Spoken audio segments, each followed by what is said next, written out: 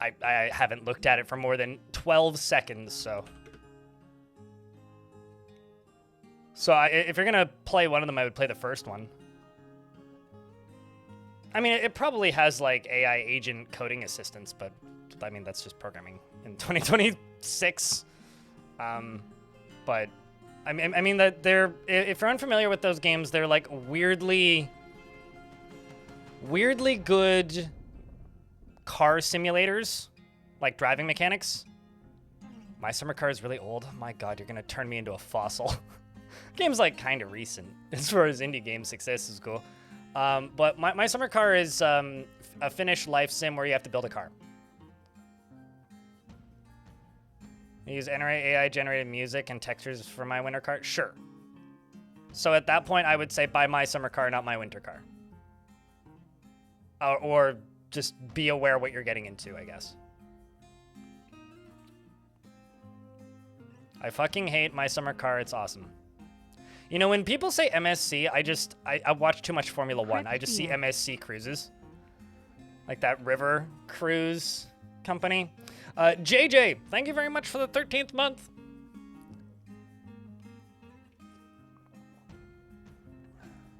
Metal Sear Collid, yes.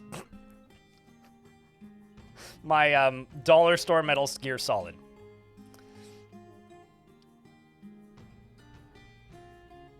That or I just read MSG and think you missed G and hit C instead. Let me just turn on my recording real quick.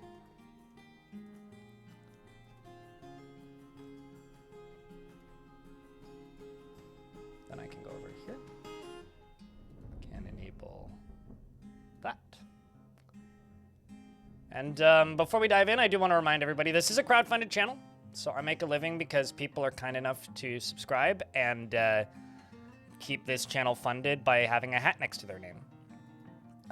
If you watch this stream and you like me doing this the way I do it, which is with minimal sponsored segments, yes, there are ad breaks, but minimal sponsored segments, and with a primarily crowd-funded focus, and allowing me to do what I want, then if you happen to have a Prime subscription, do think about me, or consider subscribing to one of the various platforms in which you can do that. That's all I really ask for. So I do have a daily minimum, which means if I stream for 8 hours, I make minimum wage where I live, and it's definitely January, meaning out of the last 5 streams, I've made it once.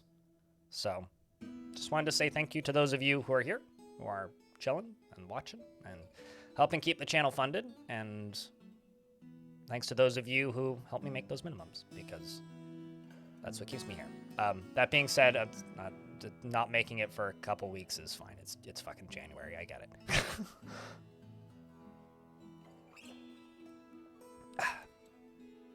All 3 of the mugs that you bought from me are still intact. Hell yeah, mate!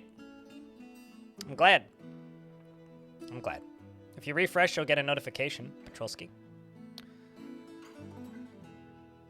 So we are playing in the Past Realms of Sol. If you would like to read the legends for this world, not in real time, but updated as of right now, because I updated it this morning, you can type an !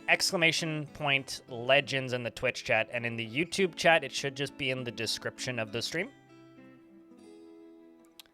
You did manage to convince 2 people buying this game, saying you help the gaming industry as a whole by buying this game. All developers learn to code on one extent or another. Wait, what? When it comes to Dwarf or something else? You've introduced this game to many people. Only 2 have tried it, yeah. I mean, honestly, if you introduce this game to many people, and 2 of them try it, and most of them end up watching videos or reading about it, I think that's still a win. Blind newsletter fan NR1. Really? You open all my newsletters? I should go figure out what your email is in my newsletter and then, like, see what your open rate is, because there's some people on my newsletter that, like, have a 100% open rate, then there's some that have, like, 30, but I'd say it's about half of them have a 0% open rate. Ilmiran, thank you very much for the 5-pack. I'm pretty sure you just doubled my daily income today. Also, that is more subscriptions than were gifted yesterday in total. So, thank you very much for that.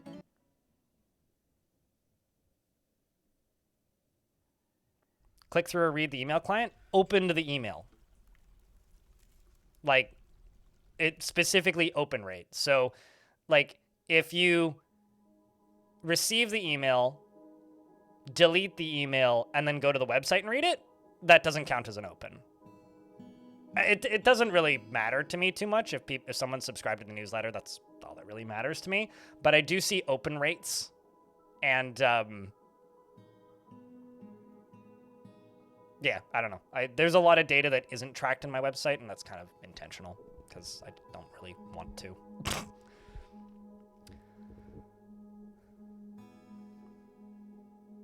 I do know the rates of which people click on links in the blog, though. So if somebody clicks on a YouTube video that's linked in the blog, or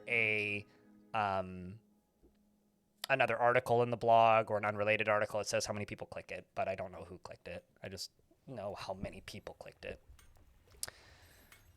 Okay, so the fort's pretty small. The faction is dead, meaning it had 5 population before I started. We've had 2 migrant waves. We didn't start on the 1st of spring, so it's likely we're going to have to wait a year to find out if we're going to get any more migrants. So I'll get to those names in a second. Just let me know. You want a medical dwarf, okay. Up here we have, because you said Emmett, does that mean you want a dwarf with a beard, or do you care? This is kind of the uppermost area. I would like to take over this whole region.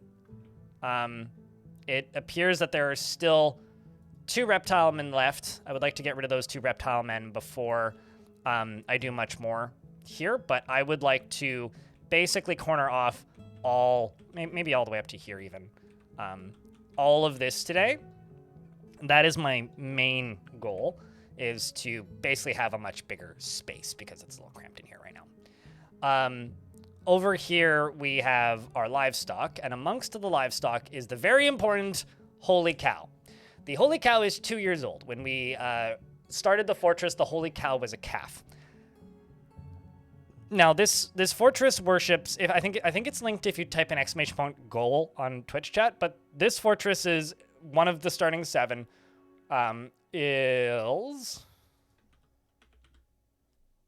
Davet, the royal beast. Now, Davet is important because Davet is my sheriff. However, Davet is also important because Davet is the only dwarf in the fortress who worships Lenod. Lenod is a yak god. The yak god of creation, volcanoes, the sun, and mountains. So,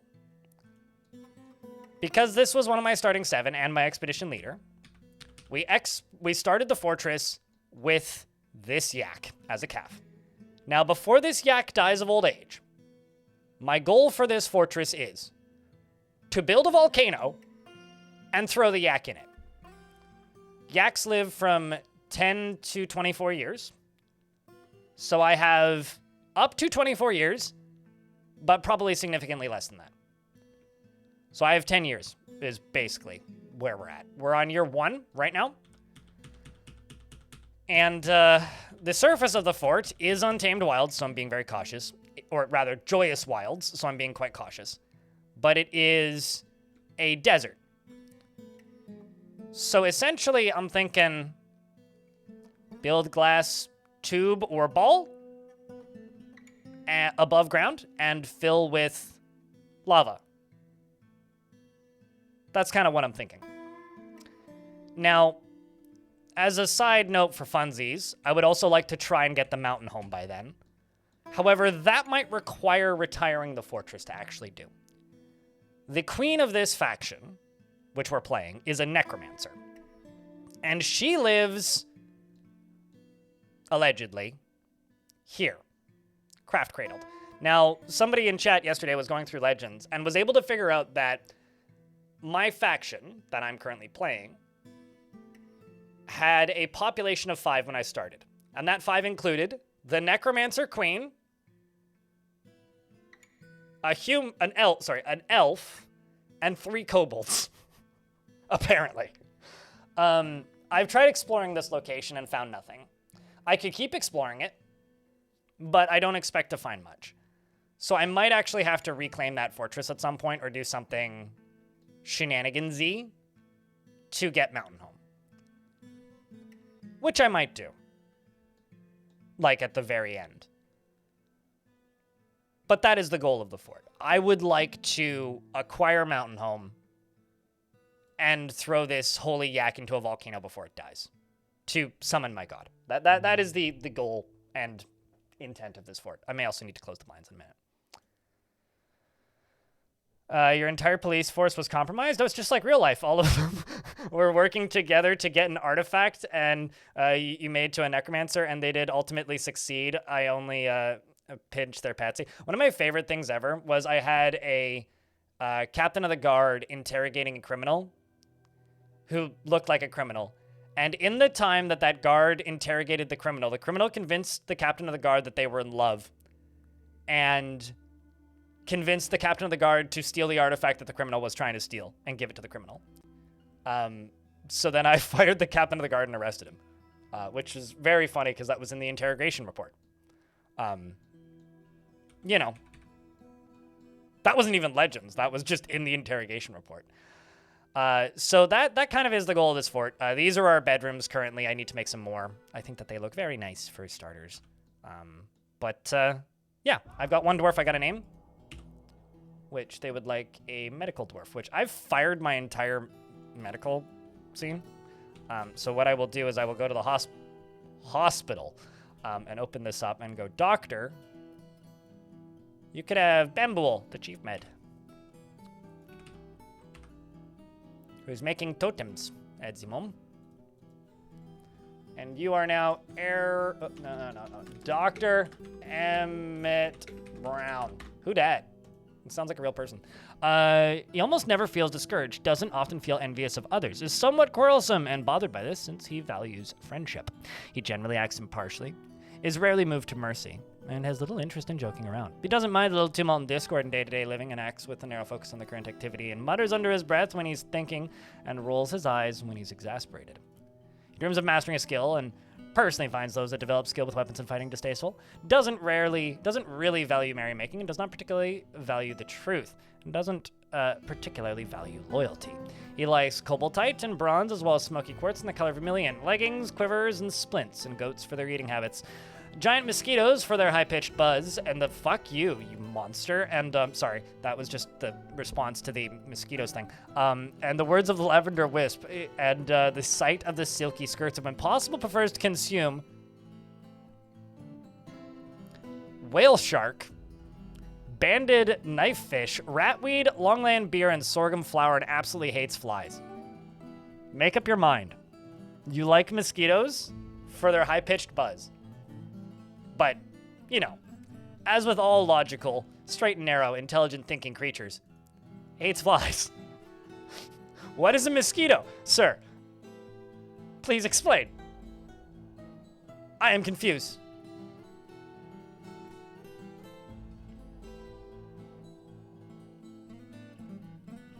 You appreciate the accidental lab coat? I mean, it's more scrubs than a lab coat.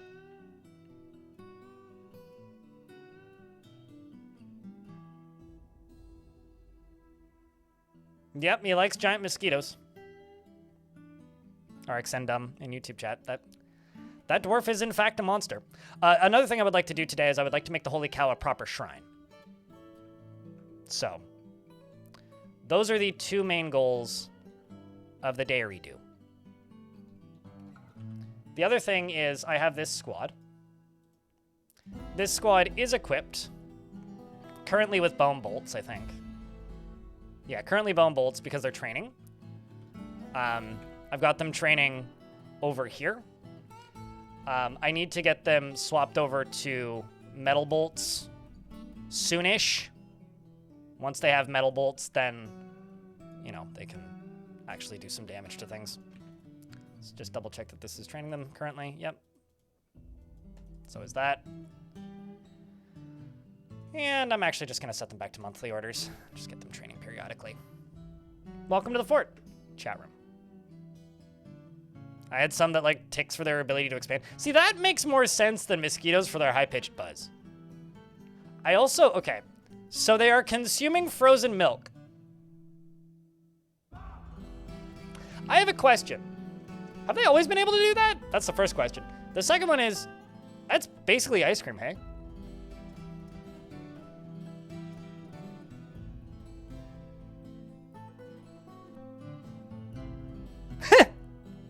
Cassie in YouTube chat says he likes feeling wanted. And giant gnats make him feel loved. You know, honestly, I guess I could respect that. I don't think that's it, though. I think he just likes their high-pitched buzz.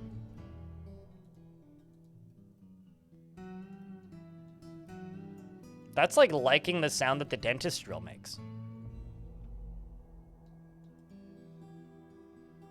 So the last thing I did in this fort is I made the granite tongues. The granite tongs, which is an awful name.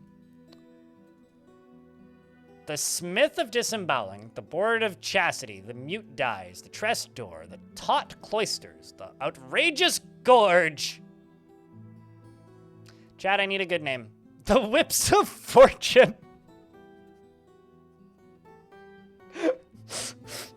That's like a Lady Gaga album. That's pretty good, actually. I need a name for a tavern that sounds like a tavern. The bald closed road. The iron of amusing. The rhythmic, I like that. The rhythmic mine. I think we'll call it the rhythmic mine. Over here we are building a wee bit of a, I accidentally scrolled my, this mouse wheel is much more sensitive than the previous mouse I had, so I'm still like bumping it and it like scrolls when I'm not intending it. I'm slowly building out an industry. We've got 2 little workshops up here and a little stack of boulders. Over here we've got, 2 clothers shops and a leather works. And then we got a gem cutter who's doing gem cutting things. And the occasional encrusting things. The rhythmic mime is the dream. Is it though? I'm not so sure I agree with that sentence. And we do have tons of iron ore kind of everywhere, so I need to figure out where I'm going to put my iron industry. Up here is probably going to turn into some sort of temple. And yeah, I think that's the current to do here. For fun things that you guys can look up in Legends if you like. We have this beast hunter named that. We have this person named Dooley, who has some weird history. And we have this person named Penna, who's a pikeman. I'm probably not going to let any of them live here. Such is life. And there's also some great horned owl people up on the surface. They look so grumpy. I mean, like, that's just great horned owls, but, like, they look so grumpy. They look like the really mad guy in, like an old Disney movie. Quite literally, Secondar Sam. Quite literally. And they saw Kia die, and they don't feel anything. It deserved it. It's fine.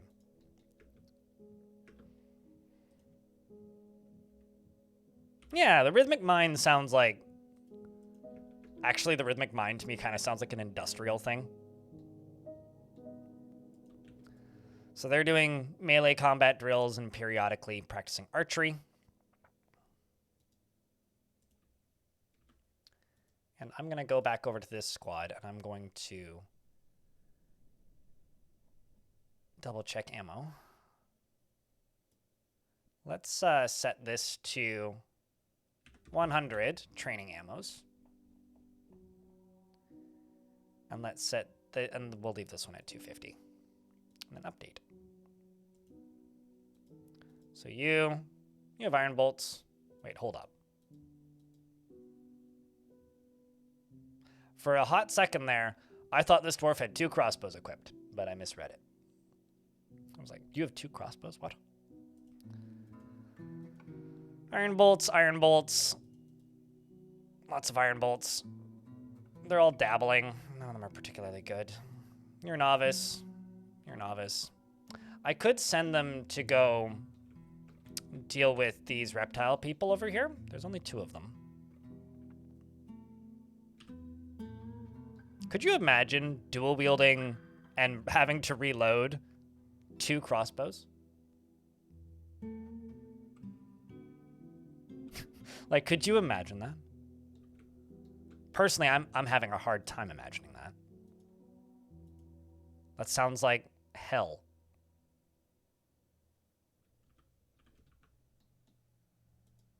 Don't actually know why they haven't gone up here and deconstructed this yet, but I'm sure they'll get to it eventually. They've just got a lot of hauling jobs to do at the moment.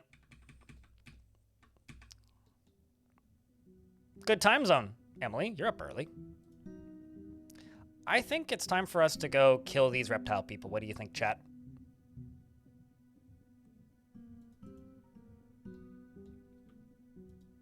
If you agree, I need a vile force of darkness. Oh, you didn't sleep yet. You're up late. Oh, geez. That's how late I was up on Thursday, because I went to a concert on Thursday. Went to go see The Offspring and Bad Religion, and my friend who I was hanging out with works nights. So he's normally up stupidly late. Let's see. Well, you decided to go take a nap. Well, that's great.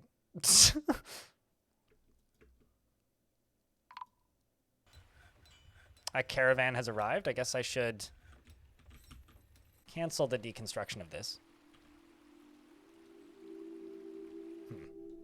I think actually what I'm going to do is I'm going to double check. Because you're going back inside at the moment. Or you're not going outside at the moment. I'm just going to stop this. We're going to do this after trading is done. So I did something this past season. I requested 2 different crews come to trade with me. So we are currently trading with not one, but both dwarven factions. If you type in last fort, it'll be pretty clear as to why this is a new fort. But yes, this is a new fort since last week.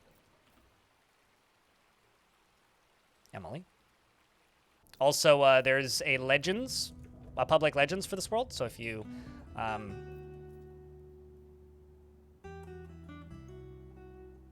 Iron Chain. Wow, Iron Chains look new. That's cool.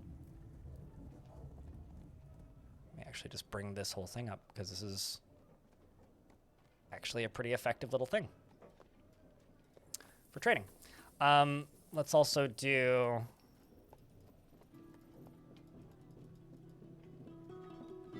Sure, let's bring the armor.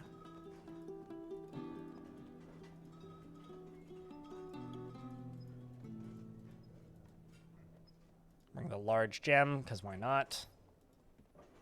Yeah, if you type in !Legends, you'll get a full list of all of the legends for this world.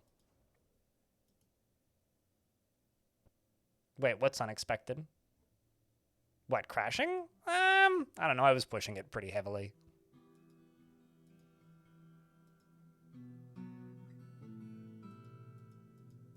I was pushing it. I'm not too surprised, but just mostly just a little bit disappointed. Mostly just a little bit disappointed.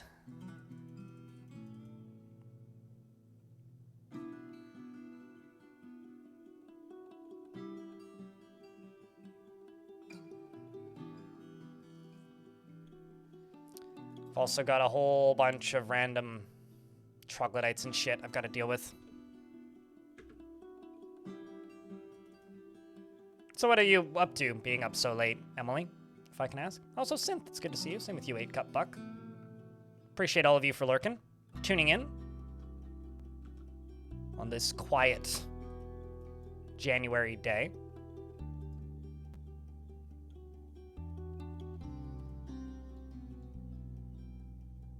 So I'm not gonna lie, been mildly fascinated by Highguard. I haven't played it, probably won't. It's not really the type of game I play anyway, so it doesn't really matter if it's any good or not. But it's very interesting seeing games release that feel like they were designed for 5 years ago. And that's what that game looks like to me. Like, it looks fine. But it looks like a game that was made for a time and place, and that time and place has been over for a minute. You know, it's like when that first-person battle royale released, which I can't remember the name of. Or like, it reminds me of when... when a lot of battle royales released. Warzone? People like Warzone, so no, not when Warzone released. See, this is how, like, I know that I'm talking about a game that everybody missed and nobody noticed and or nobody remembers, because it's none of the games that you guys have mentioned, not PUBG and not Warzone. But it was a game that came out and then was unreleased and then re-released again. It was a battle royale, and it doesn't exist anymore. It was made by Xaviant Studios? No, I don't. No. Here, let me look it up. I will tell you what it is. Concord wasn't a battle royale game. That was a arena shooter. Well, I mean, team shooter thing.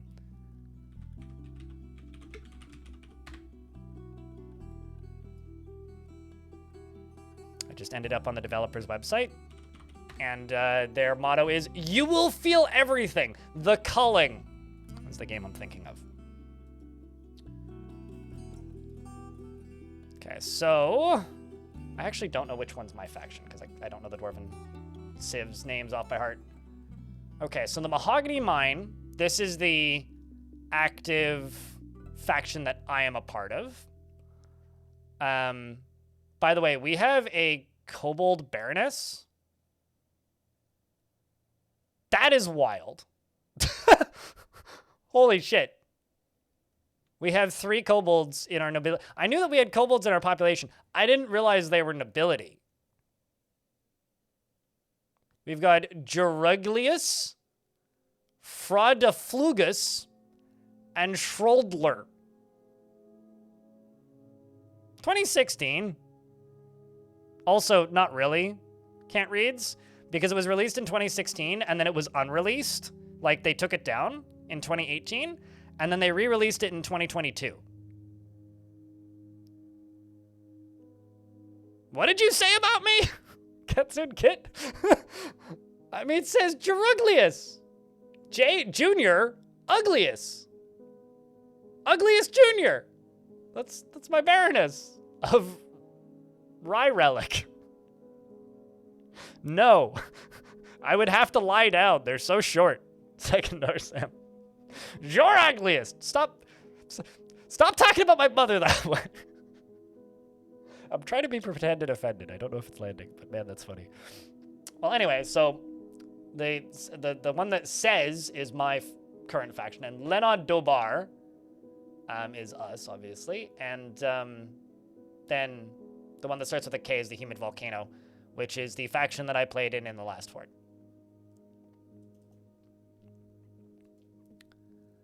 And Devet meets with the Outpost Liaison, and they say, I am your liaison from the mountain home, assuming it exists. Let's discuss your situation. World is the same as ever. What do you request of our merchants? Can't remember what I requested last time. I want to say leather. I'm going to do that again. Requesting leather for, making bags out of. For sand. Let's do Rethra leather, because why not? They want armor, and if you're able to provide some, the caravan will offer 206%. That's not great, but whatever. So let's trade with them first, because this is my faction. I'll just throw this bin in, and we'll see what they brought.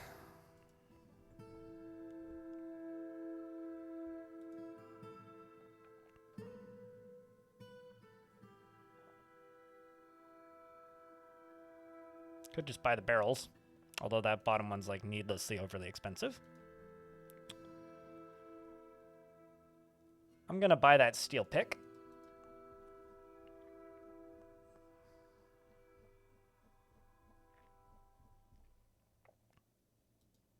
Gonna buy the bags.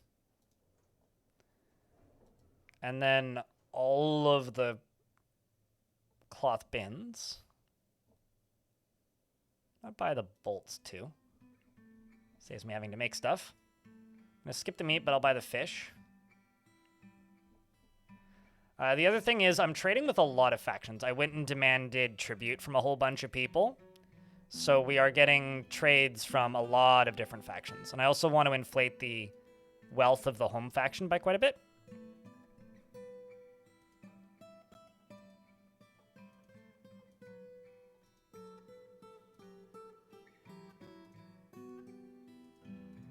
And one of the reasons I'm doing this is because if I inflate their wealth, then they'll keep sending me migrants. So, trading with them. I'm also going to buy that one gold bar. The black bronze, the silver, and the copper. Which is 315 Dwarf bucks.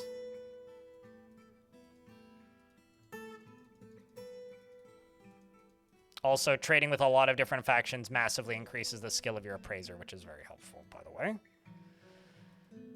Pro tip, in case you didn't know. Okay, sweet, that works. Then let's trade, and then let's trade with the other faction, see what they brought.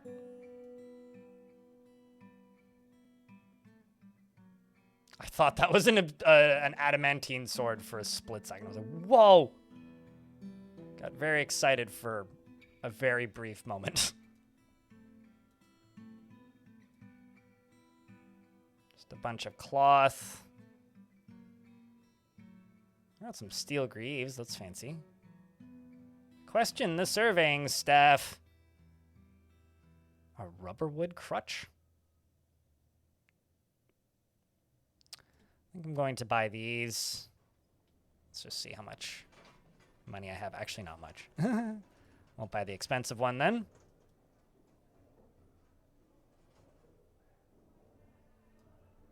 Cloth bin. The one cloth bin. And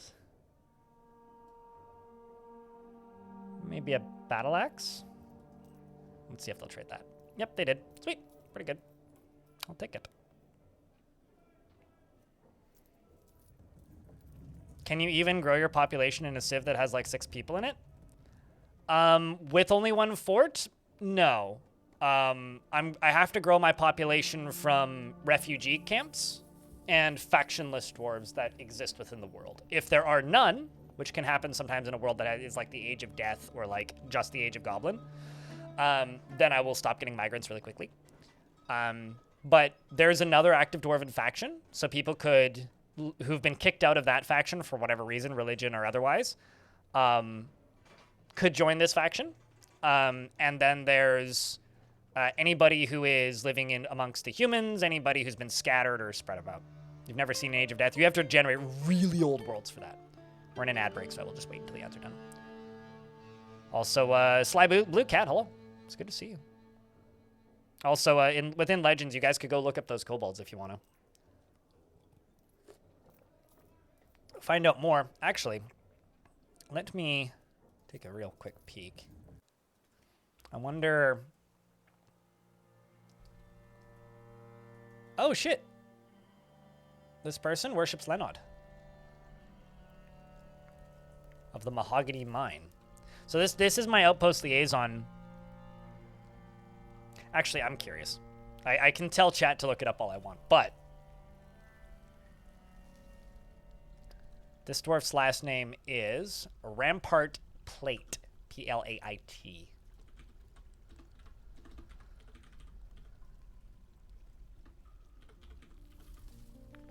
Did I spell that right? Rampart. Why don't I actually just go to...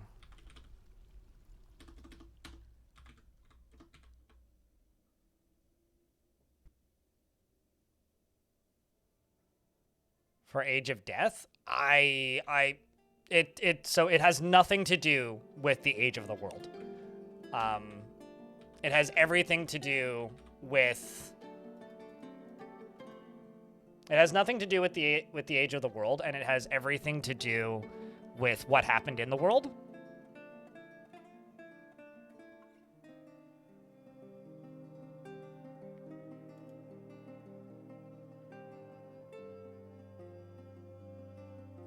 Can I just say that it's really funny that this kobold joined the Mahogany Mine in 208 and has I'm blocking stuff, hold up. And has since repeatedly gotten married and divorced to the other kobold who is also in the Mahogany Mine. And is also undead. Hold up. What about the other one?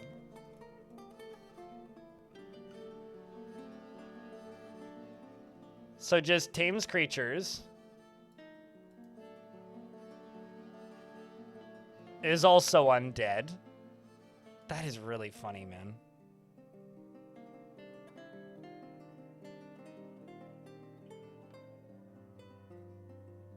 That is really funny.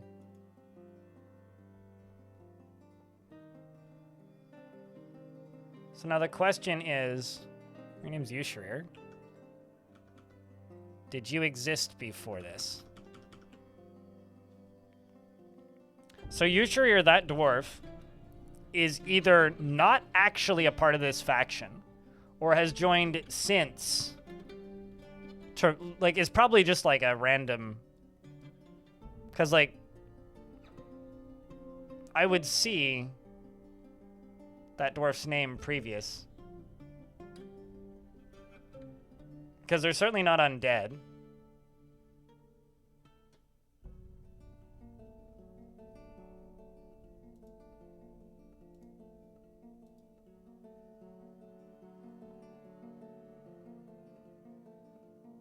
I mean, honestly, if an undead kobold shows up to visit this fort, that would be amazing. I'm a little bit bewildered by it, to be honest. But how you doing, Laughing Llama? How's things today? And they say romance is dead. Well, their romance is dead. Swiper no swiping in YouTube chat. I can't speak to all romance, but I can speak to their romance, and I can say that their romance is pretty dead. In fact.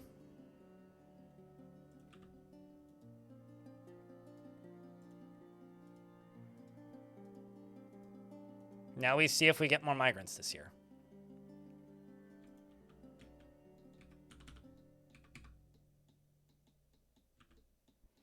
As we slowly put everything away. And I also... Actually, I'm just going to cut this stockpile in half. Need a leather stockpile. Currently, we're mostly just putting things away and organizing.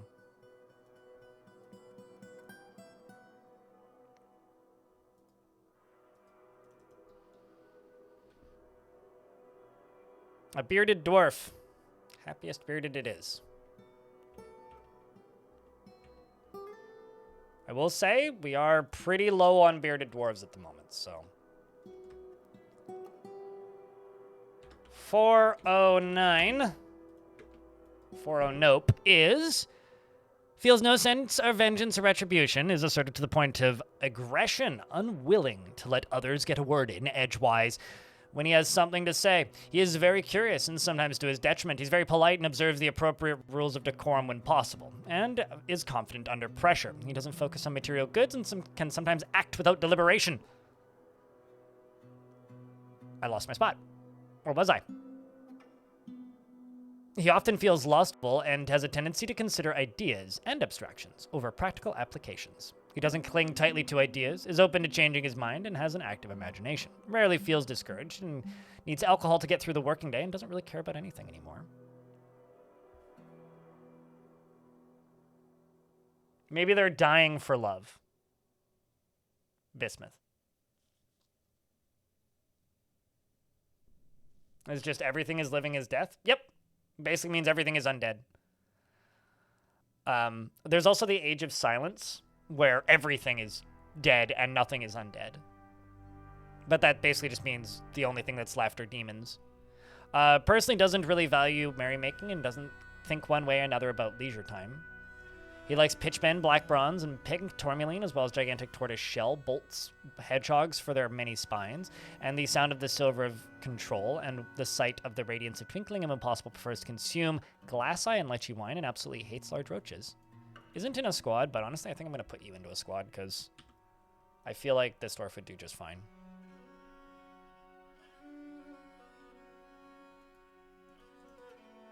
And besides, you'd get some cool gear out of that. Rolf, hello, how are you today? It is good to see you. Thanks for tuning in, man. Missed day one. Time bomb sounds awesome. We have another time bomb for this fort, but it's a yak instead of a KV this time round. Matthew Whiskey. I may need to update something in the YouTube stream's description based on that sentence. I am going to keep digging bedrooms. We're doing this, then 2 break, then 2 break, then this, and then what I can do is I can go 1 down and do another round, and then I can go 1 up and do another round. And just keep cramming them in.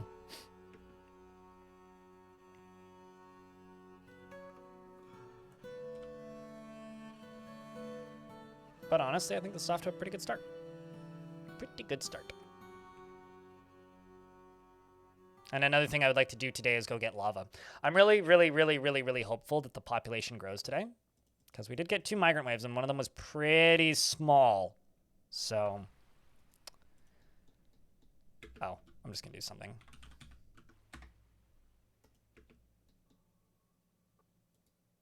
I don't think that fixed the stuck merchants. I think they are still stuck. Okay, good to know. When these dwarves leave, I'm going to need to do a bunch of fixing of those merchants. I need to deconstruct and reconstruct the trade depot, I think. Currently, it's just a lot of putting things away. I don't think I've ever seen someone say, guess what, Buttercup. I have very much seen, guess what, Chicken Butt. But I think guess what, Buttercup might actually be a new one for me, J Mega. How are you today?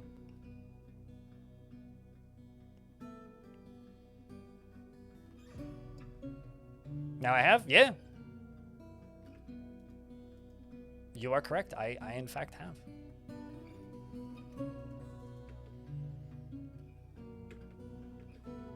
I don't know what I'm going to do with my, information, but... You got your layoff for the end of March. Was this expected, or was this unexpected? That sucks, Rolf.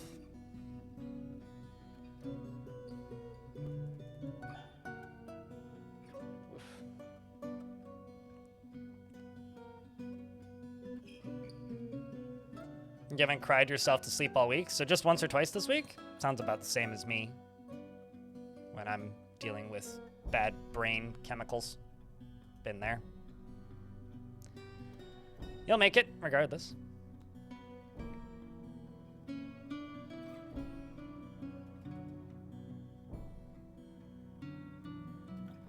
Also, I think I miscalculated my carbs for breakfast this morning. Chat, can I get a round of beers? I will be back in a moment. I'm just going to go top off my insulin supply.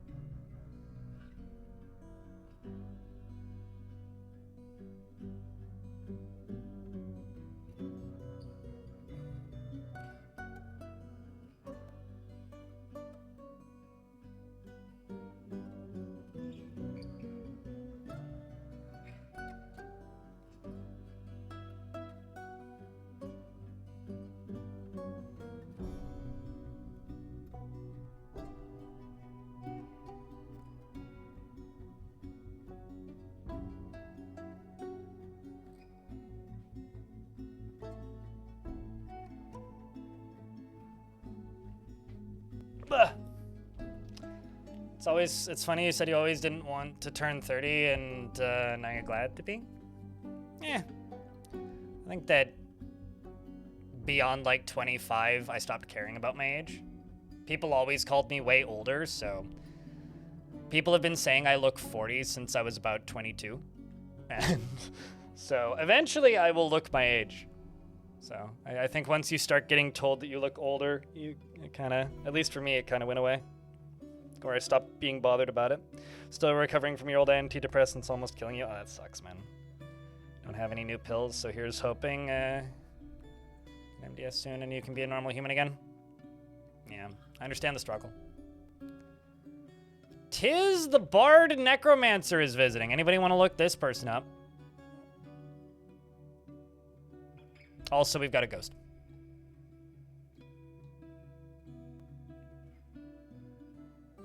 Because you are definitely a legitimate, crimeless individual.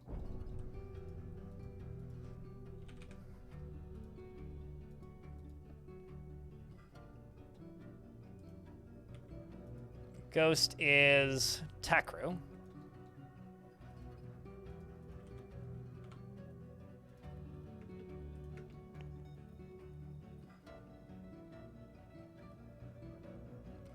Me and a lot of VTubers. I like how it's just a lot of VTubers and then just my dumbass. What's his last name? Here, I'll pop it up. Crescent Heated 409. Tis the same.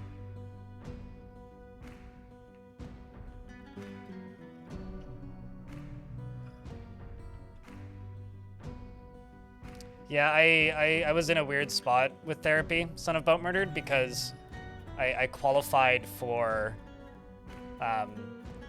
public counseling and then went through all of my appointments, and now my income is such and my tax bracket is such, and I've had enough appointments that I don't qualify for any public counseling, so I have to go into private counseling, and I found the quality of counselors in the private sector varies wildly. So I've had many an experience now of paying like $120 an hour for counseling and therapy and more or less giving up because it's like, man, the quality of like assistance I got when I had stuff in the public sector was great and super useful, and everything I've had since has been like a waste of time is being kind. So it's like,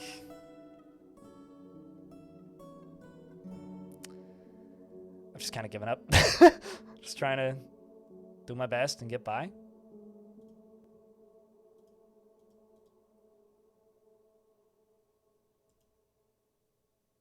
So I get it.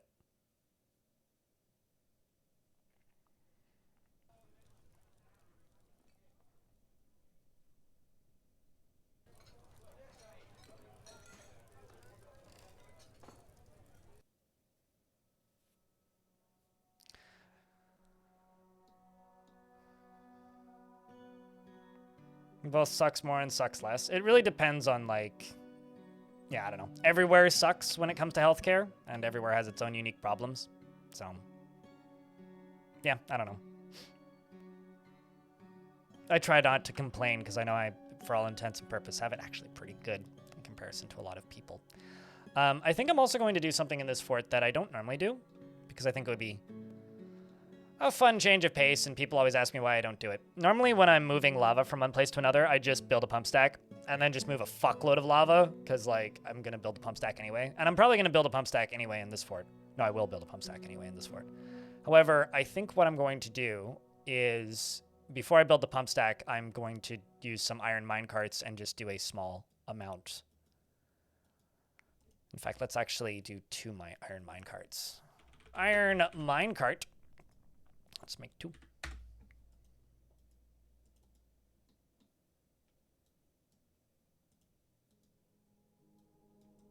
Let's see if I can build that slab.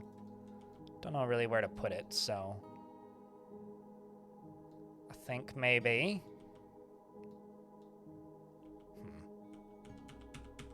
Could put them up here. I don't know. Let's just plunk it down over there. Get rid of that ghost.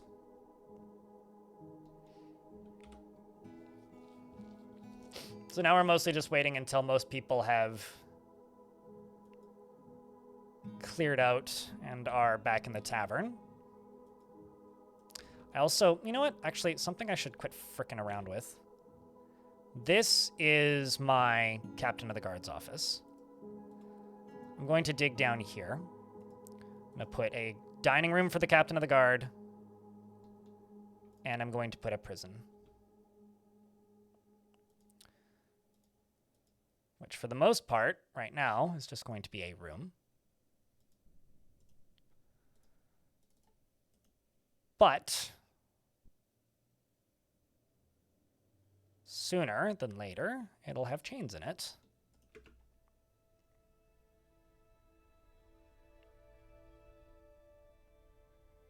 Germany's done a lot to improve healthcare.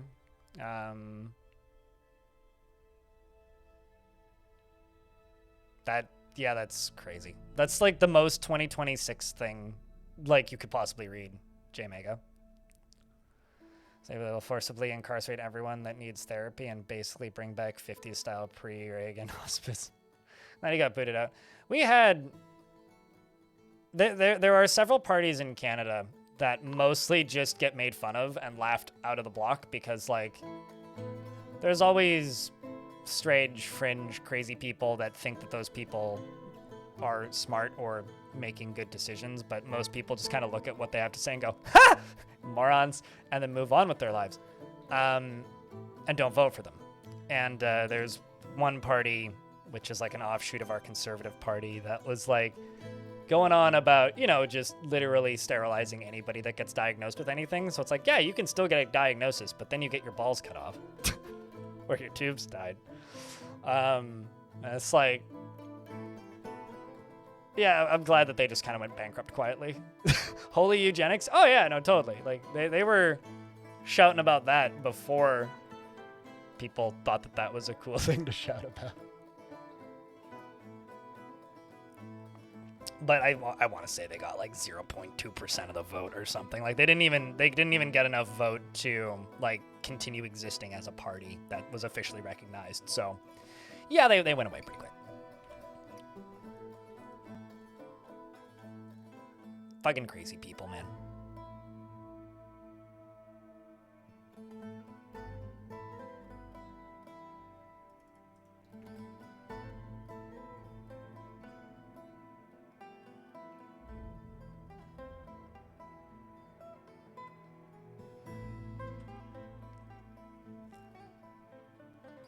You think politicians are not real people?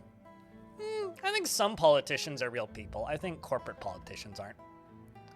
And I think that it's possible to, I mean, today we're starting off with the heavy topics, so if someone has a less heavy topic to discuss, feel free to bring it up in chat, but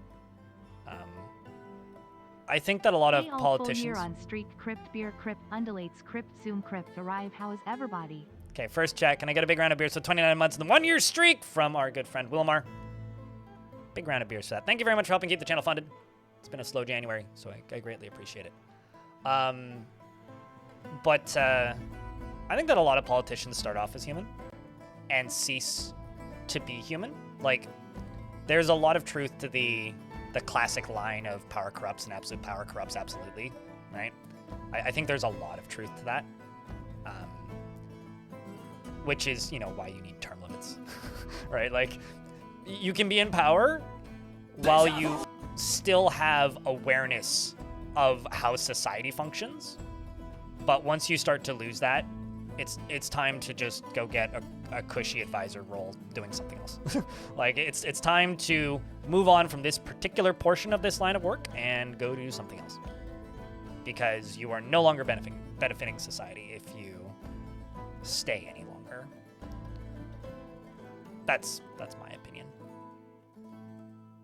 I don't think anybody's immune to that.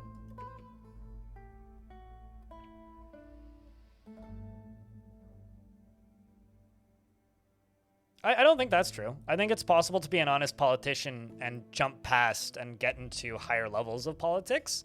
But I think there's an amount of time that you can do that for before your psychology starts to get rewired. But Shark Jumping Walrus, thank you very much for the 90 pence. Appreciate you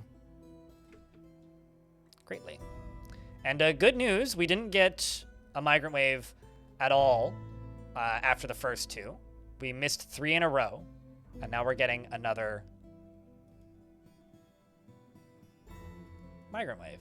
She personally thinks that introspection is valueless, and those that waste time with self-examination are deluded fools, and thinks working hard is an abject idiocy and doesn't respect the law. I think this dwarf still lives in its mom's basement. She has a strong sense of duty, and she still holds the law in disdain. She is grounded in reality and has great trouble mastering fear when confronted by danger. What a funky individual. Welcome to the fort, I guess. You worship a mug. I also worship a mug, especially when it's full of coffee. You can find it now at blindIRL.fourthwall. blindIRL-shop.fourthwall.com, or type in exclamation point merch. It's a vile force of mug.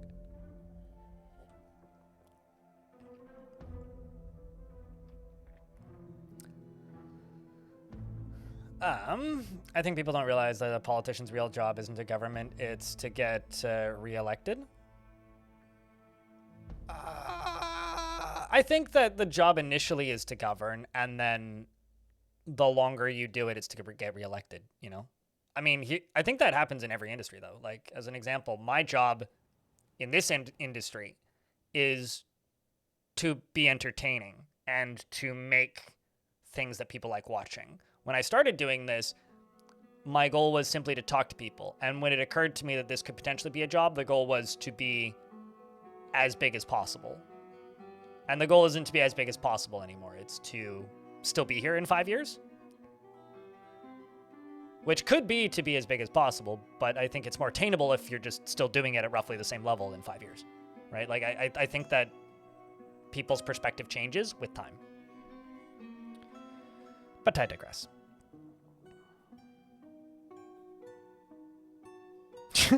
I like this take in YouTube chat. I think politicians and anyone sworn to uphold the law should get double sentencing for crimes versus what a civilian would get. This is like the logic of how do you make cars quieter in cities? You make the horn as loud on the inside of the car as it is on the outside? Dang, man. Very close, Bismuth. Very close. On a lighter topic, I found that most isekai where the protagonist is reincarnated as the hero's rib, not the skeleton, just a single rib. What? That shit? Okay. That sounds like the author must have a bone to pick with something.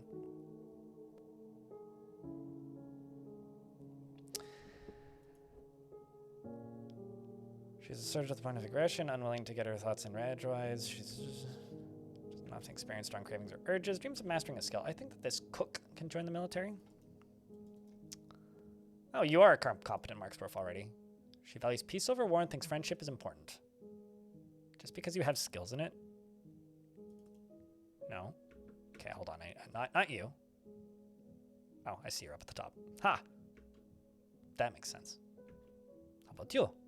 You're a Sportsdorf! Dang, skilled? Holy shiznicks.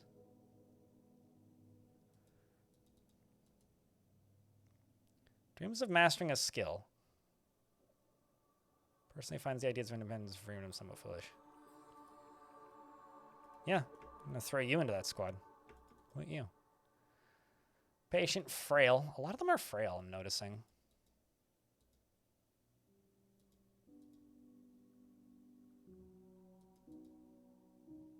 High willpower, disdains leisure time.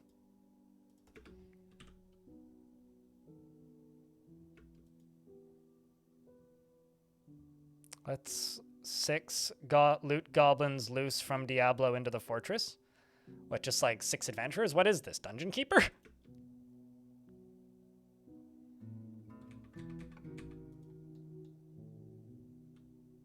Well, that's good to see. Why are you puking? I guess Darius has some sun sickness.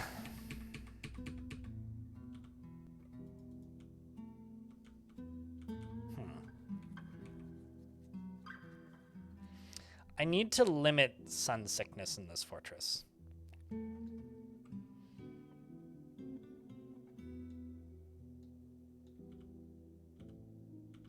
What I think I'm going to do, actually, is I'm going to cut out this. I'm going to cut out this. Because that lets grass grow up here, and then I can move some of the livestock up here, and then that'll cause dwarves to go up here and do some tasks up here. Yeah, I haven't played Dungeon Keeper in so long, I do actually wonder if a lot of my positive memories of Dungeon Keeper are rose-tinted glasses. But yeah, Dungeon Keeper is certainly a nostalgia boner for many of us. Okay, so I need to make some more beds, so it's a good thing I started up some more bedrooms.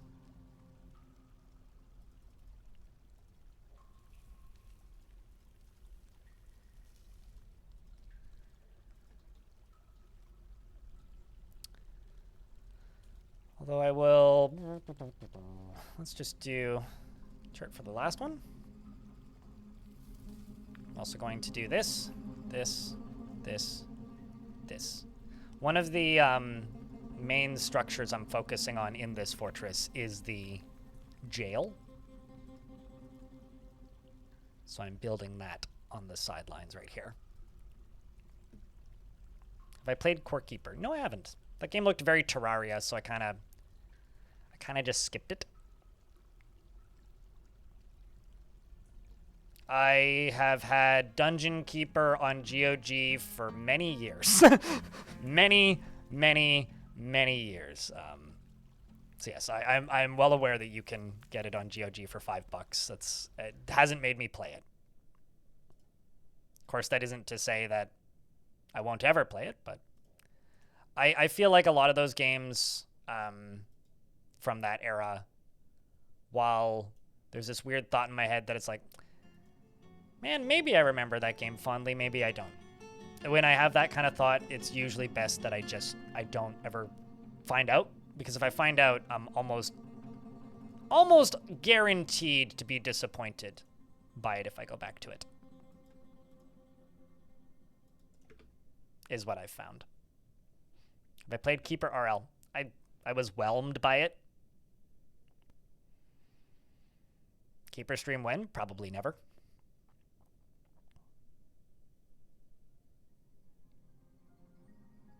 Like, I don't really have any desire to go back to it, if that makes any sense. Can you name the save? No. No, you cannot. I have my own naming conventions that I use.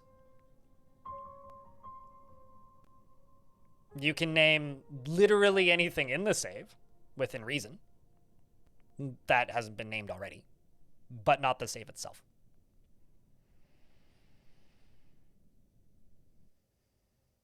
They didn't hold up? Anything specific for Mike Romeo? I mean, I already know that none of the books for my kids... I could already tell you right now that Artemis Fowl does not hold up, so...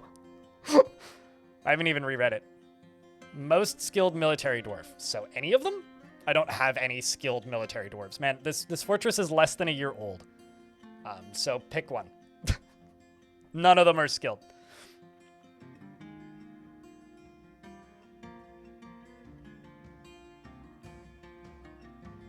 Except for Alath, who's already named, or Autumn, who's already named.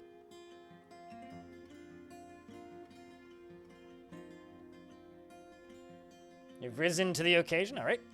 Can't guarantee you'll be any good, or we'll do it for even remotely long period of time, but everybody in this fortress is very green. He has a calm demeanor and feels envious of others. He doesn't mind wearing something special now and again. He is quick to form negative views about things and tends to be a bit stubborn in changing his mind about things. He likes to brawl and tends to be a little wasteful when working on projects. He doesn't have a great aesthetic sensitivity and is conflicted by this, as he values artwork in its creation. He personally sees competition as wasteful and silly and dreams of creating a masterwork someday. He likes kimberlite and bismuth bronze, as well as alexandrite and raven leather. Papyrus, the color pale chestnut, hake for their notched fins, and when possible prefers to consume giant hornbill and raspberry wine, and olive oil, and absolutely hates lizards.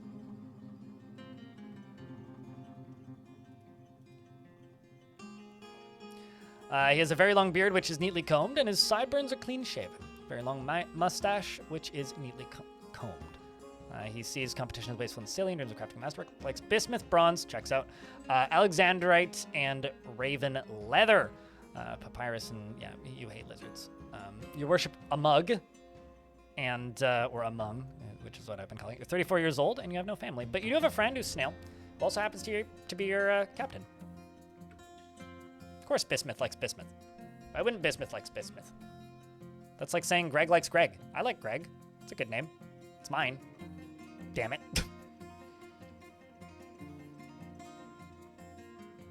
Now I'm really curious as to what book didn't hold up for you. I was going back to it. Yeah, I don't know. I'm infinitely more interested in modern reinterpretations of old franchises, and literally nothing has felt even remotely as good as Dungeon Keeper did when I was little, or how I remember Dungeon Keeper feeling. I think, like, for me with nostalgia, especially when it comes to things like video games, there's a lot of video games out there that don't hold up, right? And if your only actual experience with that thing was as a very little kid, or in my case, if my only experience with a thing was as a very little kid, then it's not unlikely to me that it won't ever hold up, because my memory of it isn't accurately representative of what it was at the time, let alone now. Does that make sense? So because of that, like, I just kind of accept that a lot of these games are just never going to hold up. That doesn't mean that they can't hold up, but like, it's possible. But the more time that passes, the less confident I am that I will be satisfied with going back to it. I played the first one and thought it was terrible, J-Mega, and kind of just don't go back because they just look like the same thing again and again. I think those games are chronically ugly. I didn't mind War for the Overworld, but I think that game is maybe the closest I've gotten to something that fits the vibe. However, I still don't particularly like it, if that makes any sense. I ended up with some things here that I don't think I'm supposed to have. I don't think these are mine. I think the elves left a few items.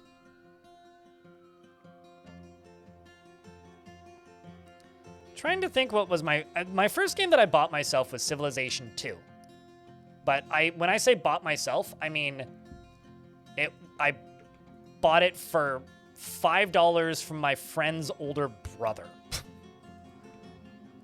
Is what I actually mean when I say first game I bought for myself. So I don't know how accurate that is, really, as like buying it, but like trying to think what was the first game I bought in a store for myself. Actually, I know what it was. Or rather, the first PC game. I bought used Game Boy games initially, and the first used Game Boy game I bought for myself was Advanced Wars 2. But the first PC game I bought for myself, I still own it, and it was a boxed copy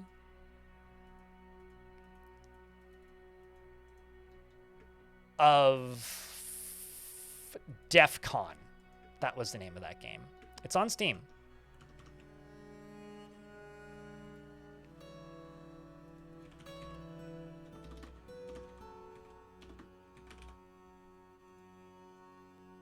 This game.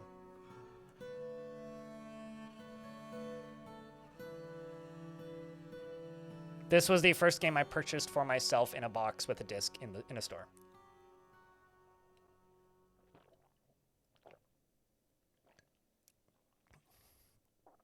The wild thing about this is that it has a demo. That actually is kind of wild.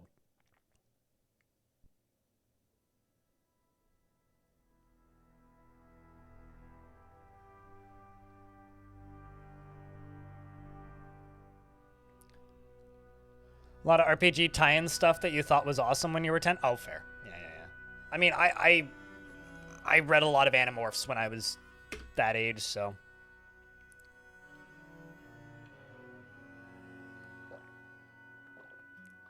You know, the thing I'll say about Keeper RL, I think if I didn't play Dwarf Fortress, I would really like Keeper RL. The issue that I run into with Keeper RL is everything about it feels really simple.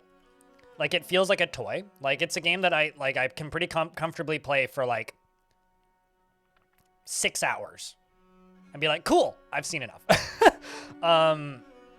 Like, I don't think there's anything bad about that game. I think that if it was the first game I ever played, it would be my favorite game of all time. And it does some interesting things, like the fact that you can just, like, take control of any character and play in a little roguelike mode is really neat. I think it has some cool ideas. It has some fun mods. And certainly a lot of variety. But I don't know, it feels very basic to me. Yeah, it really was. It was a shockingly violent book series. J-Mega.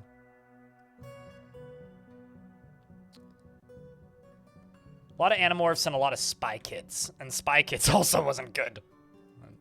But, you know.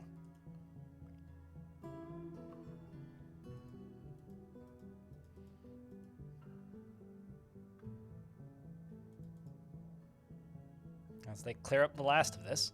So I found out that this bluegrass grows in the sand that has been exposed to the surface. So now grass is going to grow up here, and I should be able to pasture animals up there.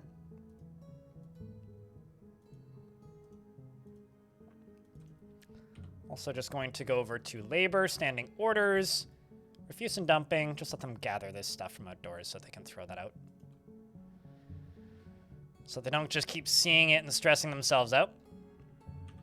Let me check my squid. Okay. It does seem like everybody has gear.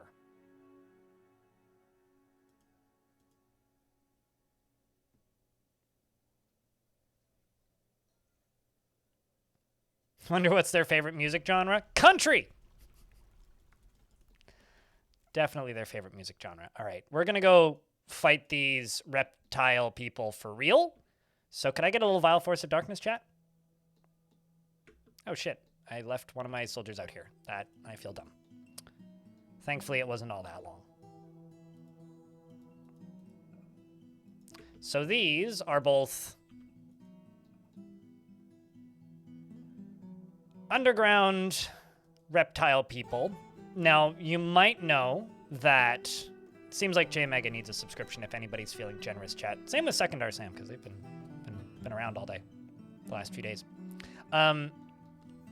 But these reptile people would attack in waves for a while. This is the way they were before, where sometimes you would just have like a little group of them, which I don't think is as good, but I think for the situation, I do think it's a bit better. Let's move them up, and then... Oopsies.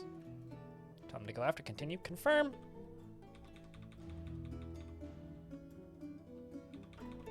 I shouldn't jump the camera around so much.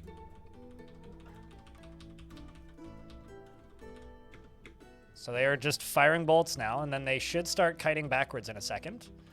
And we will find out how terrible my dwarves actually are at this job right about now. There goes one. There's two. But they killed both of them.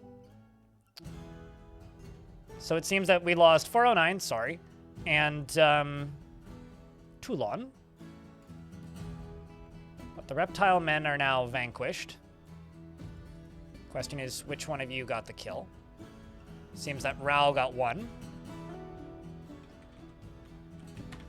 And you're now named Scales, so I remember. Who's the other one who killed one? You're seriously injured. Uh-oh. How about you? Bismuth got the other one. fired an iron bolt, which hit the spearman in the head. Well, I mean, I love the pineapple on pizza. No, I'm just saying that you need a subscription. I'm trying to farm gift subs, man. A guy's got to make a living over here. I've been working at halftime for the last week and a half. And if you include the week that I took off to go edit a video, which paid almost nothing because it's January, yeah, quite literally working halftime. Let's do this, this, and this. So, no reason to panic, but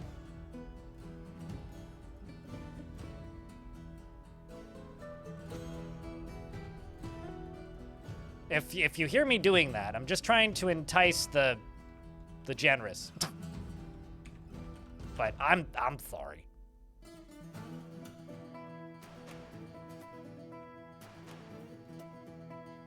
When you say Oilers, I think of the hockey team, and I don't think that's what you're referring to. All right, so because all that's done, I'm going to go here.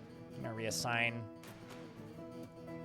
doctors so that they, and then I'll unassign them after so that they don't just stand in here and do nothing.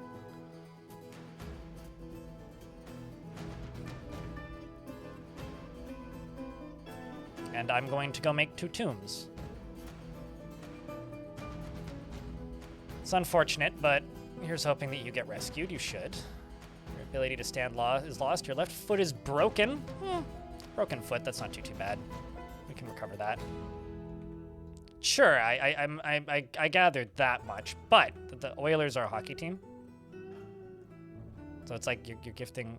So, anyways, I should just shut the fuck up and just realize that It's January, and I need to just budget accordingly.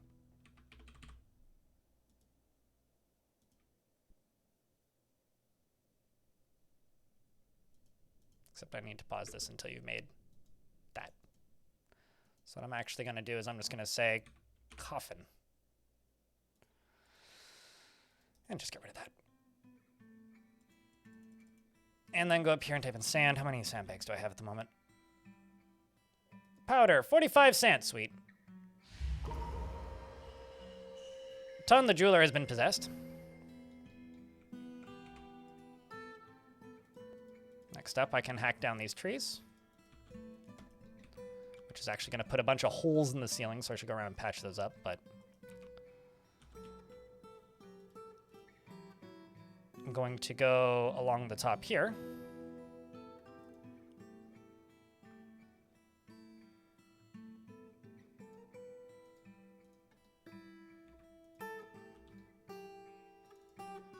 I don't know. I try to be as not obnoxious about money as humanly possible. So, that is all. I apologize if that doesn't register.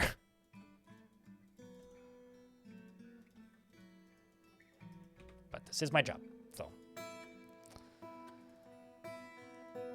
Let's just go here, over to there, there, and there. I don't actually know why I'm doing this. That corner doesn't need it at all, but I'm putting them there anyway. Then here, let's just go along the top.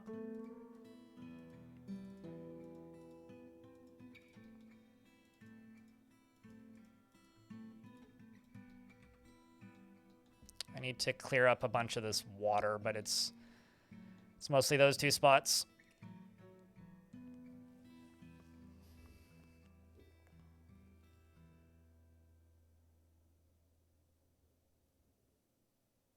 Do not look directly into full spectrum lights. Treat it like being in the sun. Yeah, literally just vitamin D is all I've ever known. So we've got a dwarf making an artifact now, which is a rough shard that they've grabbed, or sardonyx. My prison is getting along down here, which is good. Right, I sold all my ropes. Let's just do silk rope. Not robes, ropes. Vitamin D lamp? I just take supplements in the winter, but I guess a vitamin D lamp would work as well.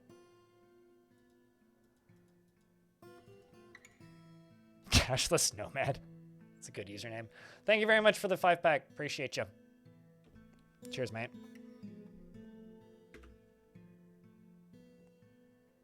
You're just starting out Dwarf Fortress after... can you tell me about the difference between weapon types?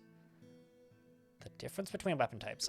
Weapon damage is calculated based on the sharpness and weight of the item.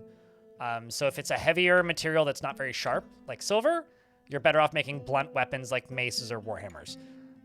Or weapons with a portion that is blunt, such as... ooh, fancy throne. You're better off making a portion of it that is blunt, as in a... like a spear or something. If you're making a cutty weapon, so like an axe or a sword, then you want something that is sharp. So something like steel, iron, or bronze. I mean, I would be scared of... like, I've got grow lights in my apartment, Nomad. Or, not Nomad. Nomald. Chat, can I get a big round of beers, by the way, for that 5-pack? We only got 2 people posting beers. We can get a couple more people posting beers. It's just the beers about the Burrow mode or the beer emoji. It's pretty simple. But I have grow lights in my apartment for my plants. And all of those are very much, all caps, do not look at this light directly. It's very bad for your eyes. So a vitamin D lamp would, like, spook me. But I guess it would depend on, like, the lumens or the output amount.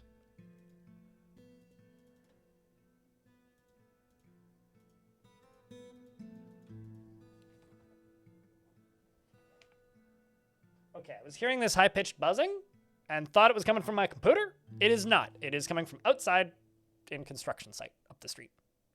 That had me very worried for a second. That's my sheriff,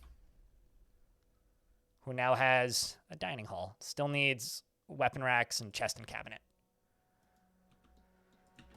That's their bedroom, so I could do a chest.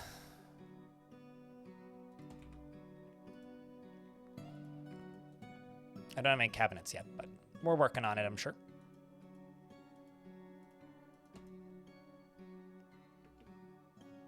For heavy weapons, yeah. So there are weapons that are like primarily like blade, weapons that are primarily poke, and then there are weapons that are like a combination of the two.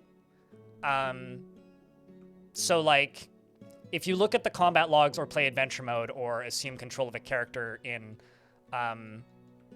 one of the other modes, a like kind of hybrid weapon is something like a spear. So like they can either thwack with it, like whack with the end of it, or they can stab. And if you look at the combat log, a lot of what they're doing is whacking. Same with adventure mode. If you play a bunch of adventure mode and you learn the combat that way, you'll notice that you're more effective more consistently if you are whacking alongside of stabbing. However, if you are, you know, just making sure that I haven't put holes anywhere in my roof yet. Not yet. So if you are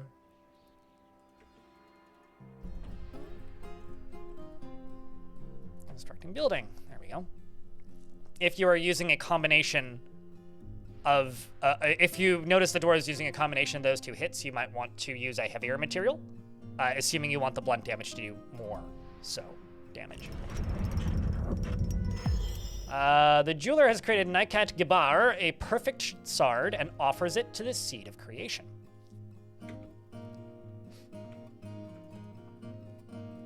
This is going to get stolen, isn't it? This is a perfect sard. All craftsmanship is of the highest quality. The item is an image of a shining sun, has an image of shining suns in sard. I'm going to do a pretty high priority dig out zone. And we're going to dig out this. And this is going to be my vault. And I'm going to chain up a dog in it. Because we have visitors. Going to need a vault. Dalkin, you have a good night. Is there any reason to use maces over hammers? I mean, hammers are, on paper, better than maces? I think it depends on the skill of the dwarf. Like, if we're talking about a dwarf that has some skill in mace combat, you're better off using a mace with that dwarf. If we're talking about a dwarf that has no skill in mace combat, then they're better off using a hammer, because once they're skilled with a hammer, they'll be better than they would be with a mace. And that's kind of all there really is to it. It's really that simple. It's just do the thing which makes more sense based on the materials that you have accessible to you.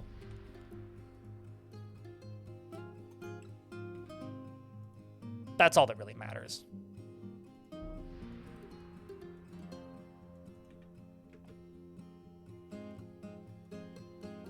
Like, if a dwarf shows up and they're an expert mace dwarf, yeah, just let them be a mace dwarf, because, like, maces are fine.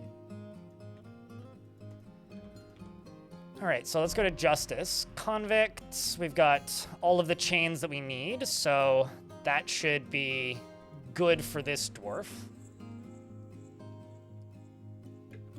And we are planting plants.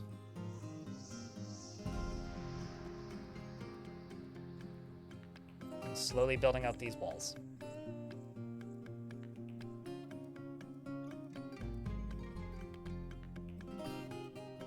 Sure, but I've had dwarves that, like, usually what I end up doing, Grundick, is I just let the dwarves acquire whatever melee weapon is close by, and they're usually going to go for the weapon that they already have skills in. So if a dwarf already has skills in mace, I've got nothing against just letting them use a mace.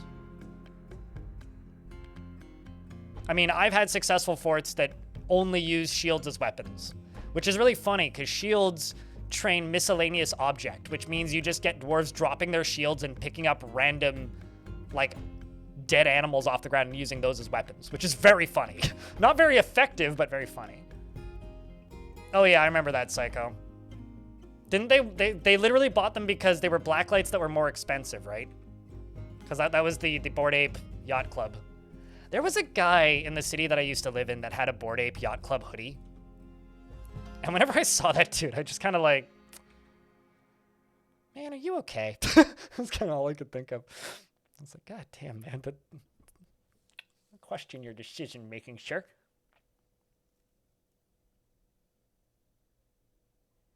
When it's sunny, take a few trash bags and grab some rays of light, and then in the winter you can open the bag for a boost of vitamin D. Calm down there, snake oil salesman.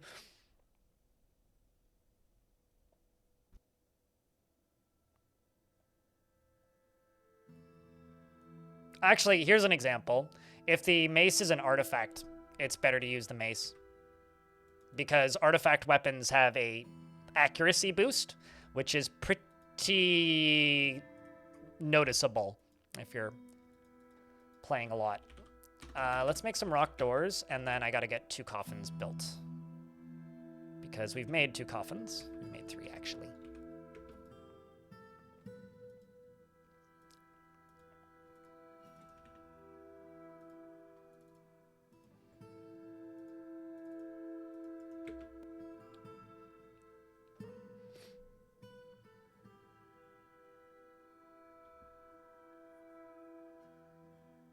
Variety of weapons is usually better than strict specialization. Unless you have a very large army, yeah, having a mix is better. Like, here's like a weird thing. Heavy weapons take longer to train. Okay? So axes are heavier than swords. However, heavier weapons, if the dwarf is fully trained, are stronger, on average, damage-wise, than light weapons. So swords train significantly faster than axes. However, a legendary axe dwarf will do more damage, on average, than a legendary swords dwarf. So you start dealing with stuff like that when you overthink it. It's like, okay, how much time do I have to train these dwarves? Like, do I have the next 2 years, or are we getting invaded now? Because if we're getting invaded now, probably better to just, you know, bite the bullet and pay for the training, or take the time to train them. But does it really matter?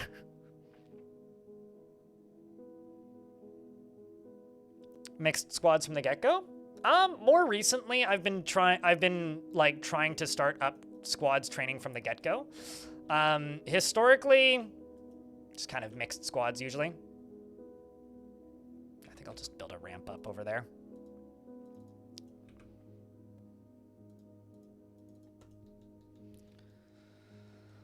So I can get that walled off.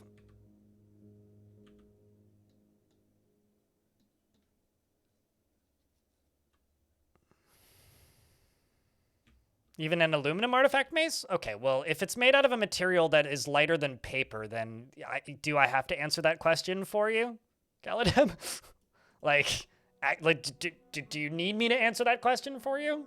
I mean, obviously, if it's made out of a material that is terrible for that type of weapon, then even if it's an artifact, I'm not going to use it, right? Although that being said, a dwarf using an artifact aluminum mace or adamantine warhammer would probably actually train faster than a dwarf not. Parchment hammer squad? The Knights of Pen and Paper, my guy. That's just D&D. They're just playing tabletop RPGs up in here. That's actually kind of a fun thought.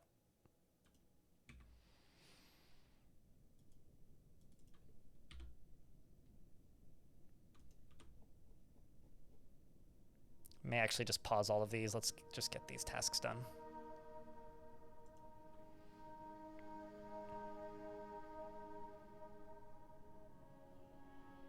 Totally. Most likely. Yeah, no, absolutely. I mean, like, if they're skilled with a skilled, like, adventurer, and you know where to hit them, like, absolutely. Like, I mean, here's another example, Dornelius. I had a legendary mace dwarf who had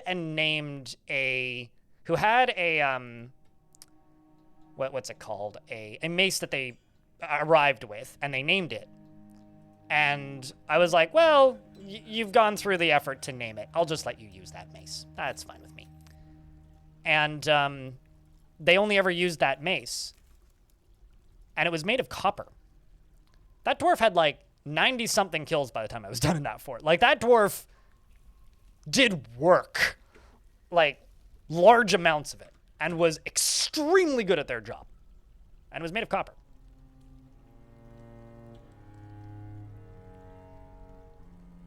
So YouTube chat, Metal Thorn says paper cut, question mark. Now you are making me think about that guy in Dynasty Warriors who throws cards at people. I don't know why I'm envisioning that, but I am.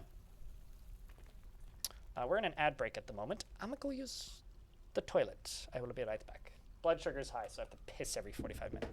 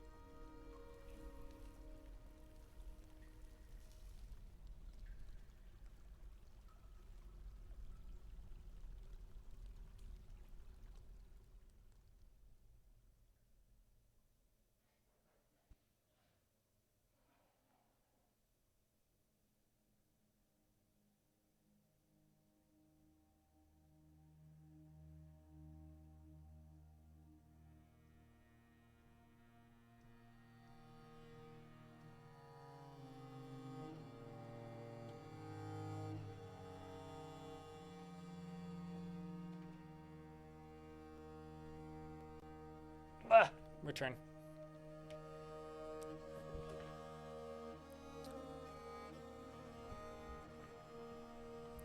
If an item is named by a dwarf, I don't know if it gives the accuracy bonus, but artifacts and items that show up with a name give an accuracy bonus. I presume that just kind of goes for everything, but I'll be honest, I don't actually know. Okay, so I need to move my trading depot. I'm just going to plunk it down here. I also need to move all of this. What's it called? All of this. I'm actually going to turn this off. Take items from anywhere, only specific stockpiles. So let's just turn that off because I don't actually want them filling that up for the moment. I just kind of want them working on this. Bosch Cuck Puma Pup. What kind of name is that? The Lieutenant. I like that Puma Pup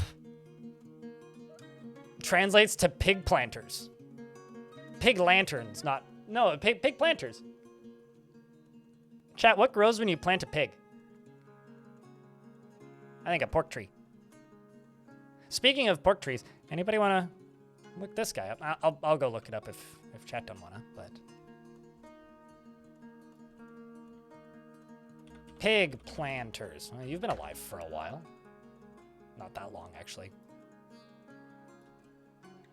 Became unknown position of the entangled horses. They should untie them.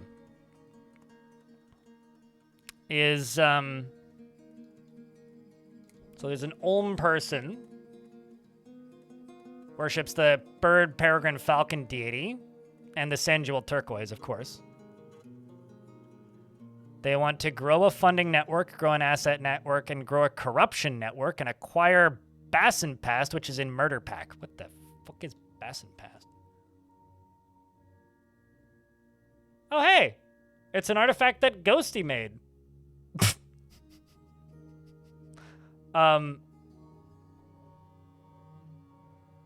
And was stolen when I made this fortress by good old Fancy Genius.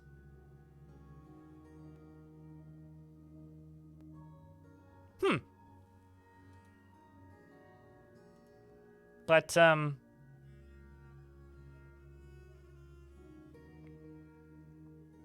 this person.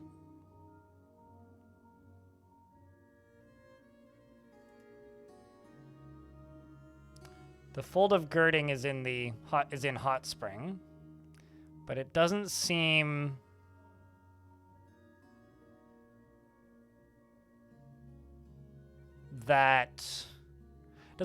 like anything in my current fortress has been claimed. K Carter 79, thank you very much for the Prime subscription. Yeah, no, they're here to just infiltrate society and grow a corruption network and grow an asset network and grow a funding network and attain a rank. But they've seemed to have done that. And they are a criminal, by the way. Fun. If anybody wants to dig any deeper into this corruption network, well, he's definitely up on the top of the map and he's standing, so he absolutely is up and standing. Is a competent spearman and has a spear and a dress. She is 39 years old. And I've caught some camels.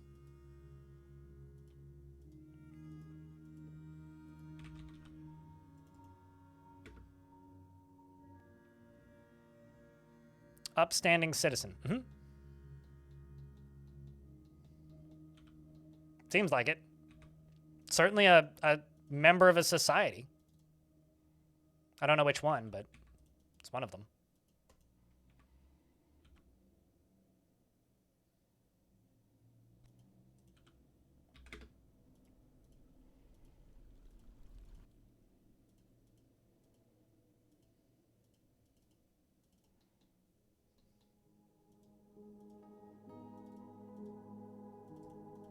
Let's do all that.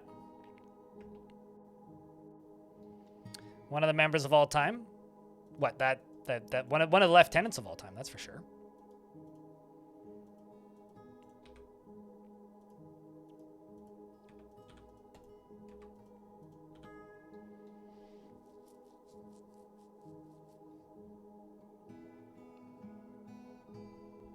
And K Carter, thank you very much for that brand new Prime sub. Thanks for helping keep the channel funded. Allowing me to do this as a job. I only get to do this job because people subscribe with Prime and hang out and chit chat. So greatly appreciate it.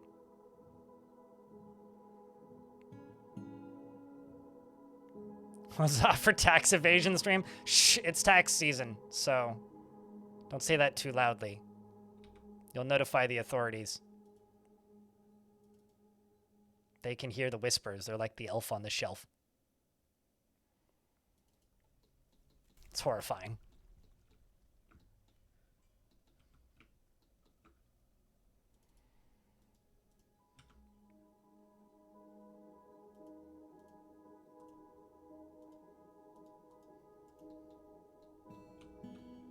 Then down here,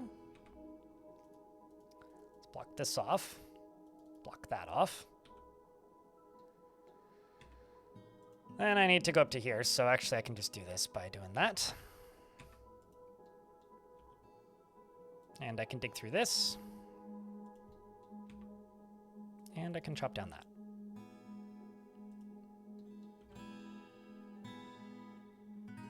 Pretty efficient, I think. Adinas, thank you very much for the brand new Prime subscription. Same thing to you. Thanks for helping keep the channel funded and helping me continue to do this for a living. Not that we're at any risk of stopping, but it's a continued effort. I do feel like I need to clarify that sometimes, because sometimes people get worried when I'm like, thanks for helping me do this for a living.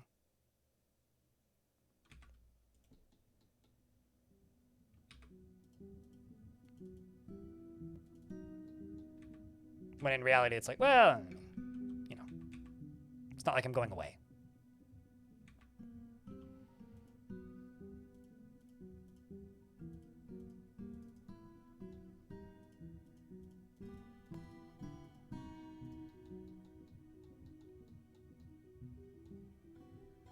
I do want to remove a lot of this water, but maybe not all of it. You loved all the long form stuff? Also, chat. You know what to post when resubs happen, or when new subs happen, right? If you don't, well, those of you who do, you should show them. That's all good. I can read through typos, Ryder. Hope you're doing well. Let me know if you have one of the dwarves that has creator of blank. Oh, you want to look up artifacts? If I see any notable or noteworthy visitors, I will let you know. One of my dogs is fighting with a camel, though. I always really like looking up random animals that are legendary warriors. Like those times where you realize that, oh, there is a donkey that is an 18 battle war veteran. And it's like, well, what did this donkey do in the war? I was there. Why? I don't know. It just kept being drafted into the military and going there. Completely voluntary contribution to the continuous effort. I don't know why it's telling me that I don't have access to this, because I should. This isn't accessible? That's odd.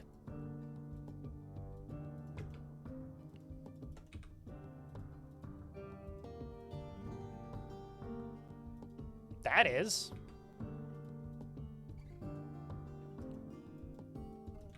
I'm going to just simply go over here and just put another ramp in. I'm confused. Daggett is in fact still alive. And context, thanks for the second month with Prime. And the very completely voluntary effort to help keep the channel funded.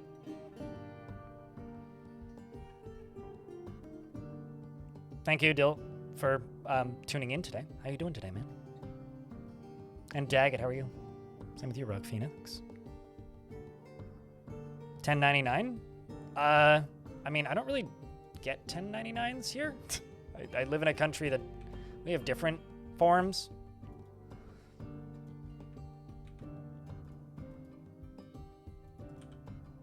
Various different forms. All right, well, that's trying to get done. Oh, this is slowly getting done. You are taking a nappy, boo. That's fine. Let's go over to here.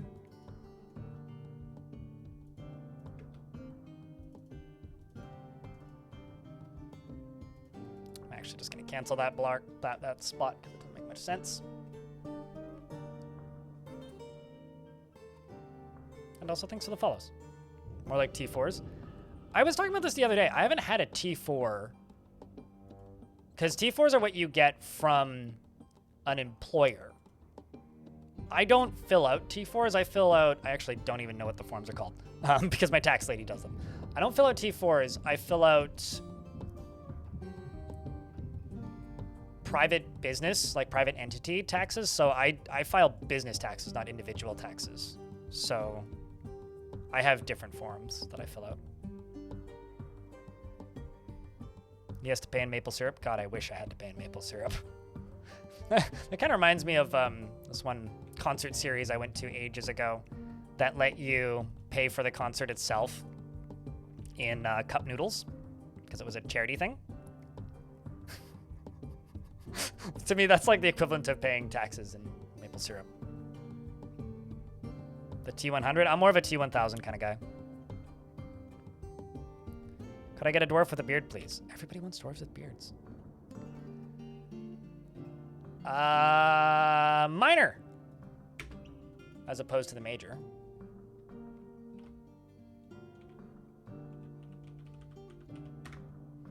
And as of tomorrow, your dwarf's history will exist within the legends. Is consumed by overpowering feelings of jealousy and can easily become absorbed in art and the beauty of the natural world. And he is troubled by this since he dislikes the natural world. He is completely convinced of his own worthlessness. Are you, Why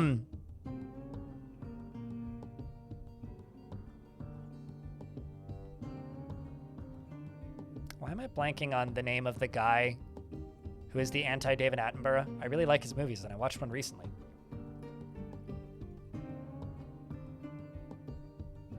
Angry German anti-David Attenborough.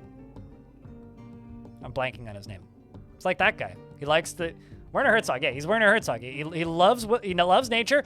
Fucking hates nature. Disgusted by it. Anyway, he is troubled by this since he dislikes the natural world. He is completely convinced of his own worthlessness and very curious, sometimes to his detriment, and tends to consider what others think of him. He has a tendency to consider ideas and abstractions over practical applications, and he's quick to form negative views about things. I watched his video about meteorites recently, called Ball of Fire, and there's a whole sequence of this guy who's like collecting meteorites off of the top of a stadium in Oslo. But because like on average, every like 10 square meters gets one piece of space dust that lands per year. And he literally just goes around with like kind of homemade specialized tools for filtering rocks. Brody McBoatface, sure. Anyway, it's a cool movie. He has a tendency towards forming deep and emotional bonds with others and tends to hang on to grievances and tends to be a little tight with resources when working on projects and could be considered rude, often feels discouraged and stiffens up when he's surprised. He needs alcohol to get through the working day and does not mind being outdoors at least for a time. Dreams of creating a great work of art and personally finds moderation and self-control to be very important. Disregards tradition. He likes bismuth as well as bronze, lavender jade, apricot wood, green glass, cotton fabric, and the color foxglove. What color is foxglove? Huh. Battle axes and gauntlets and alpacas for their wool and potato plants for their edible tubers. When possible, he prefers to consume kangaroo, lettuces, and river spirits, and absolutely hates large roaches. He does like you. He's your friend. Well, actually, is he your friend? Nope, not your friend. Maybe he'll be your friend one day. He does know you, though. You are passing acquaintances. He's a proficient miner, and is lonely after being away from friends for too long. Which is probably why he's in the tavern.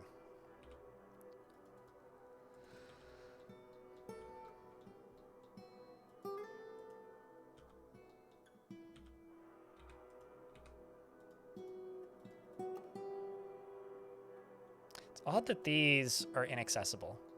It's truly odd, but oh well. Now that I've done that, and I've done this, And the next thing to do is to put a thing right there. And then go around down here. We are getting pretty close to where I would like to be.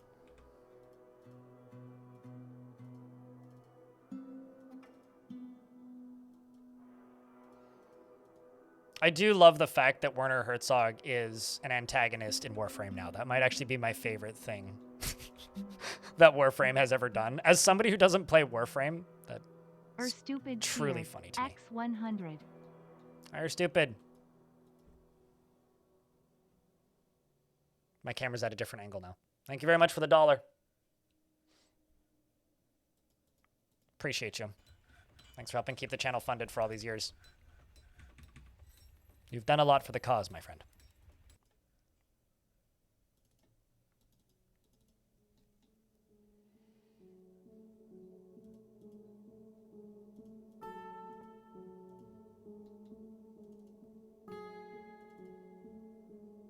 Let's wait until those two are done, and then I can place a block over here. And then I gotta build up and out. Although, what the hell is behind this? Nothing? Let's find out. Hello, Lanix. It's good to see you. Foxglove is pink? Is it? I thought you were still describing Werner Herzog. I mean, that dwarf is very much Werner Herzog coded. Like, very much so. Like, it's a pretty believable description of... Oops, that's not what I wanted to do. Of Werner Herzog.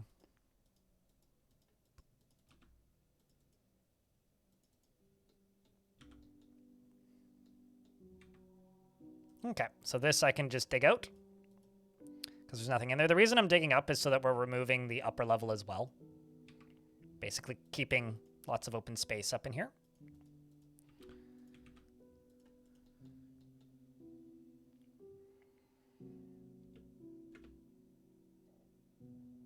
But how are you doing today, Lanix?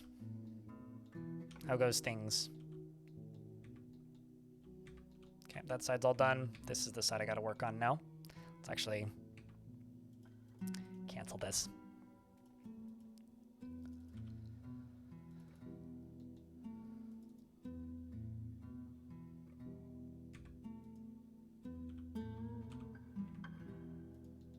Let's actually just build that out a chunk.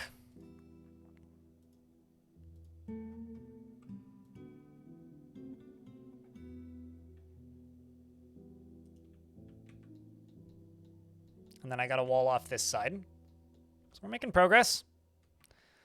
Steadily and slowly.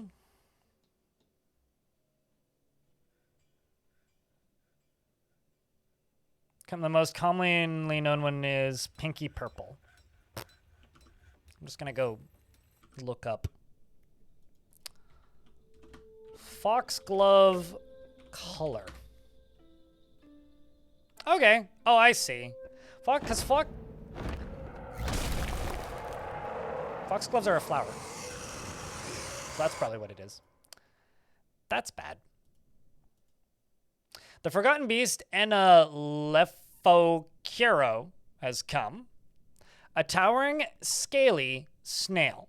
It has thin wings of stretched skin and it undulates rhythmically. Its purple scales are blocky and overlapping. Beware. It's deadly spittle.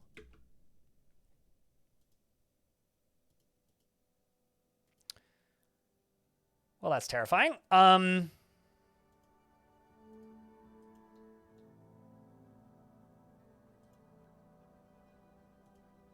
Where is it? Well, it looks cool. Soak Sprays is its last name if anybody wants to go look it up.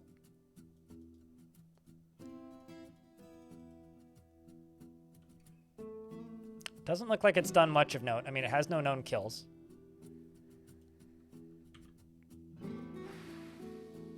All my squads are armed. If I click on a random dwarf and look at their inventory, they all have iron bolts. There's camels in my living room. What do you think? Where is it? I think it's bottom right of the map. So it's going to come up this way. Do we fight it, chat? I think what I'm going to do is I'm going to turn on the burrow.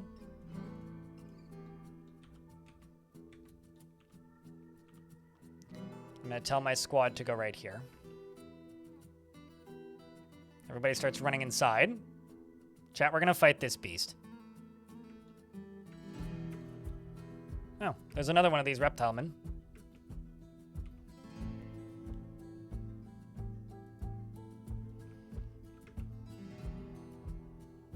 Was coming towards the fort pretty quick. Yeah, this thing doesn't have much in the way of history, unfortunately. But let's see if it'll continue roaming the wilds. Oh, no. That's what I was very worried about. All right, well, it's in the fort. Ladies and derps. Hopefully that necromancer left. And rip Vokar. Actually, rip any of the bedrooms, dwarves who are currently sleeping in their bedrooms. Because they don't have any doors, so there goes Id. Made one of the first artifacts in the fortress. Thankfully, the rest of the bedrooms are empty. Flies back up.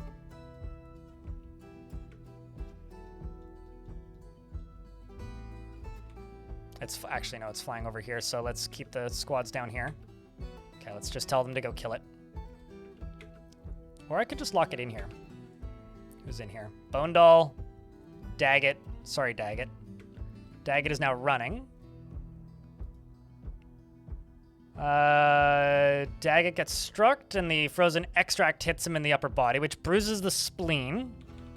It looks like it's shooting milk, but it misses a shot. The Marks dwarves start shooting bolts as they end up in melee range. There is blood on the ground. This is Bone Doll's blood, Daggett's blood. Neither of them seem to be too injured, though. I'm just going to tell this squad to just go station right here. Dwarves are moving north slowly and are firing more bolts. Okay, something hit it.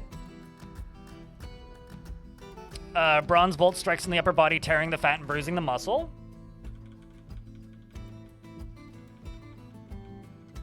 It seems that Bone Doll is taking more hits, is now bleeding heavily. Massacre? I don't know about massacre, but this could go poorly. I'm just very happy that necromancer is no longer here. So we've got this person who's married to Piss. Her husband is Piss. Or Pies. I'm sure it's Piss. And she's a mace dwarf with a mace human with a morning star, and this is a bronze battle axe wielding human as well. So here's hoping they come in and help. There goes Bone Doll, who collapses. Daggett has made a dashing escape, and now they're practicing dodging. As a thing goes out and it's everybody to the left. Now fire bolts. Now everyone move to the right. Now fire bolts. Now everyone move up and everyone move down. Let's see. Will these mace dwarfs or mace humans help with the fighting? Or will they just run away in fear? Nobody really knows. It is currently cowering over top of the corpse of the dead dwarf and is taking iron bolts to the bodies, which is tearing the fat. Quite consistently from the looks of things. I don't know, Eldritch, how do you think it's going? More bolts are flying. Trying to run like a bolts-only cavern fortress is actually really difficult because it's much easier to stop creatures like this with melee weapons. Although it's bleeding quite a lot. So here's hoping we can deal with it soon. This human is helping and says, "I laugh in the face of death." Well, at least somebody does. And actually kicked it with her right foot. Really? That's all you got? You've got an axe. You should hit it with that. The dwarves are backing up. And this lady is still presumably laughing in the face of death. Also, Dooley is her grandmother? That was somebody else who was here earlier. And then you are on your way over here slowly. Although she appears to have taken a hit, so she's bleeding a little bit. More bolts are flying. Come on, dwarves. We got this. Uh-oh. We just found Bone Doll. They only just noticed that Bone Doll died. I'm very impressed. Useless human? Who knows? They're definitely doing a good. Oh, they're hacking it. See, they hacked it in the right wing, and now the injured part is cloven asunder. So actually, honestly, I don't think they're useless. They are dead though, so there is that. Now more things that are definitely not the milk on the table is getting. Is it frozen? Yeah, it is frozen. So the milk on these tables, on this table, is frozen because it's. Oh no, it's not frozen. There was frozen milk on that table though. So I think they're eating ice cream. So bits of it are flying off. It just lost.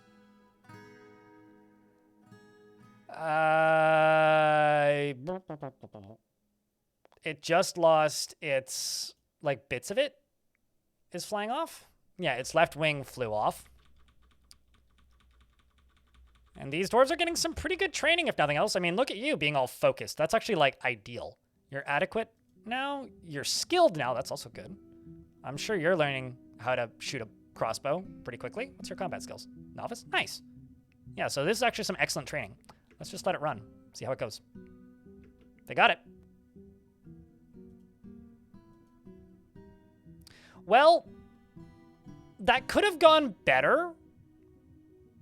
But dare I say that it could have gone a fuckload worse?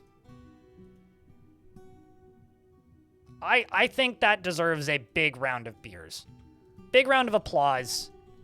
And who got the killing shot? That's what I would like to know. Which one of you did the deed and killed the beast? You killed a voracious cave crawler? Where the fuck did we get a voracious cave crawler from? You killed a troglodyte. You got it. Scales got it. Look at Scales. Look at Scales. Killed the reptile man, and now the beast. At least you're satisfied after improving crossbow. Meanwhile, up here, let's see if I can butcher that thing. Doesn't look like it. I will build one closer to down here, but I'm not going to get my hopes up.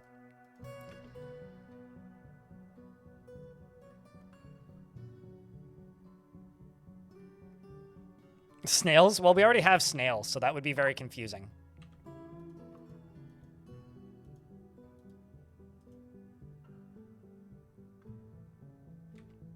So 4 dead? Out of my dwarves, plus a monster hunter? That's not terrible. Kind of looks revolting. Why? Because it's all white, Milson? I mean, it's white blood from the Forgotten Beast. It's like when they had the, what was it, ketchup versus mayonnaise battle in Splatoon. I am using DF Hack Comic Sans, but I have all of the automations disabled. It's honestly easier for me to play with it disabled because I'm used to it.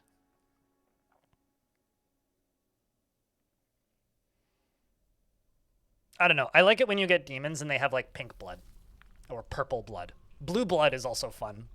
Trolls tend to have blue blood or have blue blood. They don't tend to have. That's just the color that their blood is.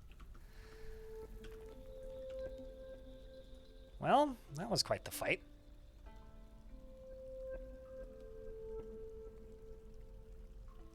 I think that we came out of that one, honestly, better than I expected. Honestly, better than I expected. All right, the ads should be pretty much done, so I can unpause the game now. Okay, now they're butchering an animal.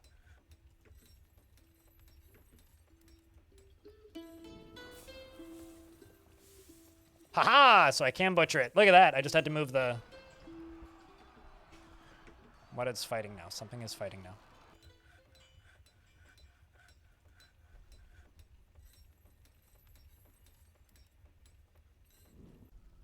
So we currently have 600 meat. How much meat are we going to get from this chat? It's just a project to build a bridge over a gigantic river going through a canyon, but you keep finding a river that I like that isn't settled. You can't find a river that you like that isn't settled. I mean, you could just use embark anywhere. DF hack. Uh-oh.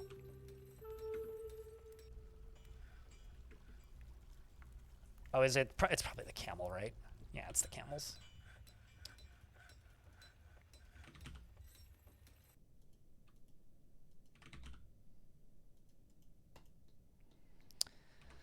I'm going to...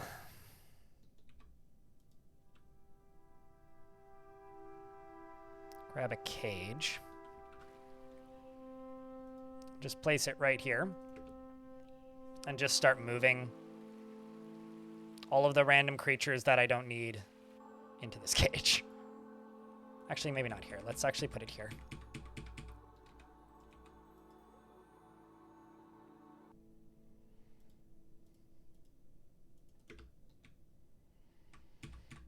Because I've got too many full cages.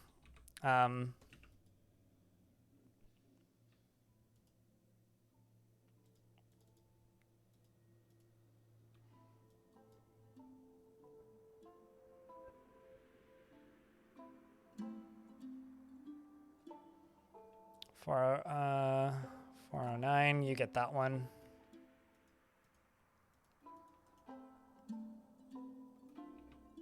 And then let's go 1, 2, 3, 4.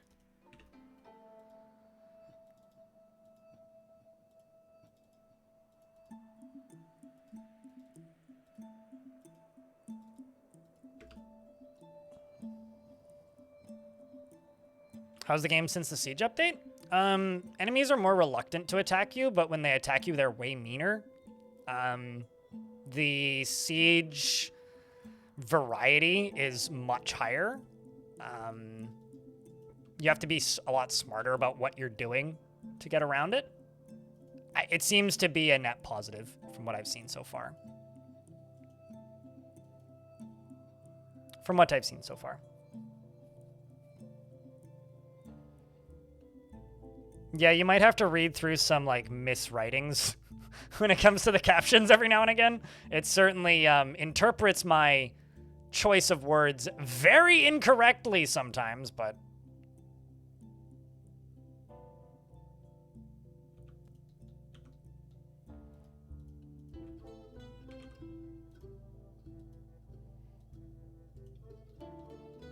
I mean, this is the same auto-captioning as YouTube, except I'm running it locally. That's the only difference. Is the assigning of it to the video is done on my CPU instead of it being automatic, but it is just Google text-to-speech. So it is the same auto-captioning. So if you're used to that, then yeah, I mean, it is the same stuff that you're seeing.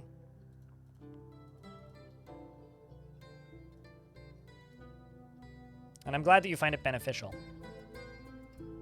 It's very infrequent that people mention it, and it's usually people who are at work. I'm just like, yeah, I can get the gist of what's going on, if nothing else.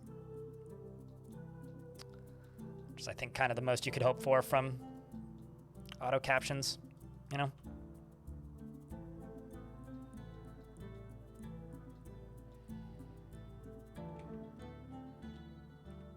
I will actually double this out here.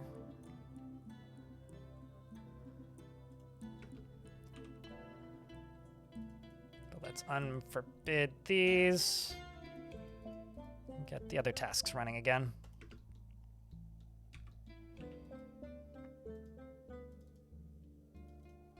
That's not the button I wanted.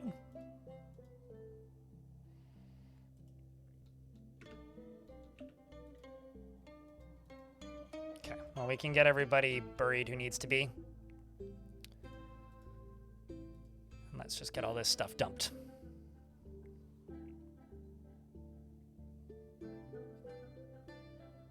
Yeah, no, that's totally fair. I mean, they're the sort of thing that, like, it doesn't really cost me anything.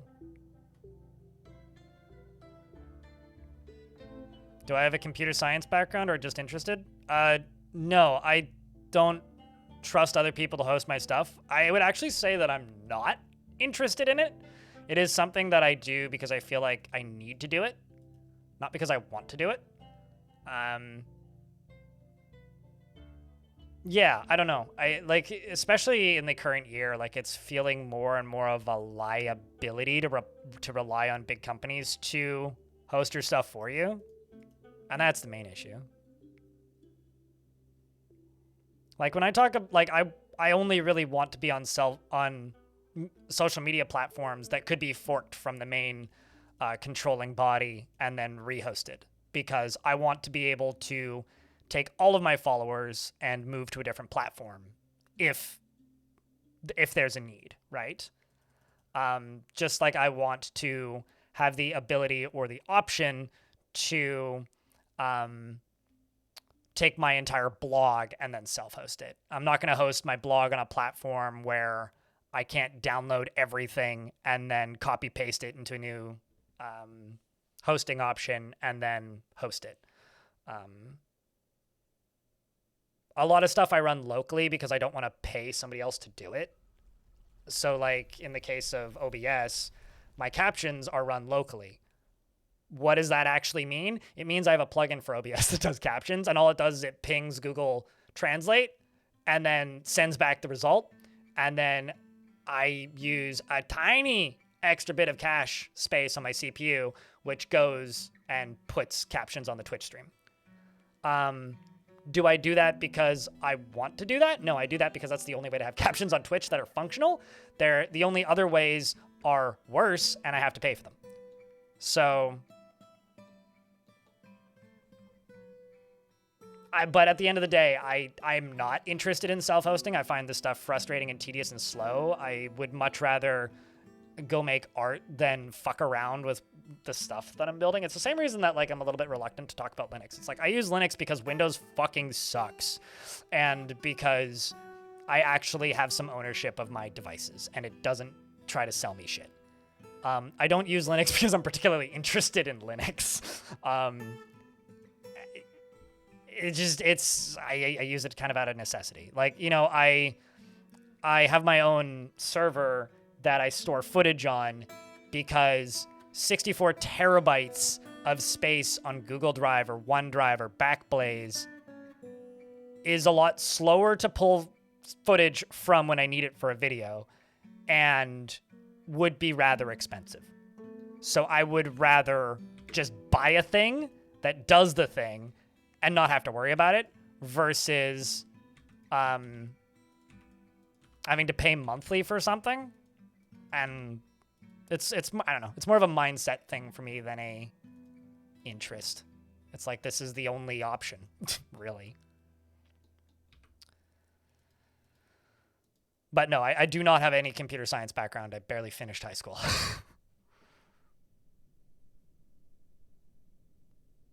I finished high school and immediately was paying rent.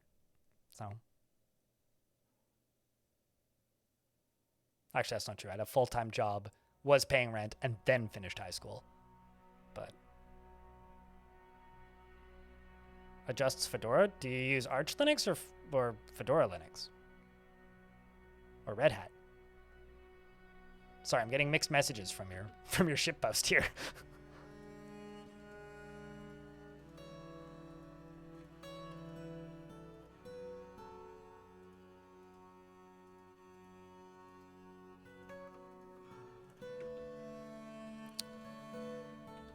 Okay. This right here needs to be... Oh, that's using nearest material, not what I wanted.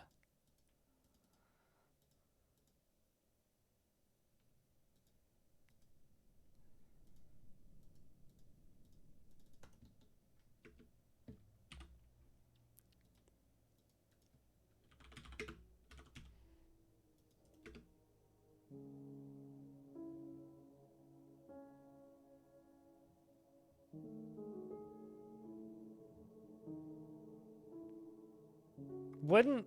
But the captions aren't translatable, are they, today?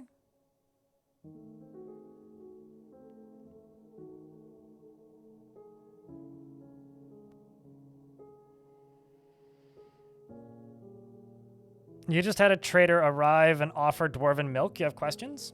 If you looked up what dwarven milk was made out of, you wouldn't have questions anymore. Dwarven milk is called dwarven milk because only dwarves know how to make it, not because it's a milked dwarf, if that helps. It is a dwarven-specific delicacy. It's like French toast. It's not made out of the French. Also, the French didn't make French toast, but that's besides the point. Anyway.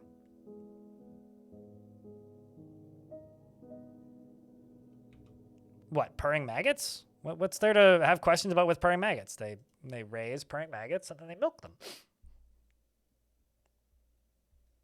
It's purring maggot milk that is made by the dwarves, or only harvested by the dwarves. There we go. That's the word I'm looking for here.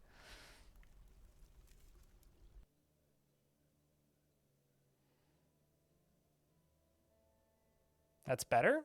I don't know. How do you milk an almond? Is that inherently worse?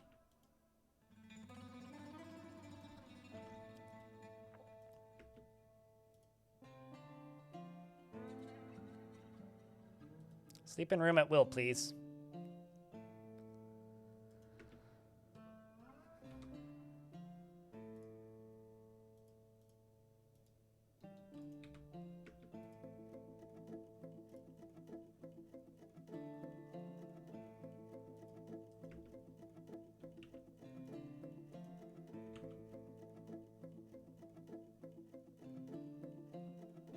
What the hell have I been eating all these years? Because it's made out of white bread.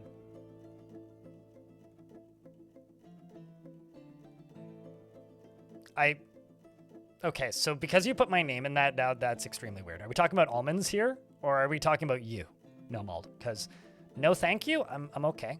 Hard pass.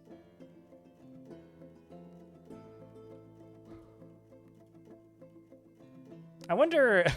I assume Toady knew what he was doing when he named Dwarf Milk. Man, I am going to actually have to use a goose for this.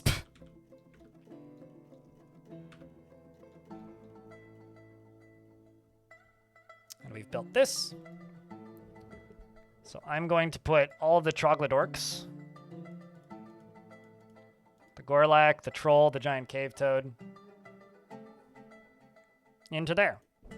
And that'll slowly free up my cages.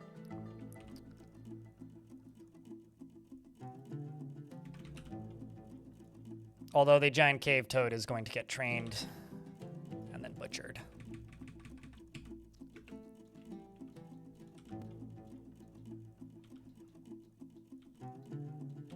Okay, so this area is done. This area is done. Yes. Although this needs floors on top of it. Material doesn't actually matter much.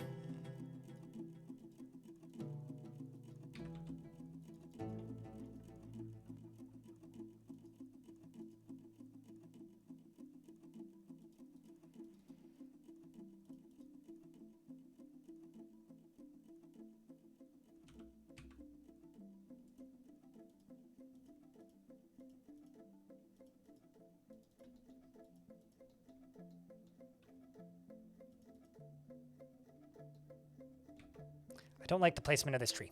It's very annoying.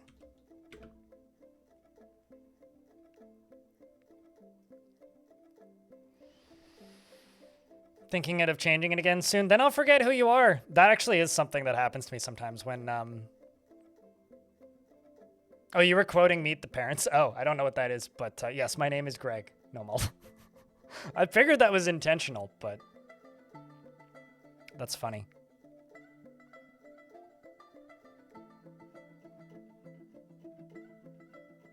You know, honestly, like, a trader bringing dwarven milk is the least weird thing that you could have. Not the weirdest thing I've had traders bring. I honestly think that, like, barrels of bumblebee brains leave me with more questions than dwarf milk, but maybe that just says something about, like, my place in this game and the amount of time I've played it for.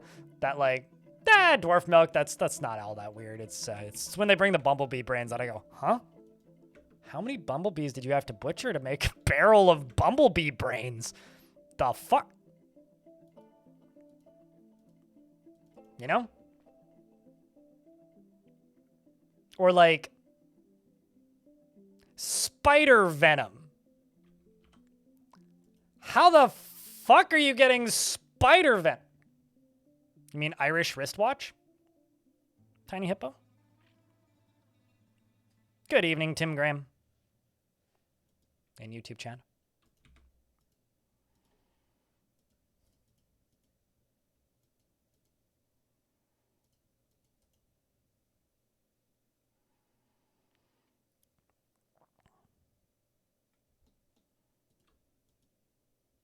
Okay, so large gem. That was the artifact that was made.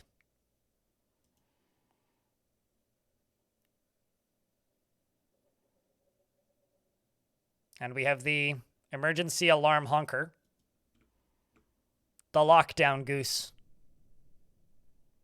I feel like that goose image is based on a meme. Like, I think I've seen that goose in other places. This is a perfect sard. All Crastor ship is of the highest quality. On the item is an image of a shining sun, of shining suns in shard. Beard or no beard or any kind of gerb. You can literally see the whole list right here.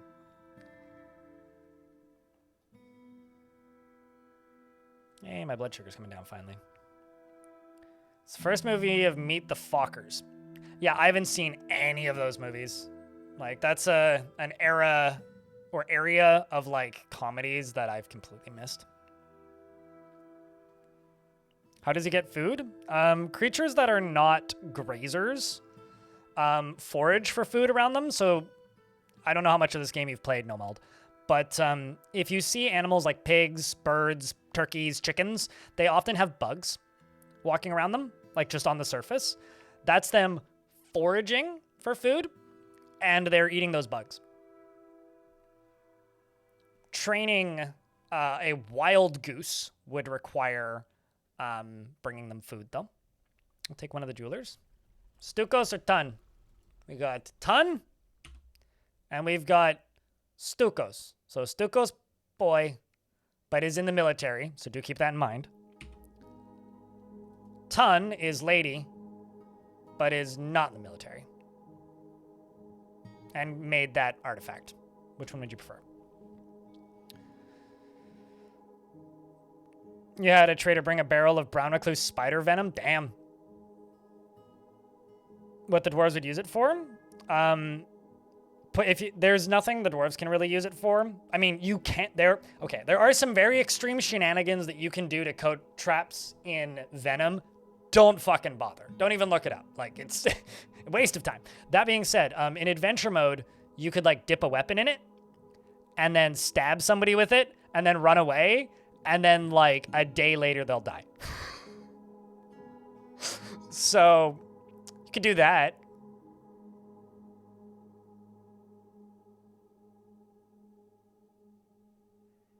Of the funnel web spiders here would be... Oh, hold on a second. So this is according to the Fat Tubist in YouTube chat. They say, FYI, a barrel of spider venom, if we convert from the price of funnel web spiders here to a barrel, would be $1.1 million USD. I have a question. Who out there is milking funnel web spiders? I presume it's for, like, anti-venom, right? You'll take Ton? Okay.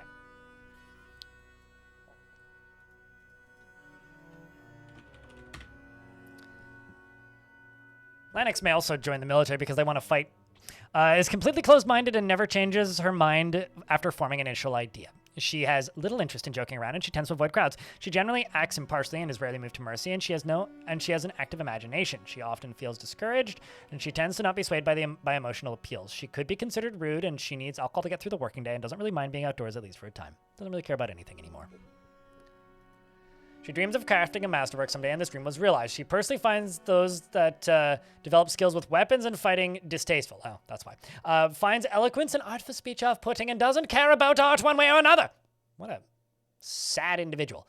She hates everything. She likes quartzite, bronze, and, well, I guess she likes these, and crystal, opal, hagfish tooth, and the color dark scarlet. The sound of the rhythmic sweetness and the sight of the massive bud.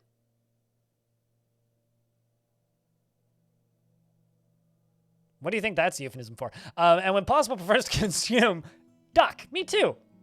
Duck is delicious. Passion fruit wine and 2-grain wheat flour, and absolutely hates purring maggots. Oh, so some necromancer experiments, Tiny Hippo, are just livestock. So not all of them are intelligent. Like the failures are just livestock, so they'll just be like grazers or like, you know, chickens, basically.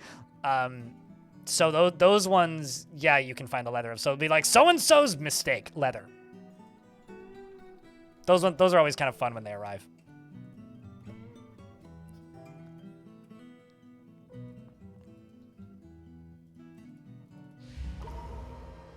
Dr. Emmett Brown, the chief medical dwarf, has been taken by a fey mood.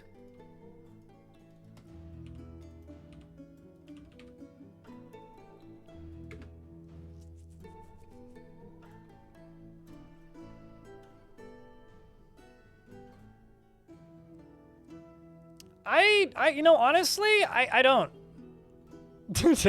There's much better beer.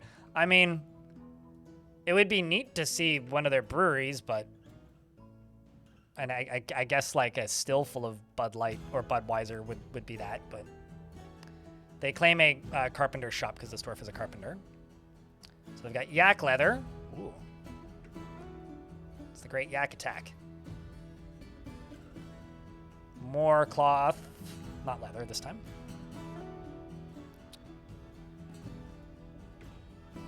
There we go. So that got closed and opened, so miasma should stop.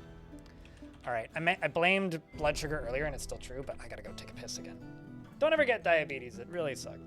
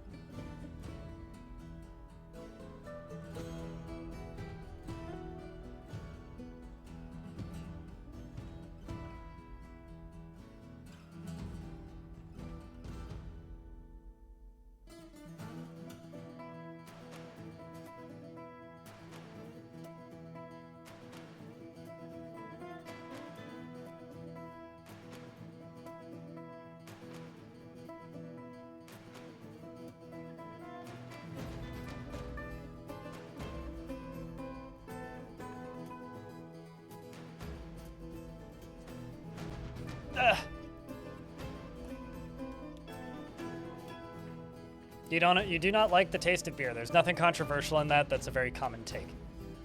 I don't like the taste of bad beer. You know, whenever I see people say KCD 2, Nomald, I know that you're talking about Kingdom Come Deliverance, the sequel. But you know my brain corrects that too? You missed the X. Like, it immediately just makes me think of XKCD. What are you fighting with? Must withdraw. Oh, a Crundle. You punch the Crundle in the head, and the injured part collapses into a lump of gore. Well done. What's XKCD? Hey, chat. We found a child. Someone was born before the year or after the year 2000, probably. Making a lot of guesses, but it's a webcomic. It's nerdy. It's like, you know, the Dwarf Fortress learning curve cliff meme? That is a repurposed XKCD strip. Very long time running webcomic.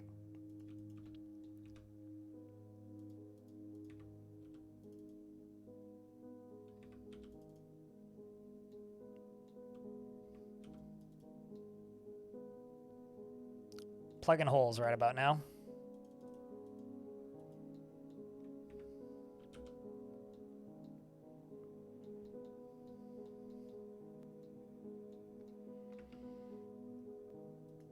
And Emmett.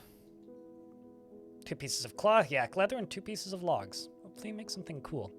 Building or constructible would be really cool. Dr. Emmett Brown has created Ficod Dozoz, a tower cap splint, and offers it to the Seed of Creation. That is very fitting as an artifact that the Chief Medical Dwarf would make.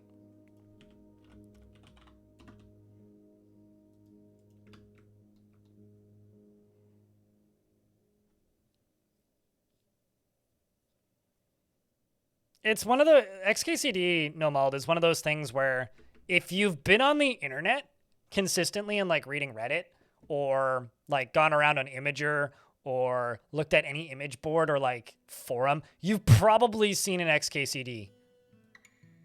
You've probably seen an XKCD. This is a tower cap splint. All craft ship is of the highest quality. It is decorated with leather and rope reed. This object is anyway. Why are you asking about Kingdom Come? And rope reed, and this object is adorned with hanging rings of llama wool. On the item is an image of cushion gems in tower cap. On the item is an image of Ficod Mighty Pool. Mighty Portal, the dwarf and dwarves in tower cap. Ficod Mighty Portal is surrounded by the dwarves. The artwork relates to the ascension of the dwarf, Ficod Mighty Portal, the necromancer, to the position of Queen of the Mahogany Mine in the year 18. Ooh, so the first queen.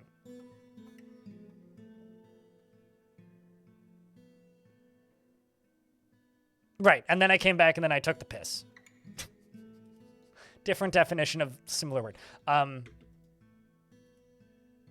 Yeah, I want to say a bunch of people played it, at least in this chat, when it released, at the very least. I kind of skipped it, and I don't even know why. Like, I feel like that's a game that I probably like. Just kind of didn't. I need to smooth this. We've got an ad coming in 40 seconds. I should have checked when I was using the toilet. Sorry about the constant toilet breaks today. Seriously, like, I don't like doing it, but it just kind of is what it is currently.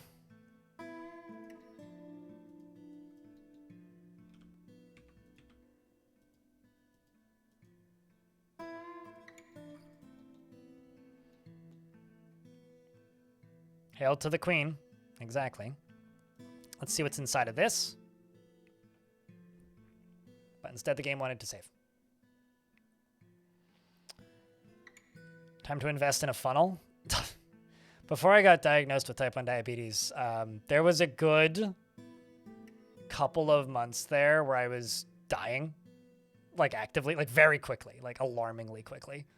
And I was using the toilet, like, I don't know. It's like every 35 minutes.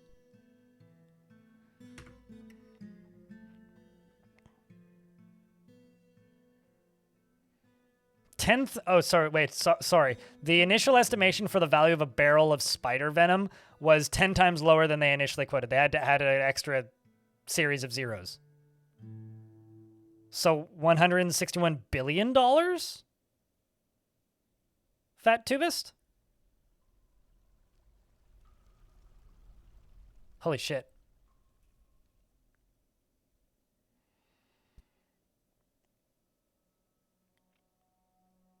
Nothing to be ashamed about? I mean, it's annoying, especially when you have a splint on your foot. It'll stop once my blood sugar gets back down to where it's supposed to be. Which, it's getting there.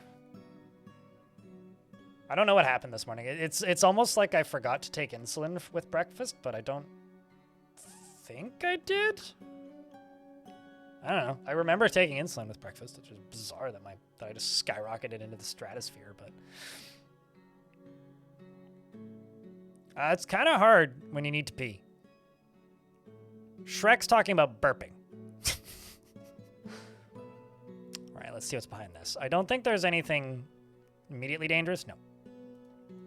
I really like it when you dig through one of these like on a high up level and it's just like got a fancy item in it or something. See what gems we have and what we can cut. Rose quartz I can cut, and sards I can cut. So 12 sards and rose quartz.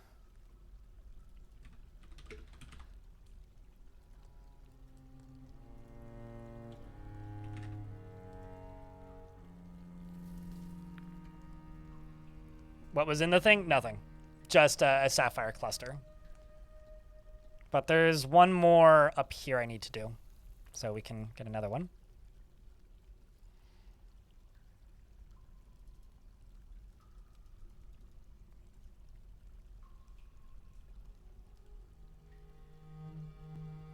And it had a demon sword inside. Fucked up your fort. Would recommend. I had one once that was pretty high up. Oops, wrong button. It's going for B. And the inside of it was not a demon, but an angel that had very, very, very, very, very nice armor on it. And because it had god armor on it, and because it was an angel, I was able to melt that armor and weapon down, and I literally started a fort with 3 godly metal swords, which was like, it was fantastic.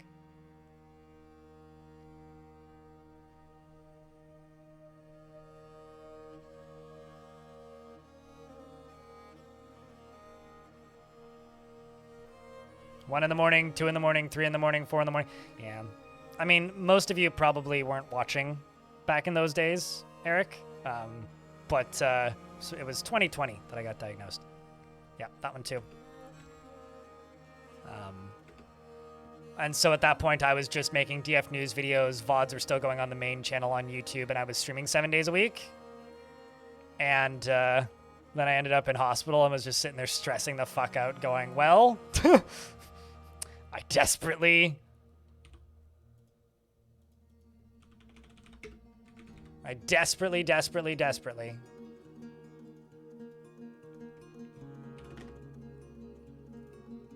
need to get home so I don't go bankrupt. And I've got this water falling. I don't know what I'm going to do with it. I might make a drainage tunnels for it. I might just let it spread out slowly. Doesn't really matter. Could also use it for farming. They'll get misted. Uh-oh. Who the fuck let you in here? Probably me, right? Oh, you literally climbed in and now you're swimming. Are you drowning? What is your swimming skill? Bye? The fuck? That was surprising. At least for me. I don't know about you guys, but...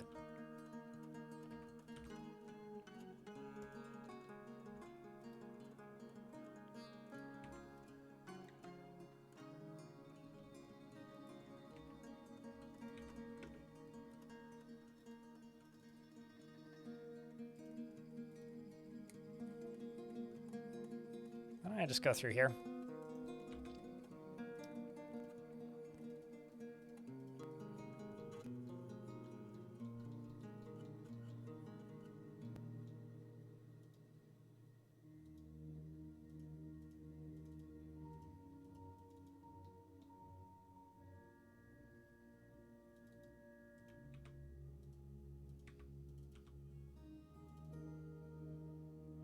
Okay. Let's go down to you.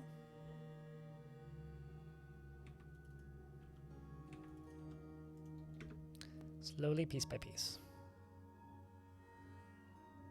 Yeah, I am of the opinion, Eric, that I really wish the type 1 and type 2 diabetes had different names because they are so dramatically different from one another. Like, I've gotten into borderline arguments before where I'm just like, they might as well not be said in the same breath. They're both awful in their own right and both very different. But it's wild to me that they have the same name.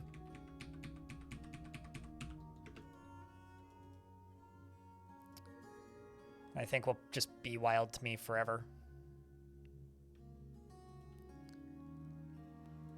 Some damaged armor, some damaged clothing, some damaged gloves. At the same time, take care of yourself. Although, because I'm in a good mood, what I usually say is, it's like there's diabetes, which is type 2, and then there's diabetes in hard mode, which is what I have.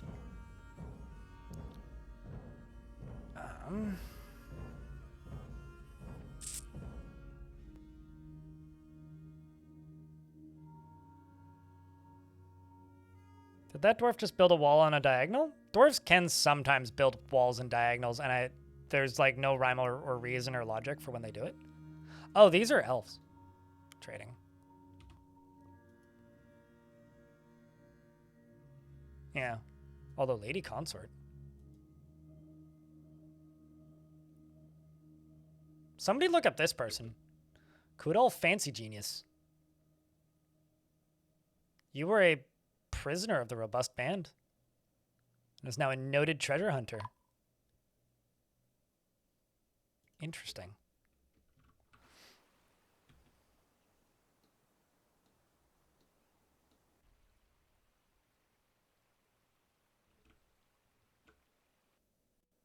I don't even know what 880 blood sugar is because Canada and the US, because we can't get along or agree on anything, use different measurement scales. So I don't even know what that means. High, I presume, but... Yep, we've got 2 elven caravans. I threatened them a bunch initially so that they would bring a bunch of trade goods. But I gotta bring some gems over to actually trade with them. Because I didn't look at what season... Oops. I didn't look at what season it was, and presumed those were the humans.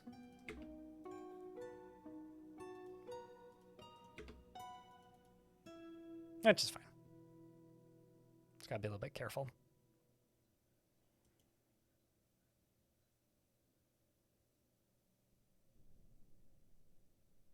I mean, I know what the target is. I just don't know it. It's like I know approximately what Fahrenheit is, but I can't do exact conversions in my head, so I don't even know what that is. But I don't know.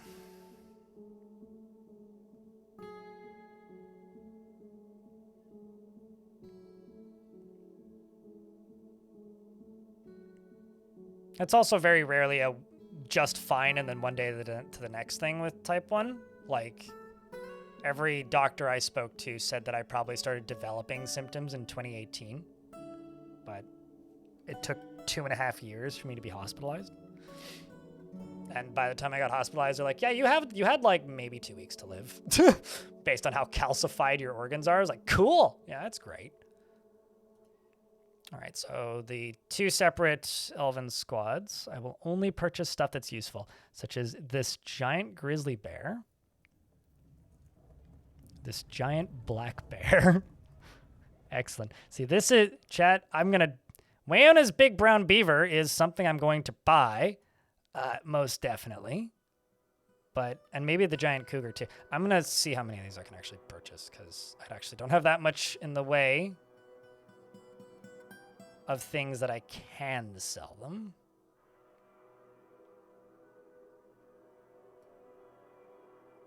I think I'm going to stick to the bears, probably. But let's wait until I get some more trade goods up in here. Actually, I could do...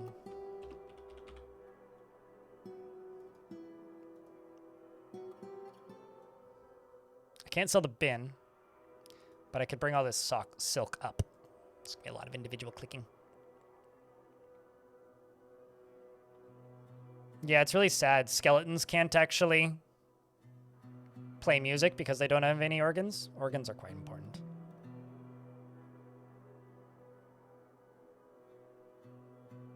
That sounds right, said Nelf. I'll be completely honest with you. I try to think about it as little as possible. For my own sanity. So if all I do is fixate and focus on shit that's broken about me, then I just fall apart.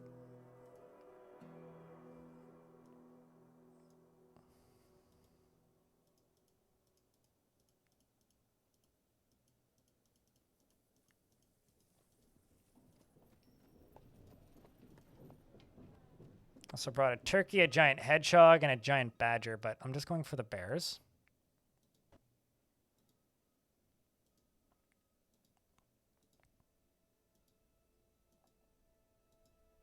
Oh, shit. Went too high.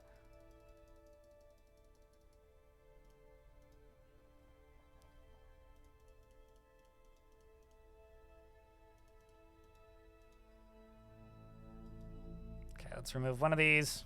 Trade. Okay, done. And then let's see what the second one brought us. They brought a giant mosquito. Should I try to buy the giant mosquito so that one dwarf can have it?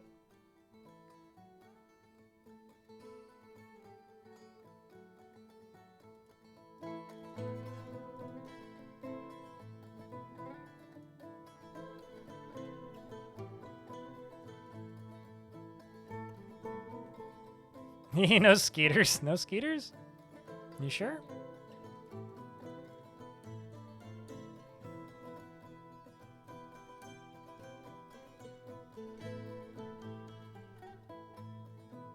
The sun spires yet again today. Welcome back, baby Blueford.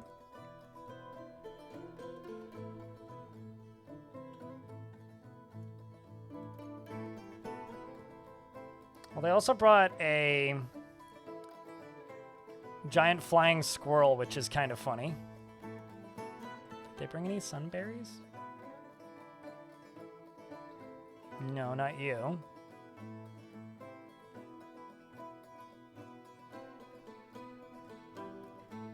I'm gonna buy the giant mosquito because of how heavy it is. Assuming I can afford it. Well, I have to go through and select a bunch of cloths to be able to afford it.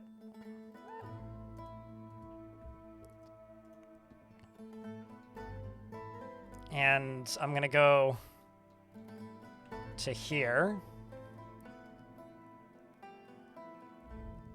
And I'm going to assign you, you, and you to right here. What would you like to name the guard goose? Do you want me to name it Cashless Nomad or something else?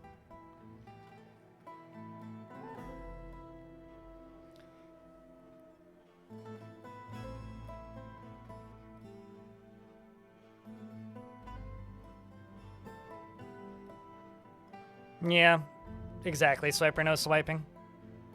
Who says I'm medically complex and thinking about it makes it feel like doom. Yeah.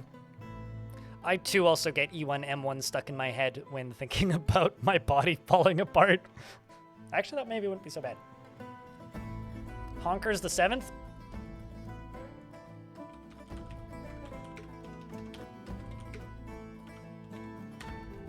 Honker's the 7th is, he lacks confidence in his abilities except for honking. He seeks out exciting and adventurous situations because he's a goose. He offers help and gifts without feeling particularly grateful, mostly poop, and doesn't mind wearing something special now and again. Well, it's his feathers. He always wears them. And he has a calm demeanor, and he tends to form only tenuous emotional bonds with others. And he is quick to form negative views about things because he's a goose, and he's brave in the face of imminent danger because he's a goose. He tends to share his own experiences and thoughts with others because he's a goose, and he finds obligations confining because he's a goose, and he is conflicted by this for more than one reason. Well, he's a goose. And he rarely is happy or enthusiastic and is conflicted by this as he values parties and merrymaking in the abstract.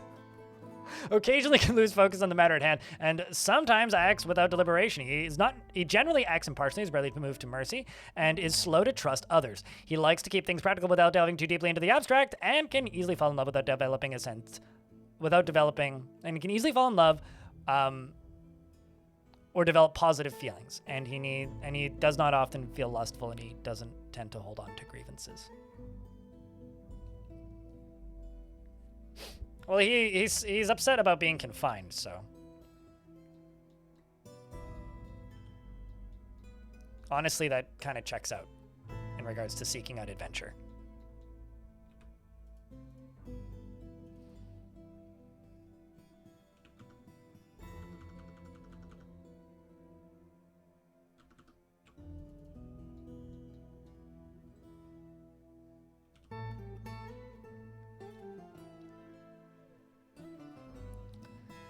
Kid Fox uploaded an interview with Neo Race is good. Do you want to plop a link in the chat? I would like to see that.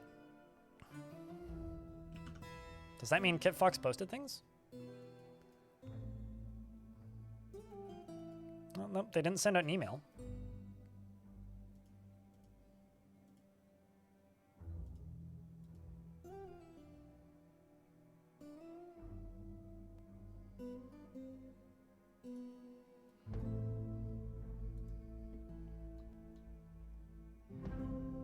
But yeah, if you could chuck a link into the chat, that'd be cool.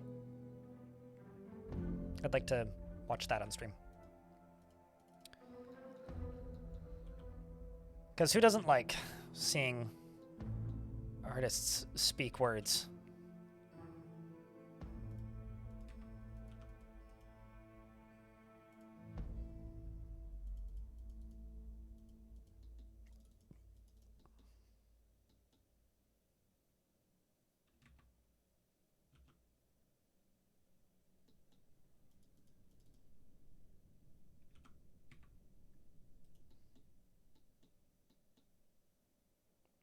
Let's see this. Oh, you just saw it on Reddit? I don't go on Reddit very often anymore. I used to go on Reddit a lot. It's always weird falling off of a platform that you spent a lot of time on for a long time. Wow, this is like 20 minutes long. Holy shit. Maybe I won't watch the whole thing. This is like a full-length thing. Let's just give it a peek, though. Hello, my name is Alexandra Orlando, and I am the community manager at Kitfox Games, and I am here with Guido / Neo Rice is Good from Dwarf Fortress, and we are talking today about art and what Guido does on the team and a little bit about himself, and we're here to just have a little chat. That's neat. So hi, I think Guido. I should probably Thanks for joining post me about today. this. Yeah, thanks for inviting me today. Yeah. So Are there more species to play than dwarves? In adventure mode, you can play any intelligent species that's part of a faction or not part of a faction, depending on your settings. Oops. Yeah, I think I'll watch this later, but that's neat. Yeah, well, got some evening entertainment now. Thanks for that. It's just because it's quite long. But in fort mode, it's just dwarves unless you mod the game. But the mods are just dwarves with a different skin and a few different traits generally, which isn't actually that interesting to me. So in adventure mode, there's a lot of variety in that regard. In fortress mode, not so much, but you can have other races join your forts in fortress mode, but that's usually a bit more like a bard shows up and then becomes a citizen type thing. Not so much a, like, you know, you have a army of this species as well. It's just not the focus of the game at the moment. It may be at some point, but currently it is not.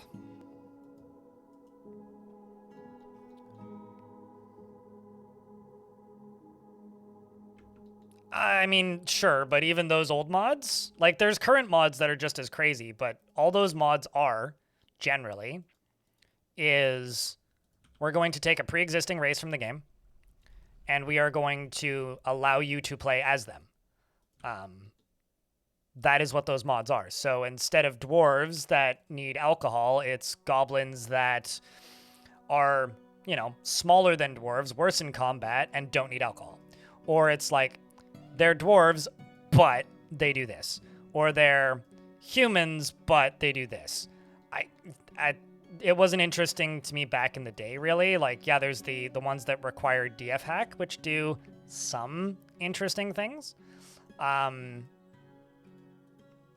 But my experience with those back in the day was the game crashed a lot more.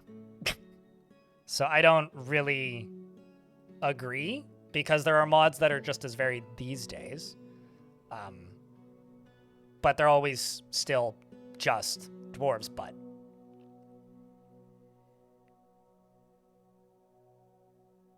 Masterwork was a mod pack. Masterwork didn't do anything different than the other mods did. Masterwork is...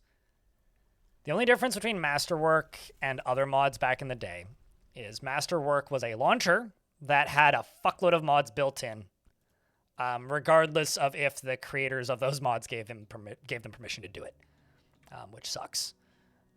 Get credit from people before you do things like that. And like there's a fork of it now that's coming back into existence, but all that is a collection of pre-existing mods packaged in a digestible, easy to find format. So all of those mods existed outside of it. And as a package, sure, it's kind of crazy, or was crazy back in the day. I never really thought it was that groundbreaking, but as a package, it seemed like a lot, but it still was never super interesting to me. I don't know. Like, I would just rather play as dwarves instead of dwarves, but which is all that those mods ever were for me.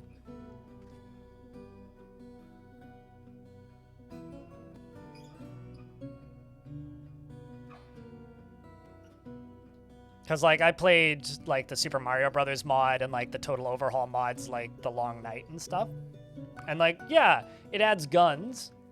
And, yeah, it adds a new race, two different races, not new races, but different races that you could play as. But, like, they kind of boiled down to, they were basically just humans. Except for the cyborgs, which just had different dependencies than dwarves or humans.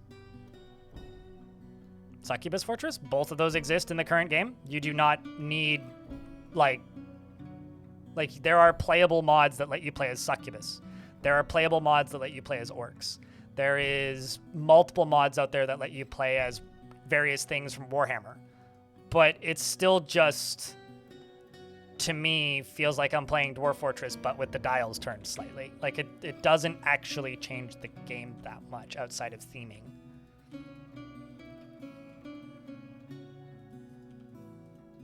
In my opinion. We talked about this for multiple hours yesterday. Is there other things that people care about in life that are not explosions and firearms? Like, chat has the imagination of a 14-year-old boy. And you know what? Honestly, I understand it. I was one once too, but, like, why is everybody so, like, absurdly fascinated with firearms and explosions? I can almost guarantee it, we won't get firearms.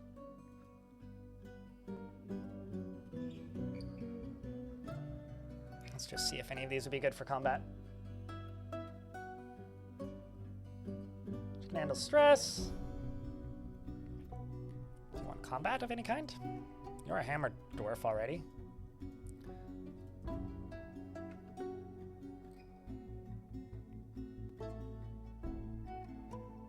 And also, if you want explosions, you might be wise for you to look at one of the recent roadmaps they've put out. Because Tarn is apparently working on that, but not gunpowder, magic. I mean, there's several mods that add guns.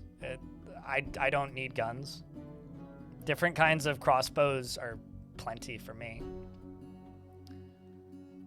Doesn't seek out excitement. You're already pretty good at combat.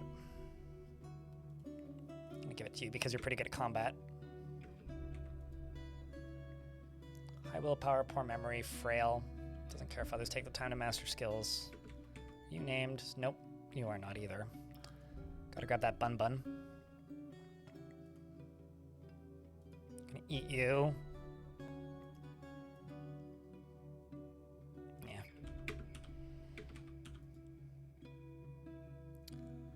Humorous, humorless, and lustful.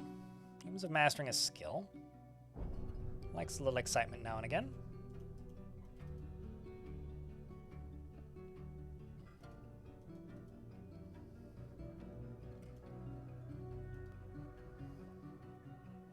Fight Code the Woodworker. Start building another squad. Talented siege operator. Ooh. You got fancy clothing.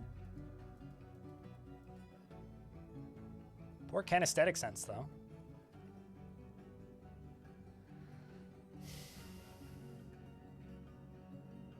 Doesn't see the attainment of knowledge as important. Values peace over war. Doesn't care about competition. Maybe I'll make a siege operators guild.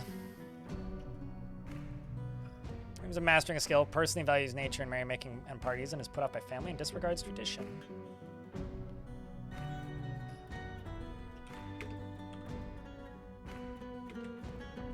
You're a peasant. Let's get you to grab a pickaxe. High master dog. Oh shit. You're a surgeon. That's a horse. I should eat that.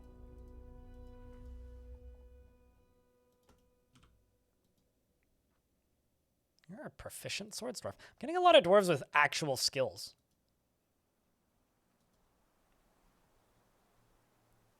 Obsessed with acquiring wealth. Huh.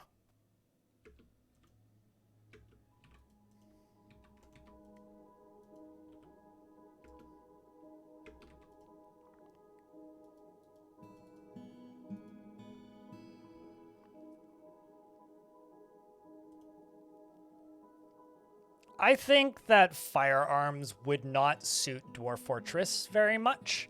Mostly because think about how many steps making gunpowder would be. I think more variety of stationary weapons and siege equipment would be plenty. Or magic that acts as firearms. I don't ever want to have to make gunpowder in this game. Imagine like the process of making... Imagine the and also I'm going to make this mosquito available as a pet. I want to see if somebody claims it. Imagine the process of making dye, but having to do that to reload a catapult. That to me is what it sounds like making gunpowder would be like.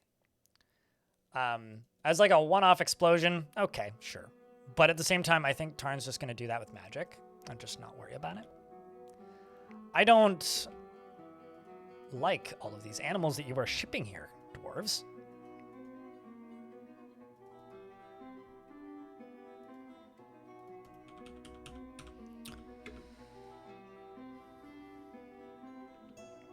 Yeah, no, it was literally like 1:30 p.m. yesterday. It's like this hour-and-a-half long discussion about how they should add guns. I think that if you want guns, just go fucking download one of the Warhammer mods and stop asking. That's my take at this point, which maybe is a little bit mean, but because I would actually be very surprised if anything like that got added to the game. You don't respect the law. Well, that's fine. You're a hunter. Get into the Marksdorf squads. Let's see what stuff you have available. You hate peace. But you don't really value skills related to fighting. Are you brave? Has a sense of duty. You know what? Sure, fuck it. Get in there.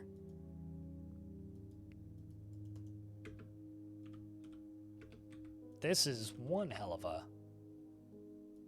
dimple diamond, eh? I'm just gonna keep sorting these dwarves.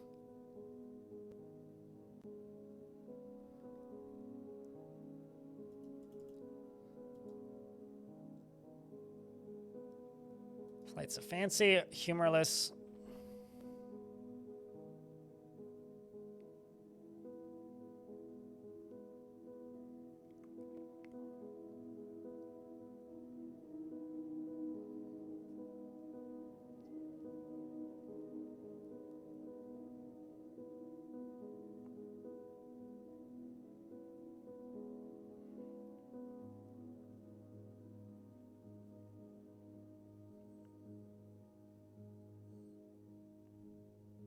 Just gonna scroll up and chat. I remember back in the day, Toadie's excuse whenever guns came up, because it was pretty frequently.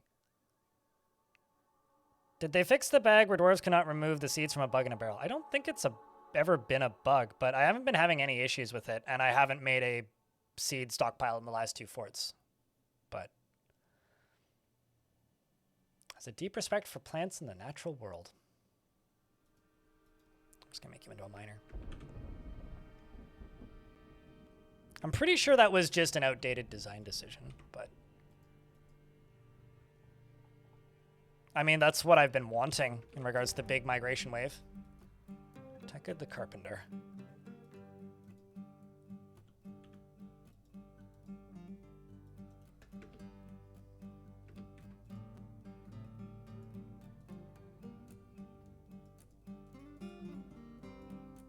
You have a pet cat, eh? It's a lady kitten.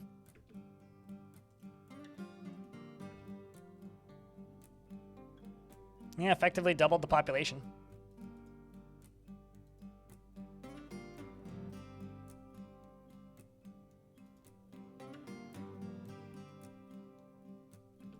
What? Holy shit, that scared me. Just giant cockatiel. Surprise. Okay.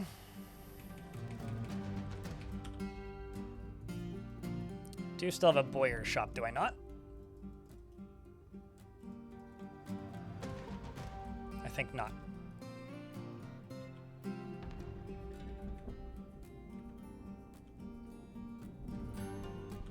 Yeah, I don't know what I'm going to do with those leeks. Probably not much for the moment.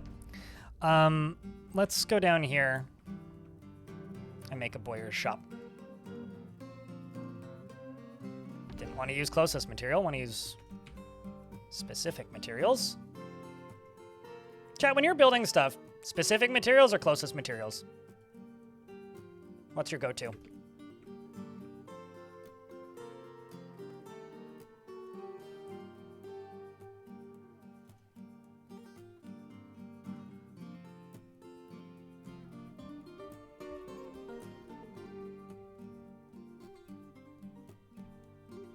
I think it's going to be tied to your world in regards to magic. Although, if you read Tarn's posts, it really looks like the first thing that we're going to see related to magic is going to just be... The first things that we're going to see related to magic are going to be quite simple and probably, this is me assuming here, mostly based on temples, so god-related.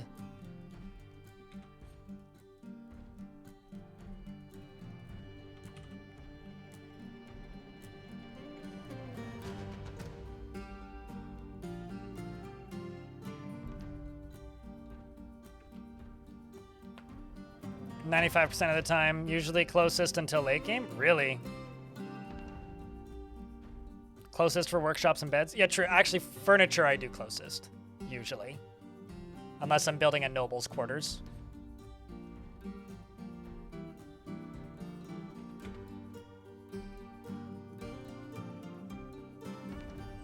I'm just making a infinite stockpile for wood is what I'm doing. So this one is for boulders. This next one is going to be wood. It's gonna go right there. And get rid of this. Gonna load from here. And I will tone down the number of jobs once it's been running for a little bit. And this is going to use whichever one of these minecarts is a bit fancy. Like that one.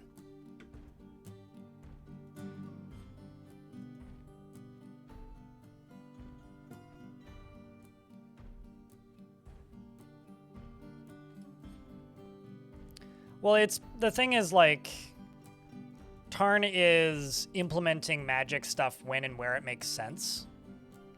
And it makes sense to implement magic stuff alongside of sieges, right? Which is kind of where we're at right now, is like the period of time where Tarn is putting a lot of time into making code for sieges and fights to be better. And we're still kind of in that time slot of development time. So because of that, we're moving to a point where the miller had a family, right?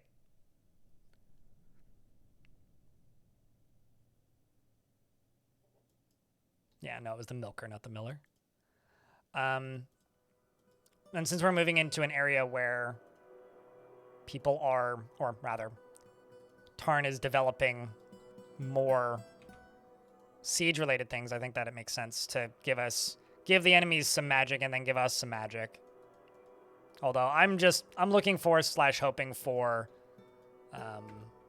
forward to / hoping for mundane dumb magic. I want a world where the only spell is polymorph and everybody turns into snails for a week.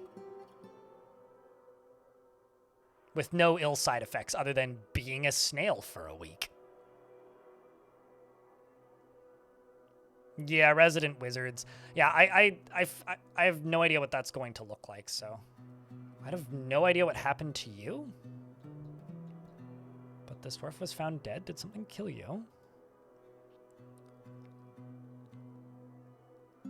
It's Moral. It was you. It's a reptile man. What?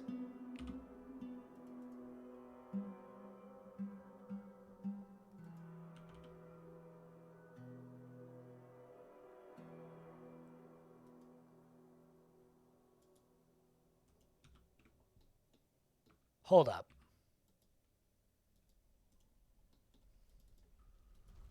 We must have killed it already. Has to be dead.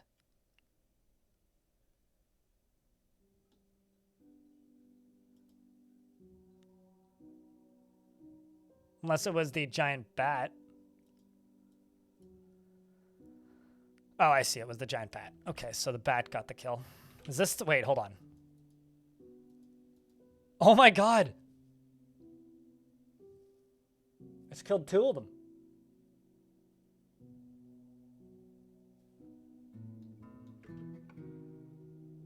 What a monster, man.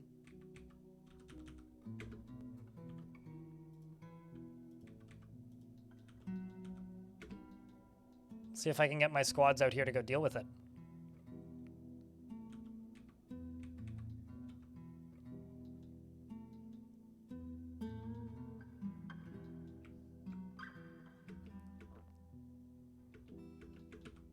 Where is it? Okay, so it's right here.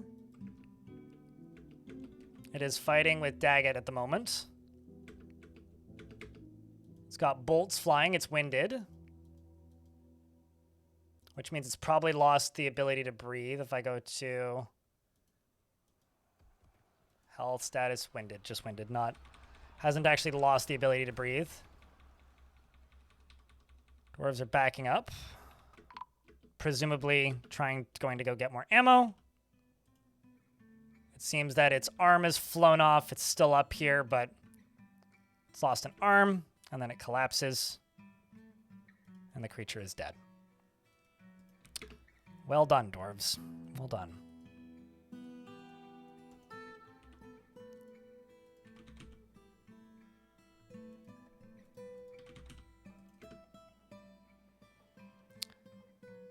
Well, that's grim. Does bolt throwers shoot upwards? Yeah, they can shoot up, and they can shoot down, but they can't shoot, like, 360, so...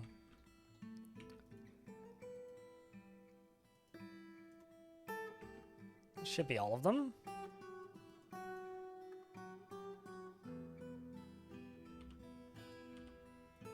Somebody currently putting an object in a tomb? I assume so. Probably once they put it into this stockpile, they'll move it up to here.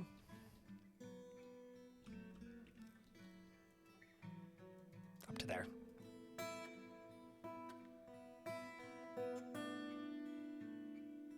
Never let the sock go and tried to beat other things up with the sock. It was kind of funny. I've had many a fortress saved because, like, a big scary monster picks up a dwarf's sock. And instead of, like, fighting in like, eternal combat, they end up just, you know, and being like an actual threat, they end up just flapping around with a sock.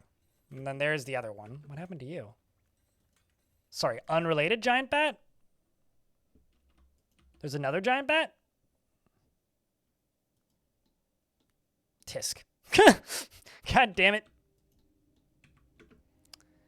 Maybe I do need to get these dwarves locked inside.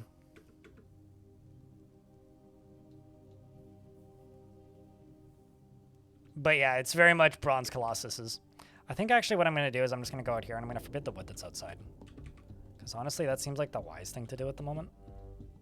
It's like I don't really need all of that wood. Got plenty of wood that's inside of the fort, like up here.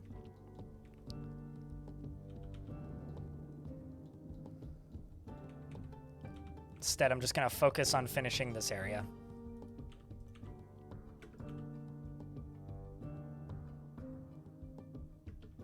You've already conquered nearly half of the world? I mean, if you're emotionally attached to the world, you could keep playing it. But if the question is like you don't know what to do now, like you're bored, are there other dwarven factions in the world that exist? Because if so, I'm personally a big fan of retiring the fort and then taking over your old fort from a new fort.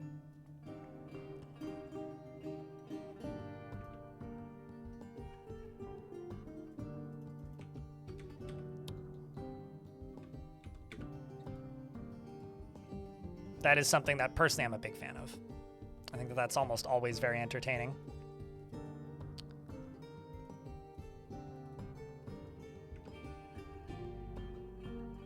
Okay, that should get everybody buried.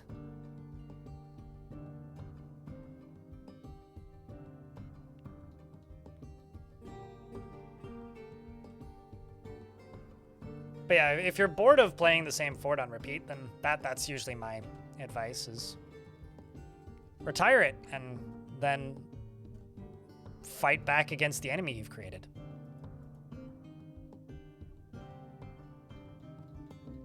Kind of goes hand in hand with live long enough and become the villain.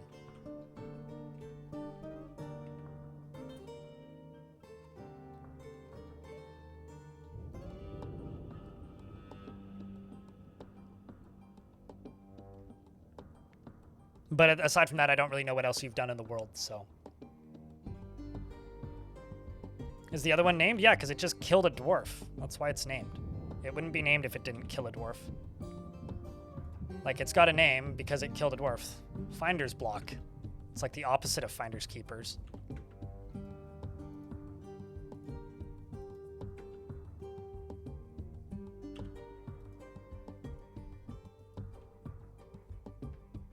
If it hadn't killed a dwarf, it wouldn't have a name.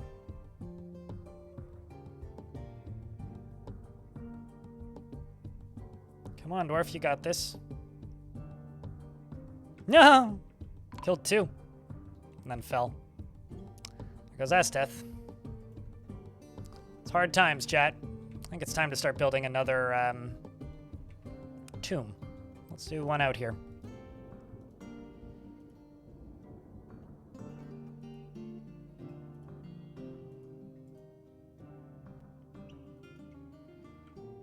That bat's scary. Yep, I don't disagree.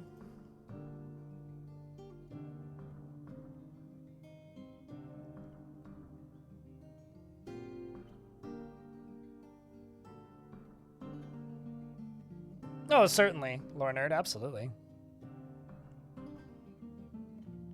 What, like, what happens when you take over your own fort with the new civ? If you play as a different dwarven civ and go to war with your old fort and you successfully like conquer it, you can then reclaim it as a new faction with a whole new population, which is kind of fun. Or you could like fight against your old fort and do a bunch of damage to it and then retire the one that you were fighting it with and then reclaim it and like swap sides back and forth and try and orchestrate an eternal war. That could be pretty cool. Or play a new fort in the same world in the same faction. Be like a forward operating base, and then probably a bunch of your old dwarves will migrate to the new fort. That could also be a bit of fun.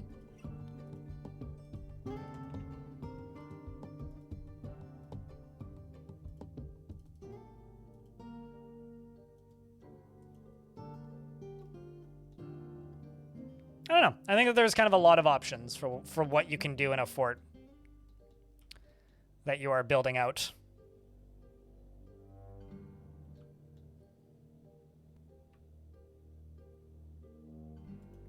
Made 10 beds, which is good.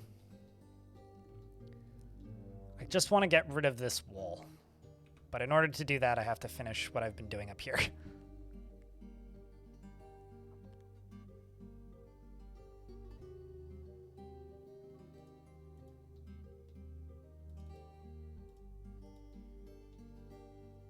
Then I need to get up to there as well.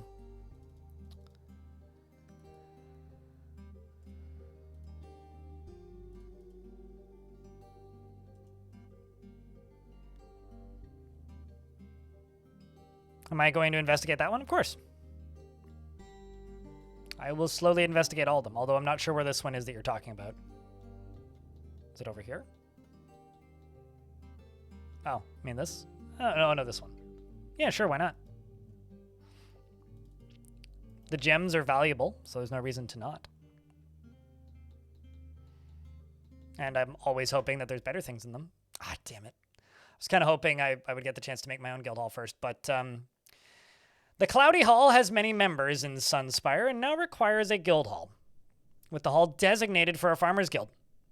Do you approve of this request? I do. I'm thinking I put it out here, like a construction.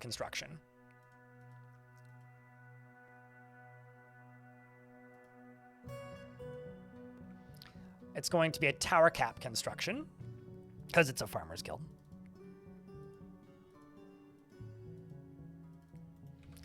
And I'm going to go inside and designate floors for it.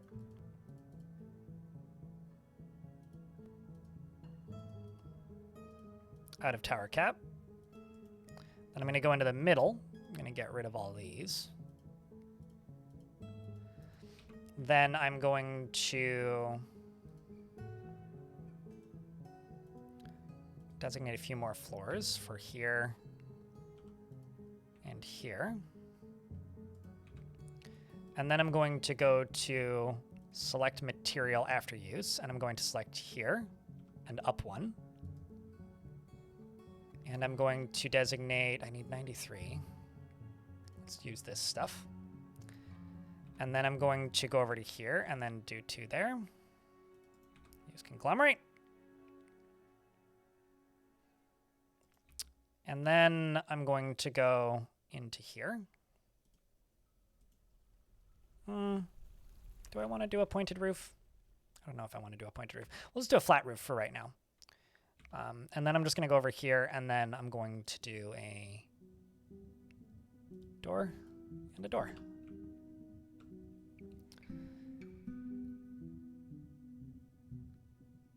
Provider backing you up on something, you're going to throw hands. If you get in trouble for my provider backing you up on something, you're going to throw hands. What is your provider doing?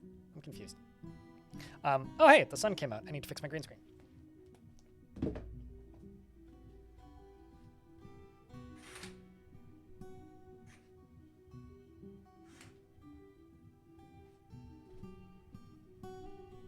Blah.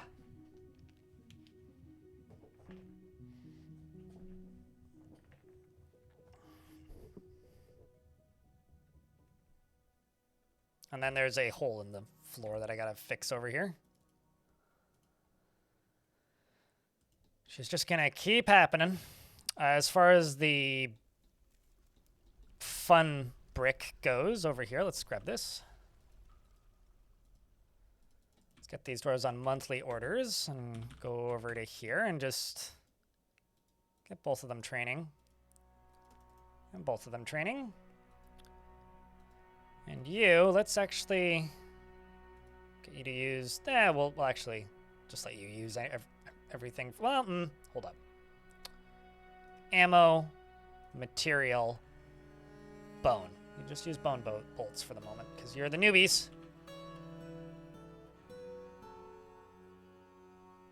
Oh, okay. So when people say provider, my brain immediately goes to, internet. So that's a very different problem than I was thinking initially. Yeah, best of luck. That sucks.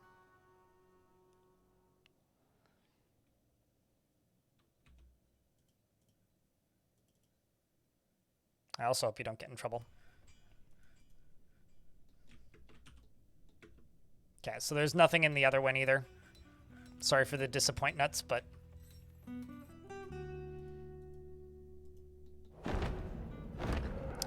Hold up. Forgotten Beast, Angzak, has come. A giant crow with lidless eyes. It has 4 short horns and a gaunt appearance. Its dark tan feathers are long and broad. Beware its poison bite. A crow with a poison peck. Okay, that looks badass. That I gotta say. And look at this fucking guy. Look at that fucking thing. Oh, it's got some kills. Abyss Echoed, if anybody wants to look it up in Legends. He does look really happy. He's kind of grinning. Bad news is you can get into the fortress pretty easily.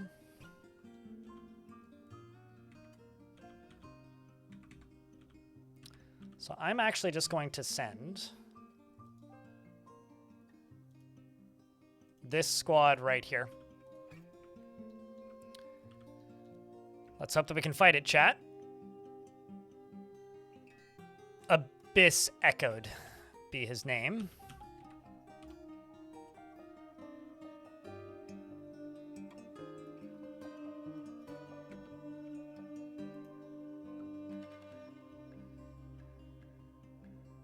There you go. Thank you much. Necrontier. You can fly over it. Just gotta go up to here.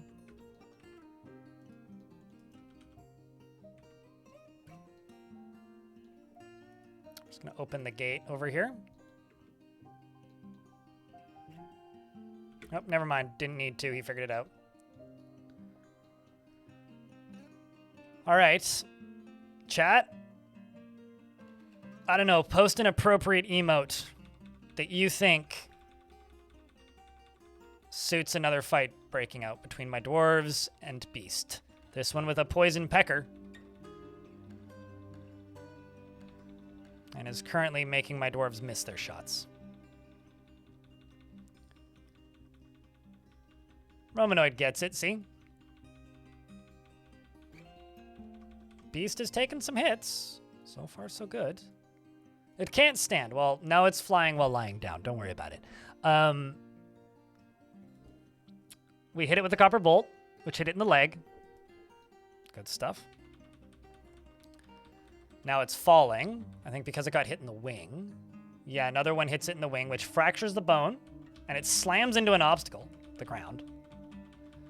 So now it doesn't seem like it can fly anymore. We'll see. It is having a hard time standing. It keeps standing up and falling over. The little down brown arrows mean that it's fallen over. Dwarves are backing up and trying their best to stay kited away from it. Unless you're going to go get more ammo, which is what you're doing. How about you? Are you also going to go get more ammo? Nope, you've got ammo. How about you? Do you have ammo? Yep, you've got ammo. Man, I need to get these burrs all trained up. You look so grumpy. Oh, shit. The grizzly is officially a warbear. I'm actually just going to remove the grizzly from here. And I'm going to go to you. I'm going to go to work animals, Bismuth. You now have a pet grizzly bear. Congrats. So Ezum should run in to go assist. Please don't die in the meantime. You are dodging. And Stukos down here fired a bolt and it successfully lands in it and says, Toulon! Woken Bridges is dead. I'm not feeling sad right now.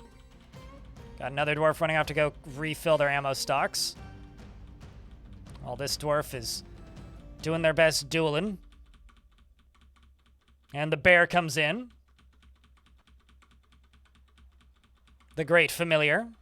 I will say war animals are much more obedient in the current versions of the game than they have been in previous. Okay, so don't worry too much. The blood on the ground doesn't belong to this dwarf. It belongs to the beast, chat.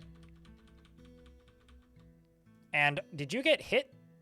Okay, so our dwarf here gets grabbed by the beast with its wing, grabs him by the leg, and throws him.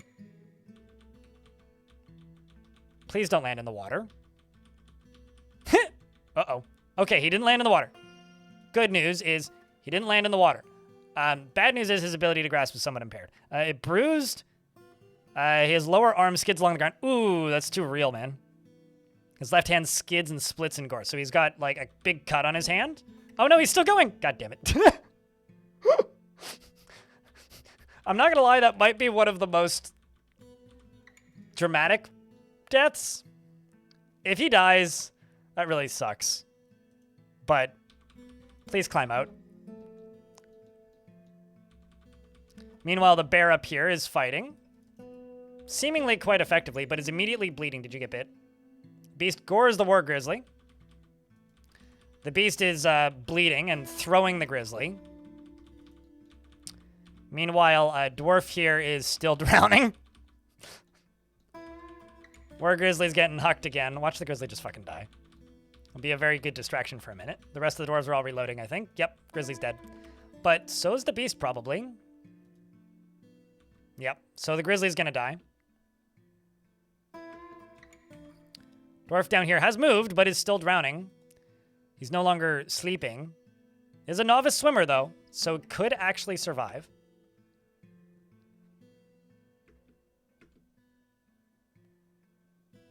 Now the beast is just standing. And he drowns. Rest in peace to Bismuth. Sorry, Bismuth. More Mark dwarves are arriving. The beast comes up to the door.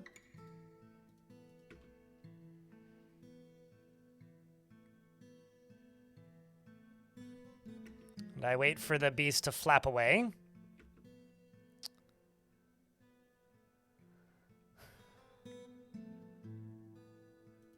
I wasn't really thinking of bear puns, to be completely honest.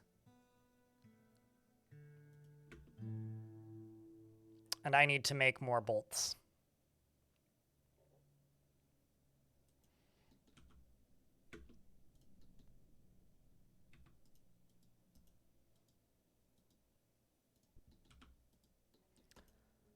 I'm going to snooze the ads, which are about to play. Dwarves are firing bolts at the thing who's down in here. Who's listed as seriously injured.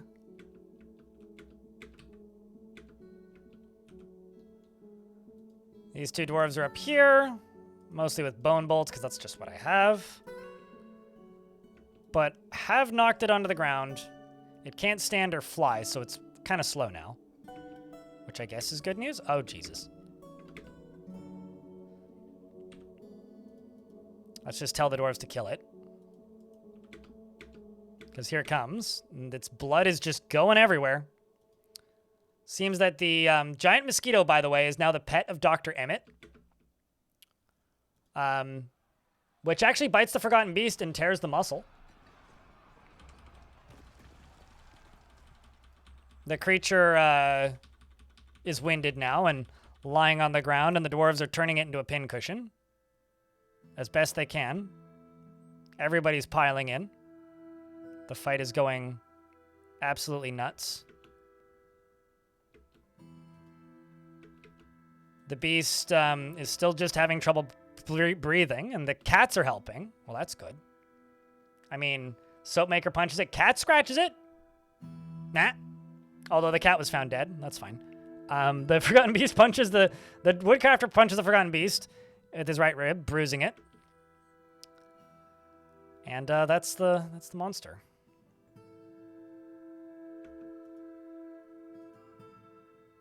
We got one very serious injury here.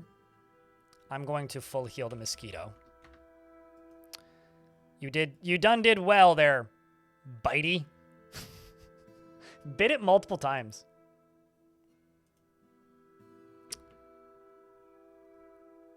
Well, that went fine, I think. We're rescuing the dwarves. Apologies to the dwarves what fell, but once again, I think that could have gone a lot worse. This is going to be Bismuth's tomb.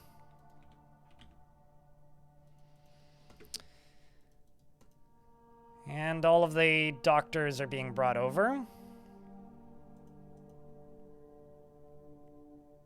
Marty McSquito? I mean, you could go grab the name. The naming is availables. Unfortunately, the warrior grizzly got deadified, and now there's a cave crocodile up here, but hopefully it'll just get caught in a cage trap.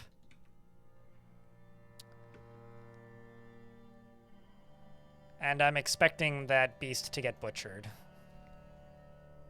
Yeah, it's gonna get butchered.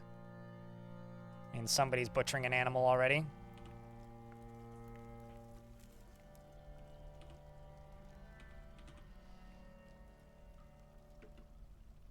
Yep, there it is. So that means we're going to get an additional several hundred meat. Queuing green tea. What am I naming? Beardless any dwarf?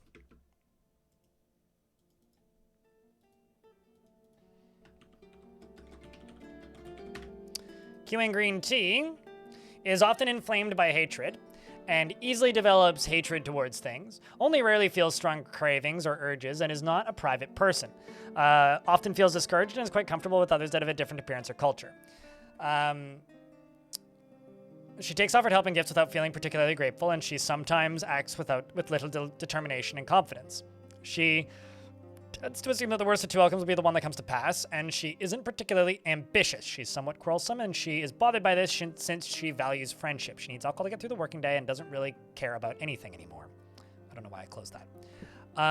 She dreams of crafting a masterwork someday and personally sees the whole pursuit of art as silly and does not respect the law.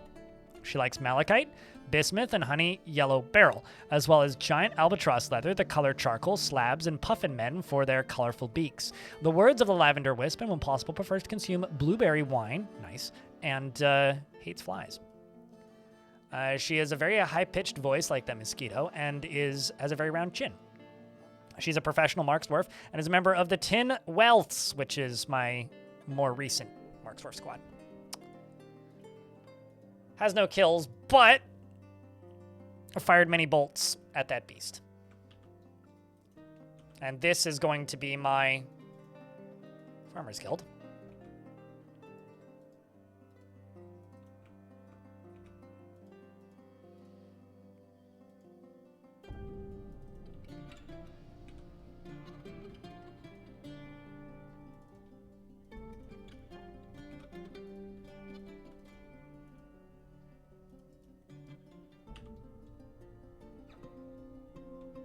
Is a euphemism where you come from?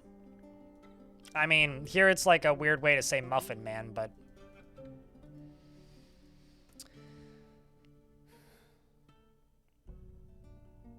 We are about to get hit by an ad break. Let's just let the dwarves in the worst hospital of all time do their tasks.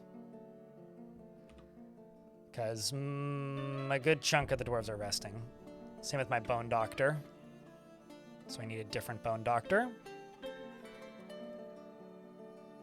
Aren't you a surgeon, Aban?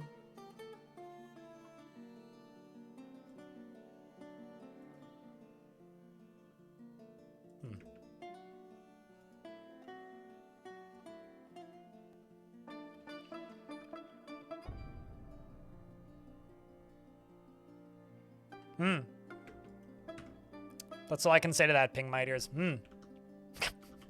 I don't know how else to respond to that.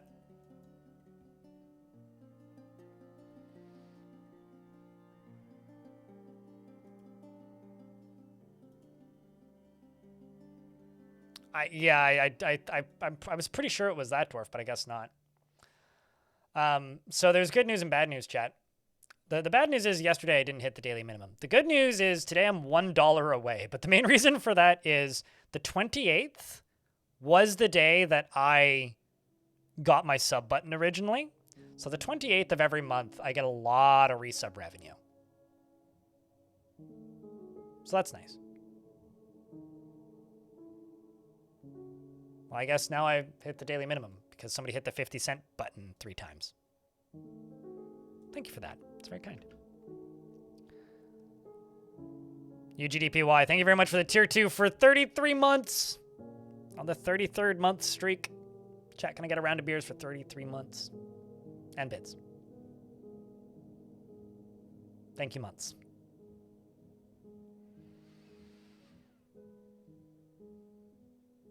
It's always the Farmer Guild who makes the first request? Not always. But often, yeah. Farmers Guild has like the most jobs attached to it.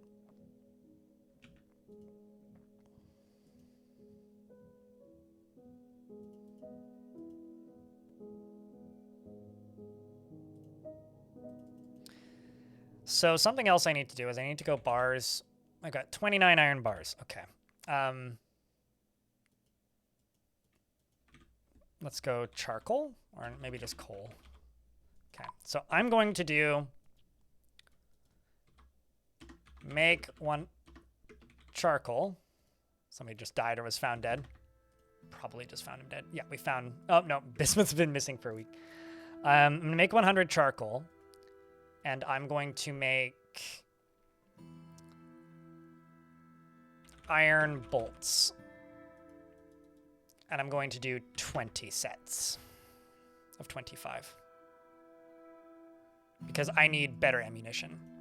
I'm also going to make iron helm. 3. And leather helm. Leather armor. And leather low boot. Maybe not low boots. Let's do, not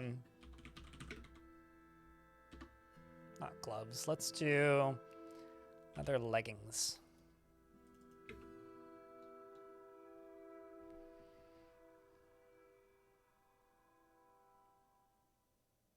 Yeah, no, absolutely. And make it public, Cassie.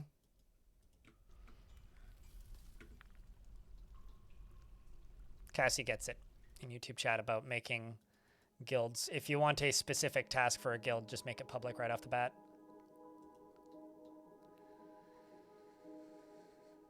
Yeah, Adil down here, this dwarf. Lost his hands.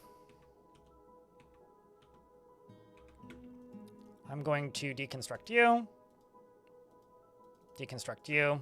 And build a wall right there. Place this pump over here, and then see if I can pull this body up this way. I really need to make this area safer. This area is ridiculously dangerous for no good reason. That or I just need to start locking this door. One of the two. Either of those options are actually perfectly valid as far as I'm concerned.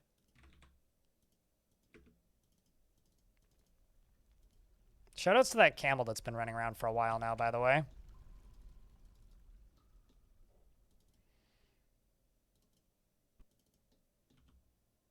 Then I gotta go up to here and seal off the top of this.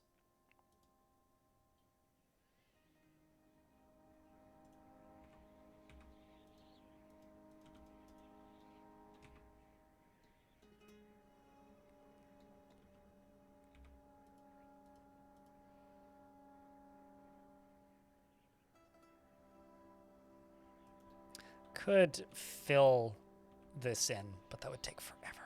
Do I want to do that? I don't know. I need a better hospital. That's what I do know. Needs a mobilization. Oof, we need pants.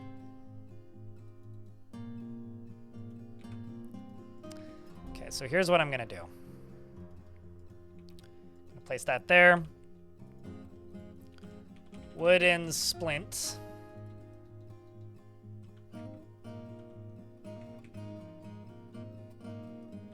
Because I still have a carpenter shop up here, which I'm going to keep. I'm going to go place a carpenter shop down here.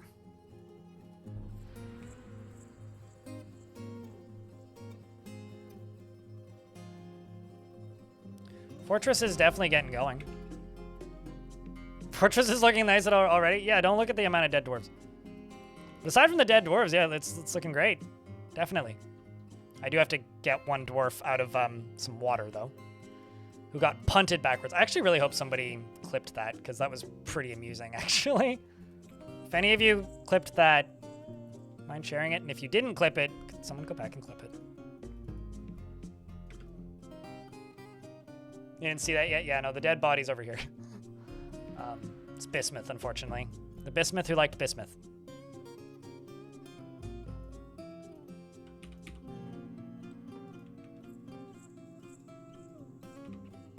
Is my manager injured? That's the question. Oh, you're off diagnosing patients. You're over here becoming a decent diagnoser.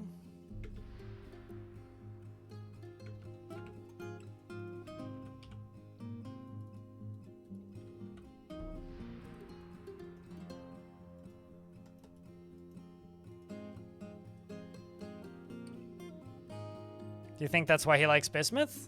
What, the dwarf named Bismuth? I mean, maybe. The reason they're named Bismuth is because the person in chat named Bismuth asked me to name them Bismuth, but... It's one of those, well, that's kind of a fun coincidence, more than anything.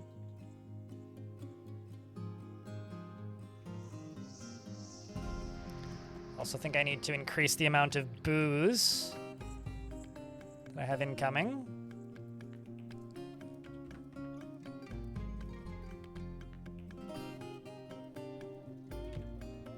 Let's say if less than 80.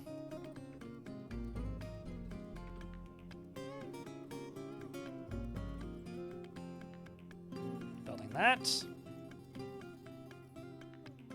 Grabbing that. Yeah, this area is just kind of fucked.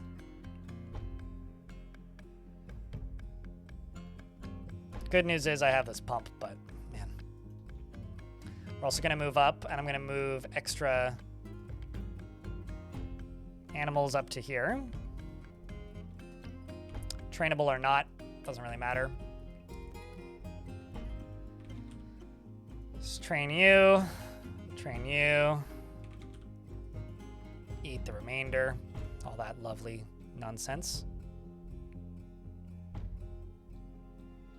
Since you made bismuth bronze, most of the bismuth bronze I end up with is imported.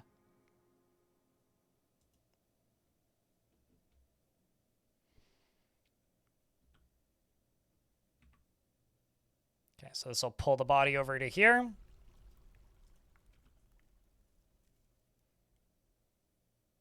then we can go grab it. There we go. It's gonna go get placed in a tomb. F's for bismuth, chat. Rest in peace, you poor dwarf.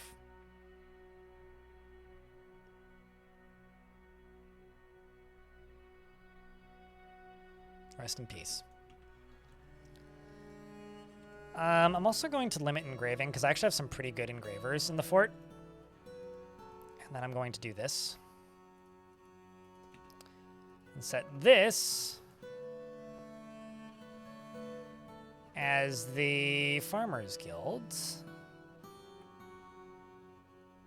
The Cloudy Hall. Pretty good name for a Farmers Guild.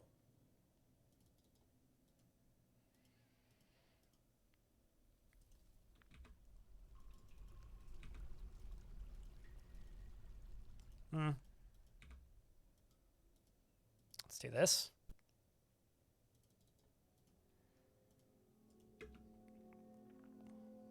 And then I think I will move my farming operations over here because it kind of makes sense to.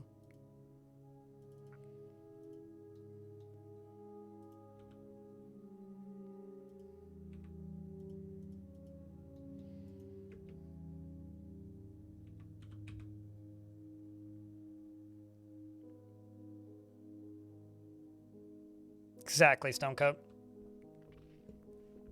Also, hey, Ledran, how are you? Rip that bismuth knife Kiwami Japan made and then melted. I have no idea what you're talking about. It sounds like a piece of history. I don't know. Which makes a lot of sense based on what you're talking about. Cashless, did you win? No. Yes, you did. You won one. Investing one is redundant. I used to tell people, but now I just kind of let them figure it out.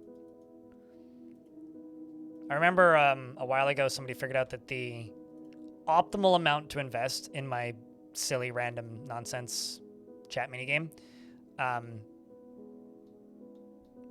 is 0 or 3. Especially if you're subscribed to 3 is the optimal.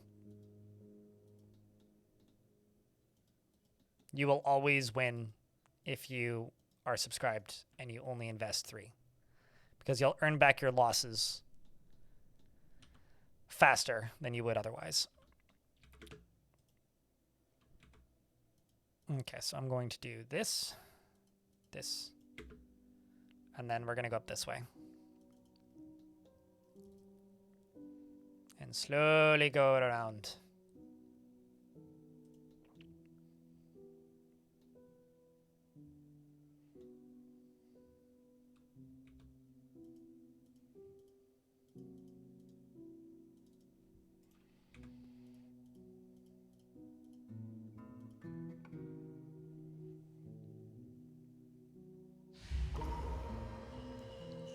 You're gonna go all in? Good luck.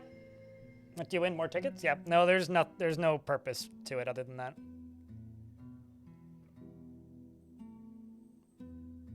Oh, the YouTube channel that makes knives out of random things? Okay. I mean, I guess so.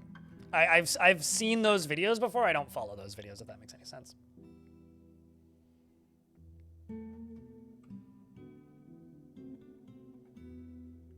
Wouldn't it be good to create a few down ramps into the water? No, there's always water in down ramps. Generally, once a dwarf ends up in the water, if they're thrown in there by a forgotten beast, if I want enhanced safety, I will remove access to the water.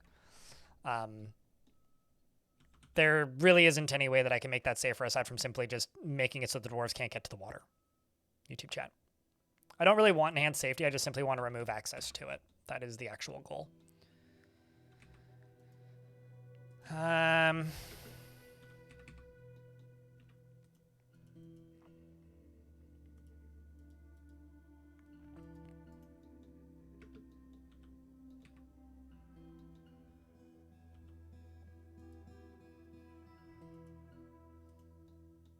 did all those bins end up? Okay, so they're up here in this stockpile. And they're up in this stockpile probably, right? Oh, no. No, because I more or less disabled that stockpile. Oh, I see. I am getting them distributed. Good, good, good. I think I'll actually just go here and say bin.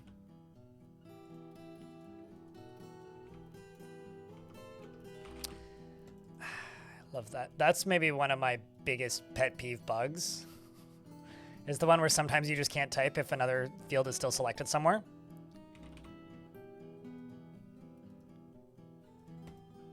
If I were to select a wish list of bugs to be fixed, man, that would be high up there.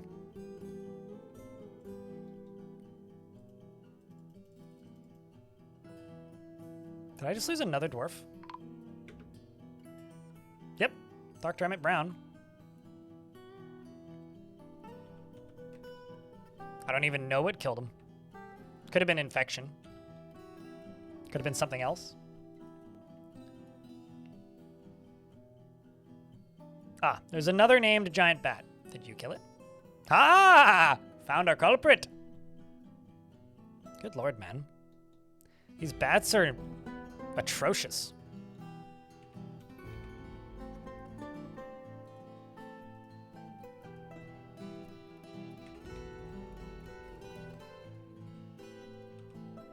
So rest in peace, Dr. Emmett Brown. Dr. Emmett Dwarf. Or don't. I don't know. Maybe they were a bad person. What do I know?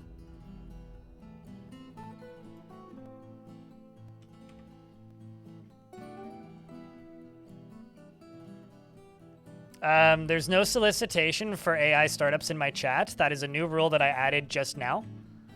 So I'm very offended at the suggestion that you're trying to sell made up or fantastical or real, for that matter, AI startups in my chat. Consider yourself shunned and, I don't know, not a bad person, but like... This dwarf did some work here and is now running, crawling even, for their life. Here come the Marks dwarves to finish the vengeance. It's great training, though. I will say that. It is currently holding a sock, which belongs to that bone doctor.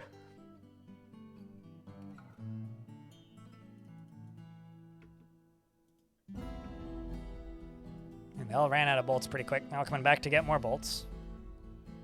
Or should be going to go get more bolts. Yep, they're all off to go get more bolts. Or some of them are.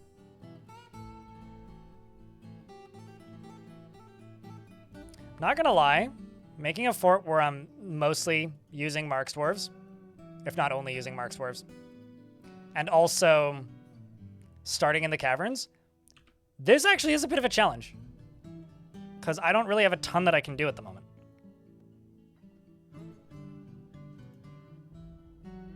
Aside from just hope for the best. And this dwarf over here is just whacking it.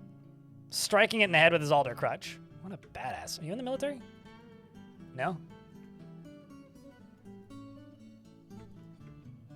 Creature is winded, cannot breathe, will die eventually. Well done. Well done. What a dwarf.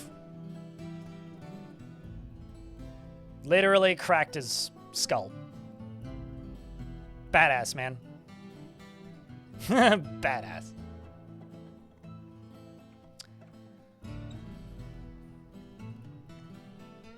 Rest in peace, though, to our doctor. Good Dr. Emmett. Or bad Dr. Emmett. Like I said, I don't know who that is, and that seems like a real person, so I shouldn't say that they're a good person, because maybe they're a bad person. I don't know. Maybe they're a cartoon character. Let's make some green glass coffin. What do I know at the end of the day? Not nothing.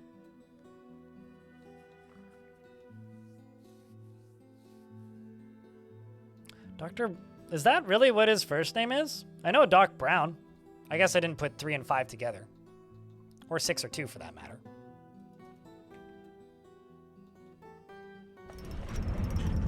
Maybe he was a bad person. I don't know. He was stealing plutonium. The Woodcrafter is created by Austin Lycott, Core Falkash, a tower cap earring. Also, I wonder when I last watched Back to the Future. It's been at least 10 years. I should rewatch that first one. That's a good movie. A tower cap earring and offers it to the Seed of Creation. I will place that in the vault. I don't know. Some people complain that they miss the underground invasions. I think this is more interesting by a lot than the underground invasions, personally.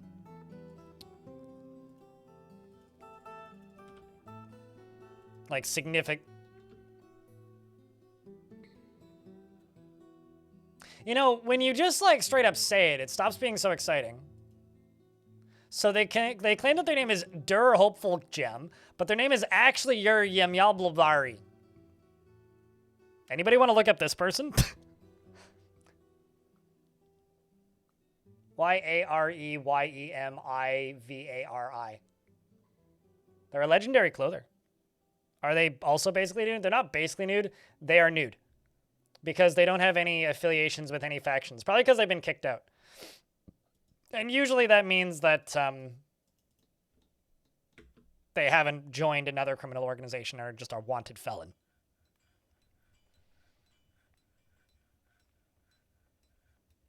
I'm sure they're here to steal my stuff.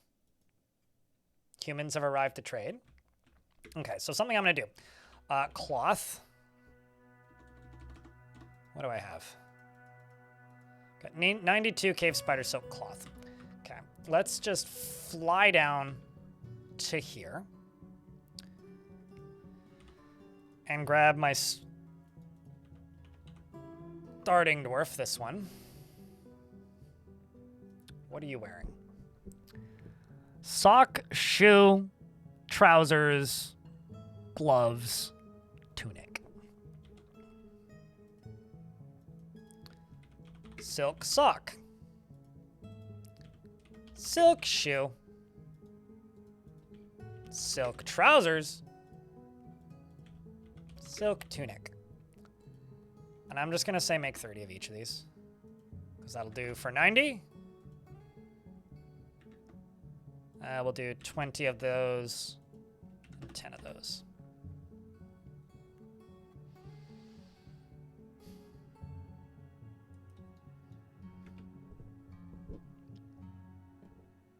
Before you manage to type it in, do you want me to hold it on screen for a sec? Oh shit, this doesn't get bins. Here it is. They're an elf criminal. Here, I'll pop it up for you. Don't worry, I do that too, where I'll be like, sorry, I forgot the name. What? Sorry, I forgot the name. Their name is Yareyemivari. Yeah.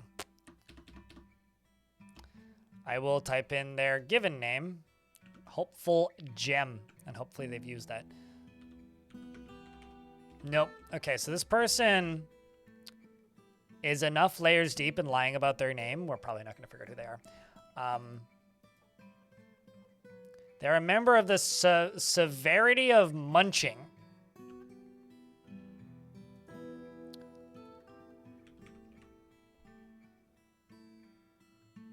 It's taking a second to load.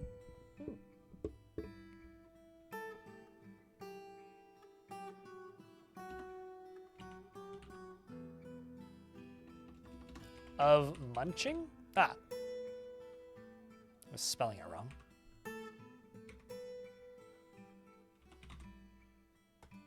I think everybody's trying to access this simultaneously, so it's running slow. Give it a sec.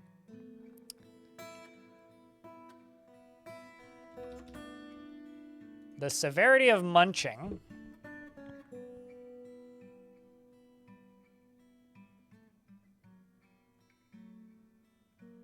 Okay, how old are you?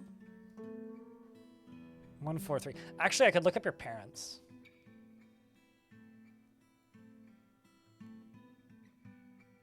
Or your former master, Ova O-M-E.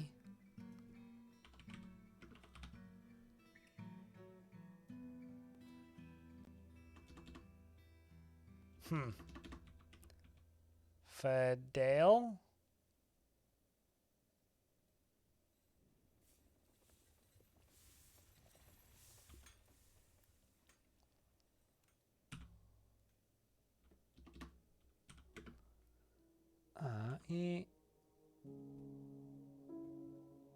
Akumov? No, probably not, because that would be your...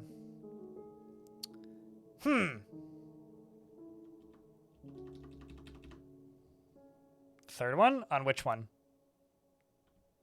This person?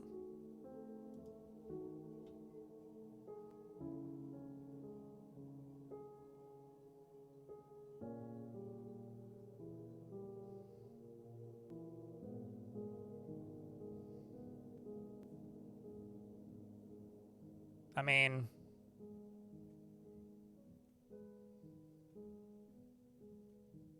Oh, fourth from the top. I see. 1, 2, 3, 4.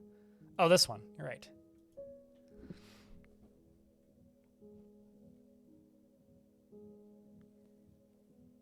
Seems like they just form a lot of false friendships to gain information from people.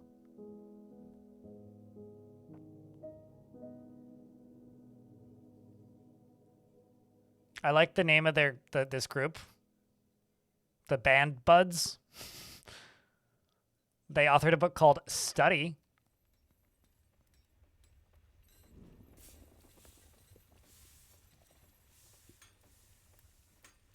Interesting.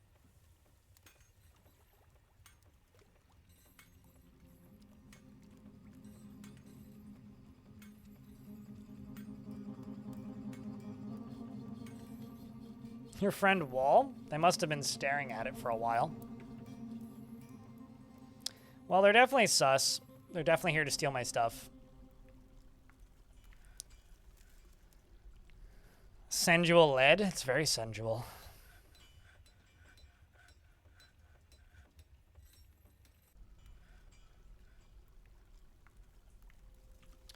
Also gonna take these dwarves and I'm gonna do this.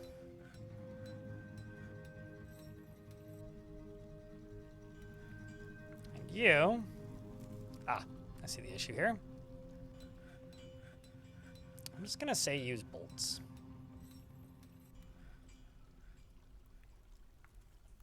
Metal bolts for combat, bolts, bone bolts for training.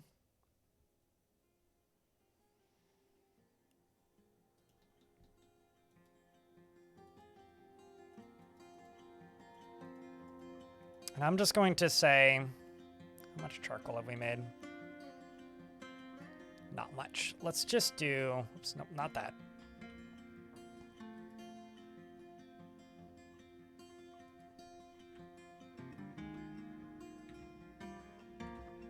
No, let's just say this. We'll make 50 charcoal. If the amount of refined charcoal is below 45, and I've got more than 50 logs. We're just going to do that. Just start refining coal. That's how we're going to do that. I mean, what else would you sing? Molasses? That'd be far too slow. And another thing I'm going to do is I'm going to do rock cabinet. I'm just going to do 40. Get this clothing put away and dealt with. We're now getting some cloth here made, which is the sort of thing you like to see. So all those dwarves that got injured can go get new clothing. I think I'm just going to convert this entirely into a hospital instead of a dorm. It should just be a hospital. Am I really out of boxes?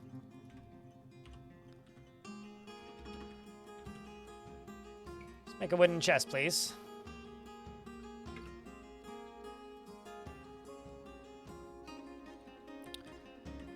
Okay, I need to go around this edge over here. Finish this up. Same with here.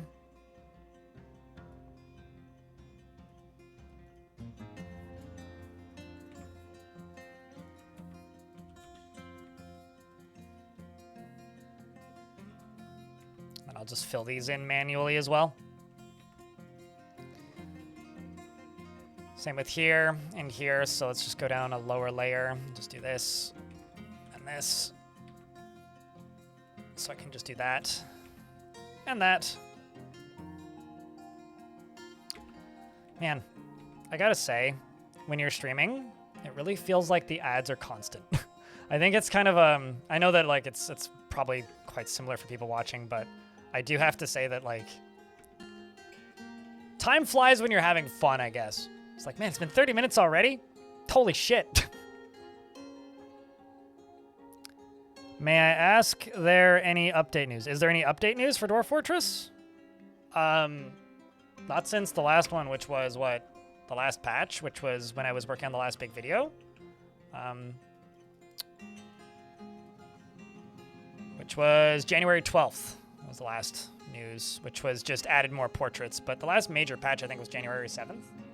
So we've had two patches in January, which is pretty good.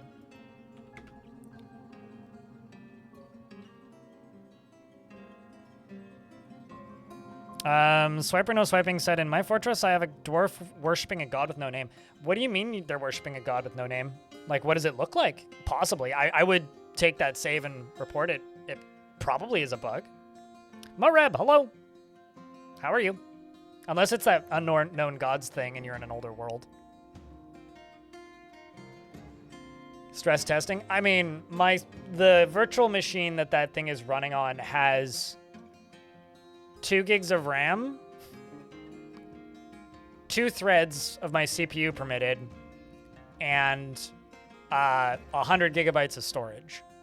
So it's not exactly running on a particularly beefy machine. So I'm sure if there's like 24 people on it, it'll slow down a bit, but that's fine. I don't think the usage is all that high. Okay, this is almost satisfied for that guild hall.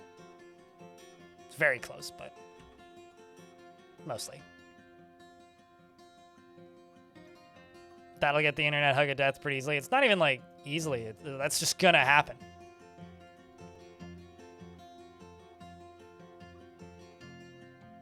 Felt wonder worshipping Dot. You checked whether or not you could build a temple to them. And I can build a temple to blank space. I wonder if, chat, is that, so in YouTube chat, Swiper No Swiping saying that they have the ability to build a temple to blank space. Is that the children are born worshipping unknown gods thing? Because I know that got fixed recently. And it's entirely possible that that could be it. Like, it sounds like it.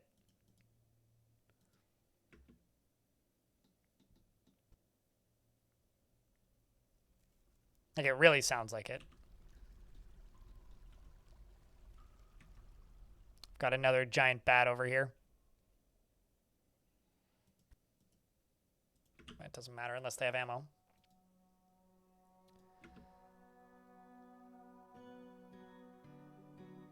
Actually, just gonna leave these on no orders.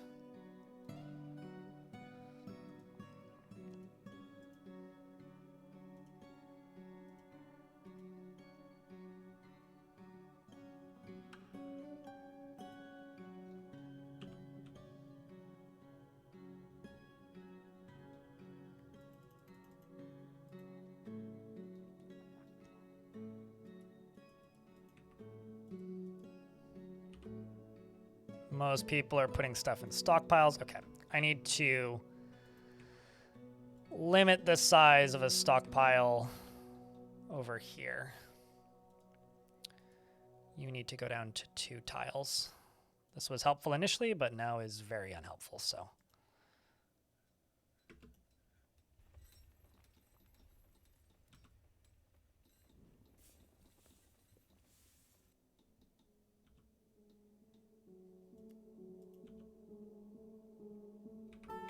And then up here, I need to wall all this off.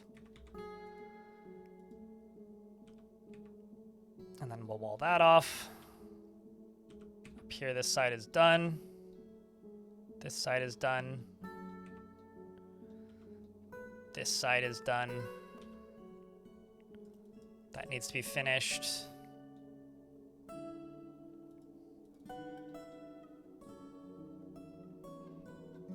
That needs to be finished, and all this needs to be finished. So let's do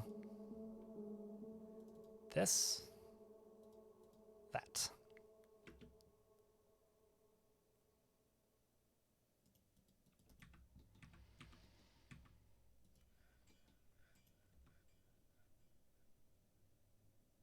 Just need this bat to fly over the edge, and then they'll turn it into pulp.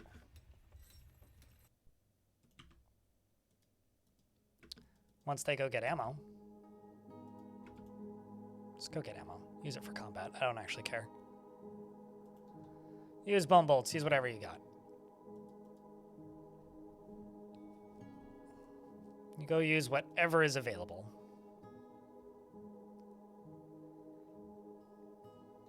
I just don't have enough metal bolts, and I'm trying to just specifically use metal bolts for combat because it's so much more effective, but...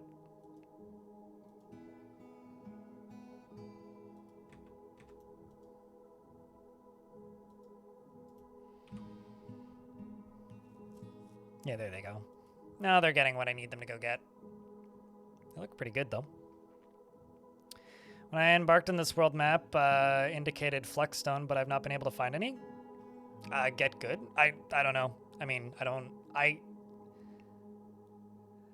have no idea. You know, I've played 15,000 hours of this game. You find it or you don't. Someone in chat who knows more about how rock work than I do might be able to tell you you have to look for these specific indicators to know where to look, but I have no idea. Chat, anybody got ideas? Apologies, I can't be more useful here, but I genuinely have no idea.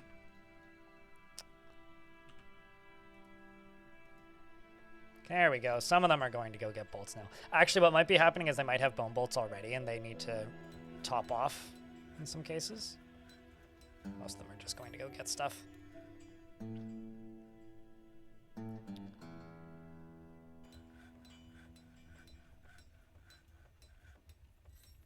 Let's just go to metal armor. Swap out the uniforms is another pretty good way to do it.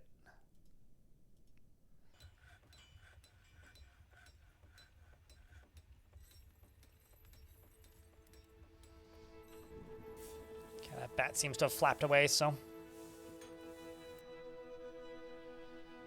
Can dwarves get frostbite? Nope. They've never been able to get frostbite. The only heat-related issue they can have is, I am in a brick of ice, or I am on fire, and that's it. So for the most part, you don't really need to worry about such things.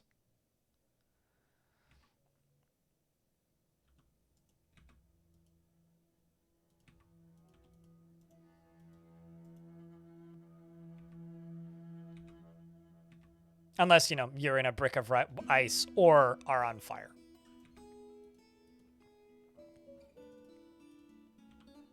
As both of those things are not optimal for long-term existence.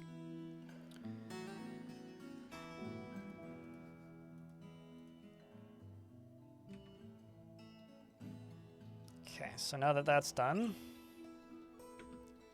let's go back over to here, do this, that, and that. You along there, you right there, you right there, and then all the way back there once we have it.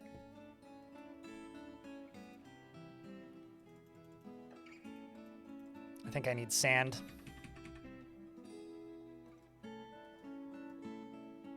No, I do not.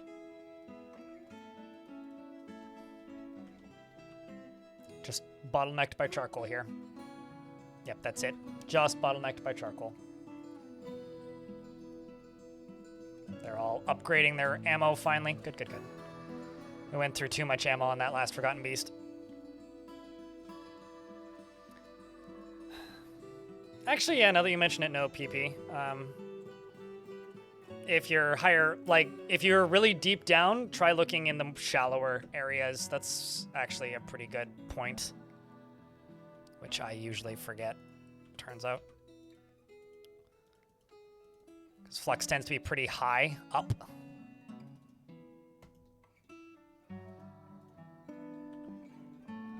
Okay, so now that I'm all the way up to there, I can now go along here and do this and that, and then I just need to plop one right there, one right there, one right there. And then we are mostly done.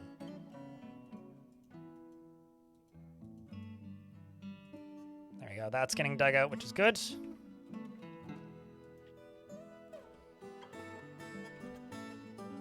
You're getting done right there. Oh, that's kind of annoying. Because now these will get canceled unless that one's done first. Nope, that one's done first. Good. Less annoying. So it seems like they're all queued up, so I'll just queue up that last one right there.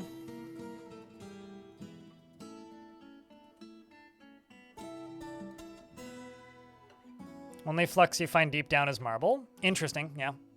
Yeah, I think in this map, because we have flux in this map, and in this map, it's like... Yeah, I've got chalk, like, right away. That's my flux. But then, like, I haven't seen anything further down, so...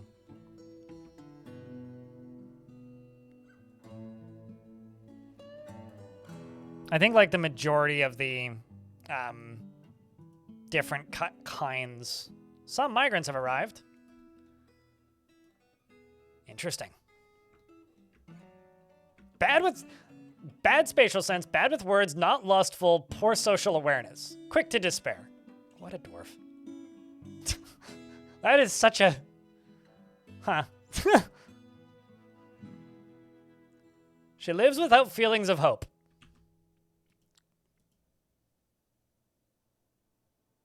Well, good luck there, dwarf.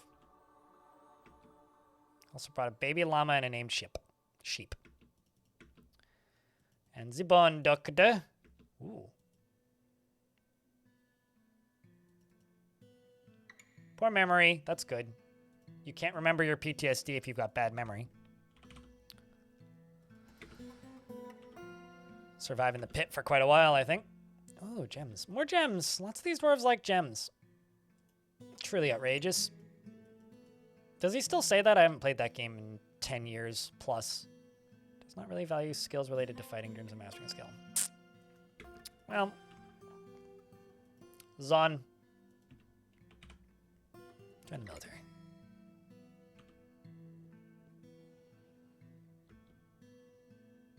How is Wet Dwarf alive and not murked in a bar fight?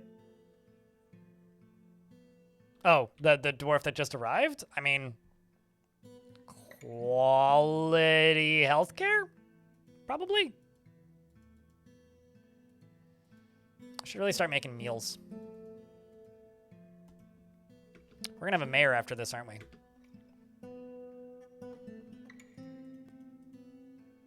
No, maybe not. I said that as the migrant wave ended.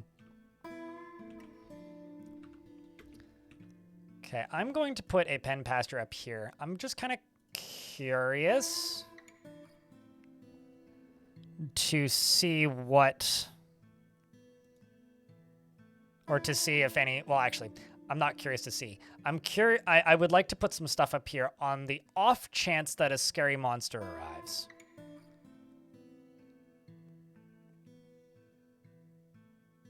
Yeah, that's what I'm gonna do. I'm just gonna pen pasture that bunny up there, and it'll tell me if there's a monster murdering it. Such as, you know, a were creature.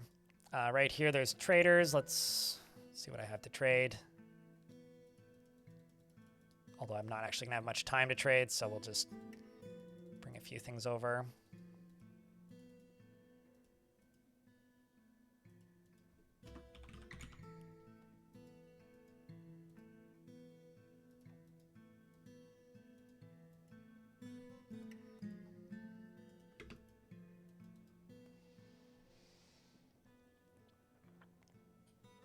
Mayor needs 50 dwarfs, yes.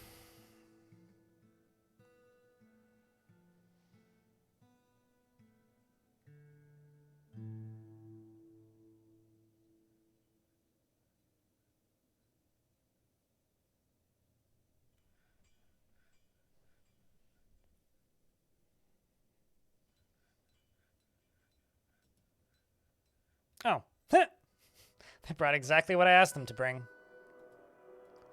And I can't afford any of them. So what I'm going to do is I'm going to go... What are some higher value bins I have that I could sell?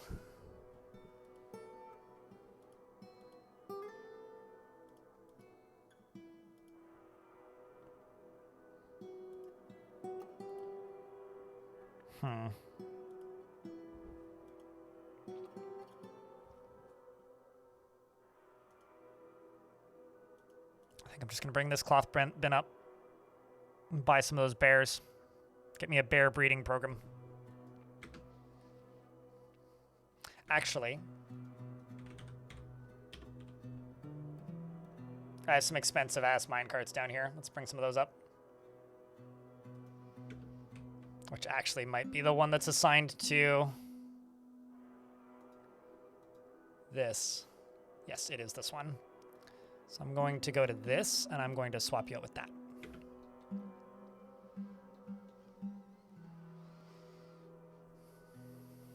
Oh no, they left! Well, fug. So much for that. Chat, I fucked up.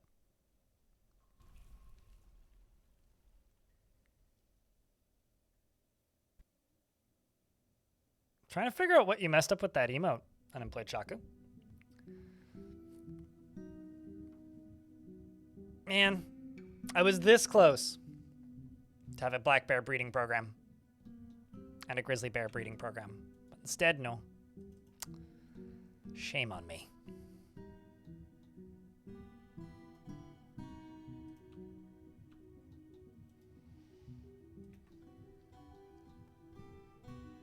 Okay, well, let's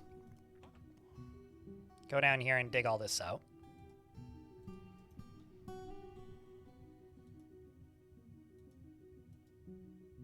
Satisfied at work, you're improving clothes making. I'm gonna get you to cut gems. Let's just do the blue jades. Let's do these. Let's do picture jaspers. Let's do wood opals. I'm doing all the lower-ish quality gems so that when I get through that initial supply,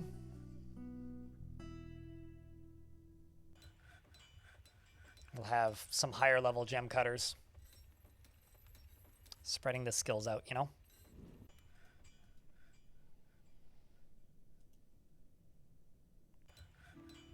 It doesn't show up for me on my screen, though. That's the thing, Shaku. Like, the evil one did, but Deep OX Dead didn't. Maybe it's on my end, I don't know. I think so. Chuck King of Chairs in YouTube chat.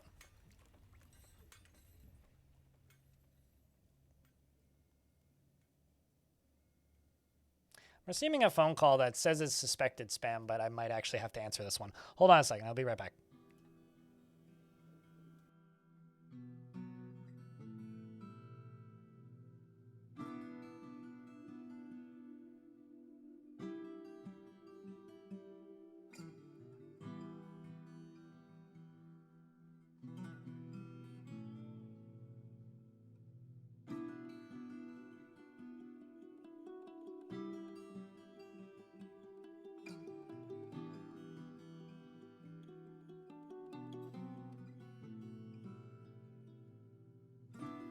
Well, that's kind of funny.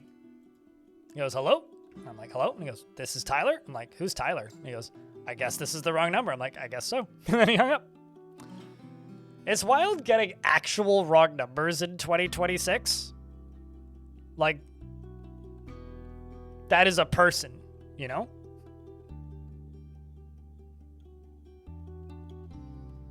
It's especially weird when it's a person. Like, I think I've gotten at least 2 legitimate wrong numbers so far this year.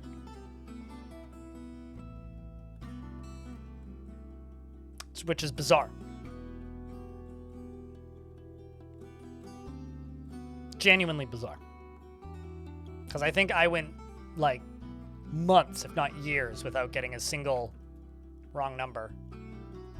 And now I'm getting them, like, kind of frequently enough that I notice. Which is odd.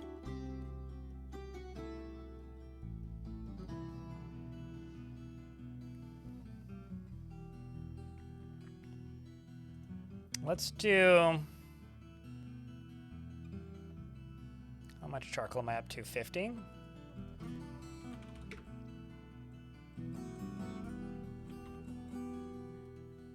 Let's try and do 10 iron shields. And I'm also going to go to you. I'm going to say smelt lemonite. We'll just do 10 of those.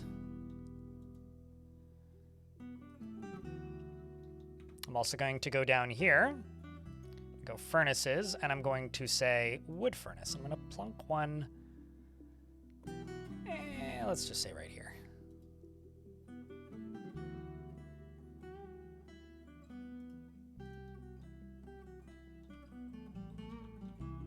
Let's pop up to here. This side's done. Over here, I just need to do this. And that. And then this side is done. I then need to fill that back in. If I go over to here, this needs a block right there. This side is done. This side is done. That side is done. Then I need to go over to this side. And now I got to start working on this.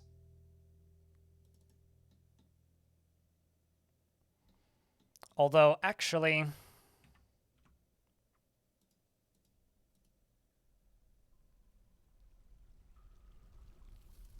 As phone bull? You mean, like, do people use AI to make spam calls?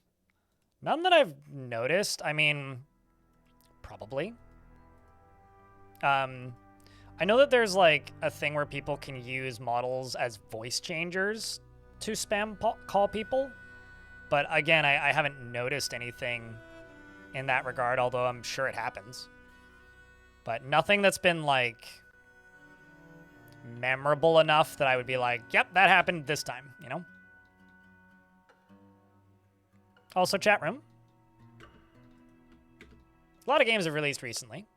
The world is fucking stressful. And it's January. So what I have to say, well, it's Tyler, not Taylor, but unless that's how you spell Tyler. I've skipped the A whenever I've spelled the word Tyler, but maybe there is a way to spell Tyler that way. If you're hanging out in the chats, just help me keep those chats moving. You know? That's all I really ask. We've made the daily minimum due to resubs today, which is great. But the biggest thing that you can do for me today and this month in general is just help me keep that chat moving. Greatly appreciate it. We're going to put a pen pasture over here. I'm going to move the sheep over here for now. Ram. Lamb. God damn. I mean...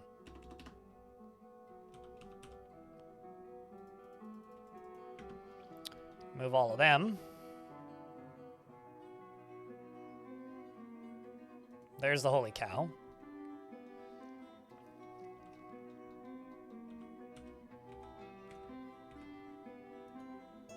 Gonna go up to this point. Gonna dig through that. And then we're going to build all the way along up there. And then I just need to wall off this, although this side's going to kind of suck.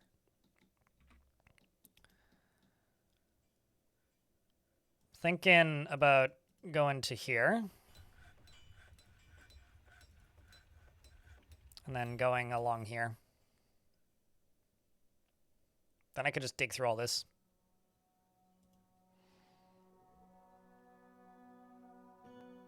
You had an AI spam call living in Germany. Guess that they can't speak German well enough they use AI. It wasn't a voice changer. It was just an AI voice.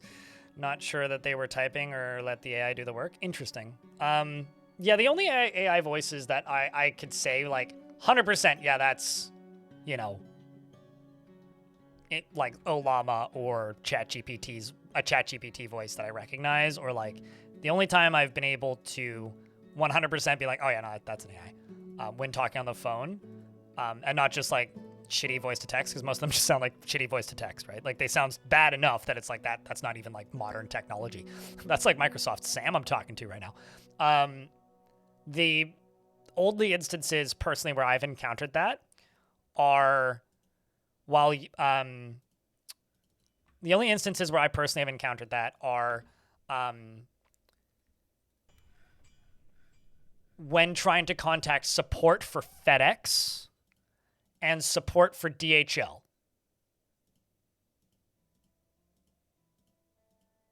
So those are the two instances where I've encountered that. And it's like, without a shadow of a doubt, like, why did you fire? Like, there was one point where, like, I did actually manage to do the thing. It was just like a more convoluted, less responsive, worse version of the old, like, press 1 for this menu thing that you get on phones. And the result was, like, I finally managed to locate my package. Like, everything was finally starting to sort its shit out. And you want to know what the end was? What the end result was? I need to kill this troglodyte. The end result was,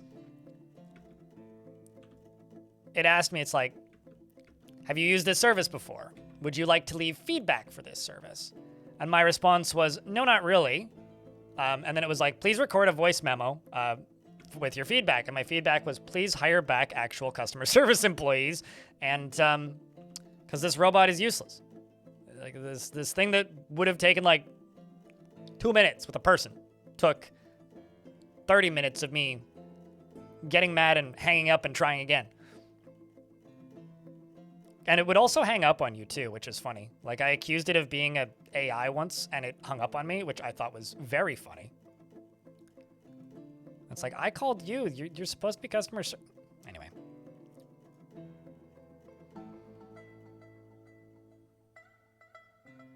And the classic streamer sub-message.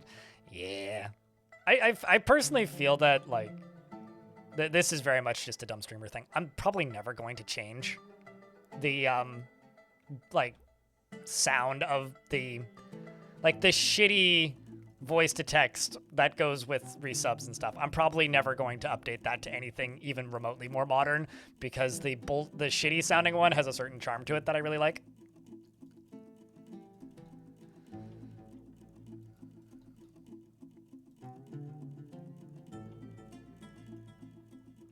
Okay, so this right here, I need a chest. Oops, not right there. I need a chest. I'm gonna fill this up with more flooring.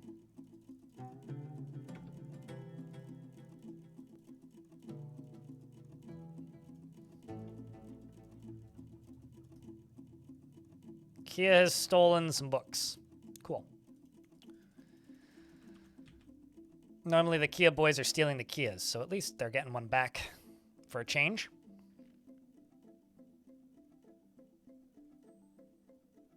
You once had an AI argue that 400 megabytes was the same as 400 gigabytes and argued with you. Finally, you won. It claimed I asked the question wrong. Man, it's like fighting with a child. That's funny. I'm like morbidly fascinated. Also, chat, for those of you who care, investments are open. I'm morbidly fascinated by companies and brands that are developing signs of AI psychosis. Like when it's just, we're sort of like, you know, when suddenly Sonic got funny on social media? Not the fast food chain, but I mean like the Hedgehog got funny. But instead, when like somebody who's managing a social media account falls too deep into borderline dangerous rabbit holes when it comes to AI, if not dangerous ones, and then they just start spewing like pseudo tech religious nonsense, because there's a couple of them right now.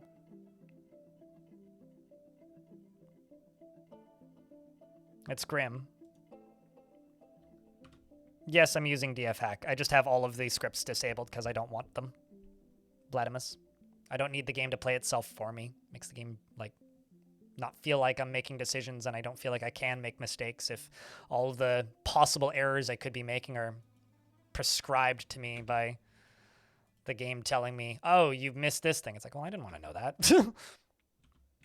So yes, I use DFHack, but I don't utilize every feature of DFHack.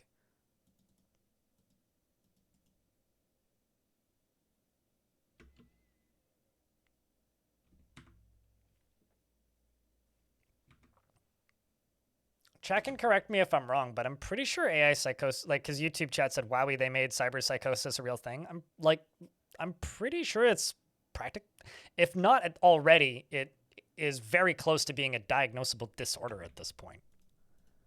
It's basically like, you know, delusions of grandeur or a psychotic break, except instead of our more traditional definitions of it, it's like it's induced because, like, you are convinced that everything that whatever chatbot you're talking to says is real. You convince yourself that that stuff's real. It's actually kind of scary. Like AI-induced psychotic breaks. It makes me wonder if it's happened to some people in chat, actually. Because, like, I had a viewer who I won't name, but frequented the stream for quite a long time. And that viewer one day, I can't remember what I was saying. I was frustrated about something to do with some LLM appearing in software I was using at the time. And this one person in chat just started very heavily defending it and said that it was like changing his life for the better forever. And that kind of devolved into a little bit of an argument, and I haven't seen the guy since. I hope he's okay. Like this was like a year plus ago.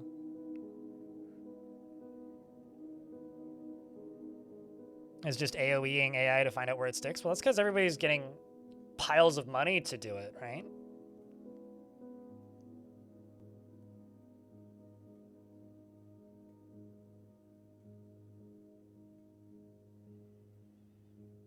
AI can trash your mental health if you're not careful?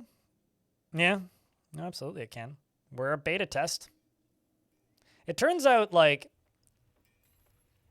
people used to think that, like, Cleverbot was real, and Cleverbot wasn't very clever, right?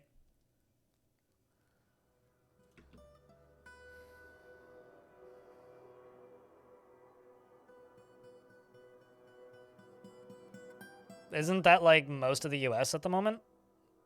Letteran? Like, any rural area is just, like...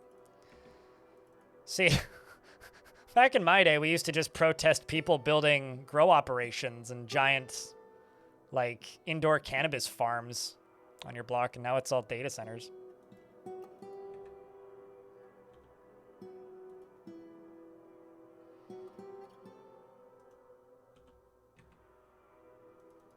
Ironically, like, I'm not against data centers. I am, however, against turning the entire planet into a data center. Like, we need data centers. We need those. Those are useful. But there's a thing... Well, maybe not a thing. The issue, however, is when it becomes, like, irresponsible overdevelopment, right? That's the issue I have. I'm trying to figure out how is best to wall this area off.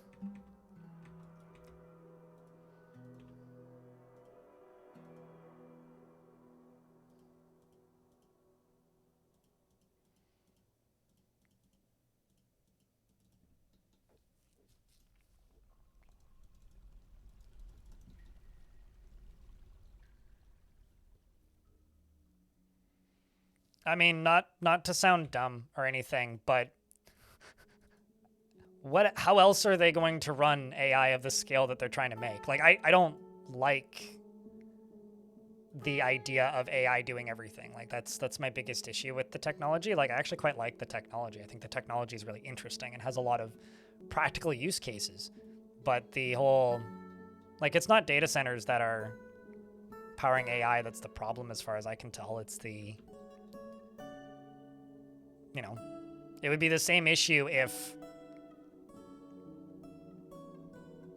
I don't know. It's hard to say.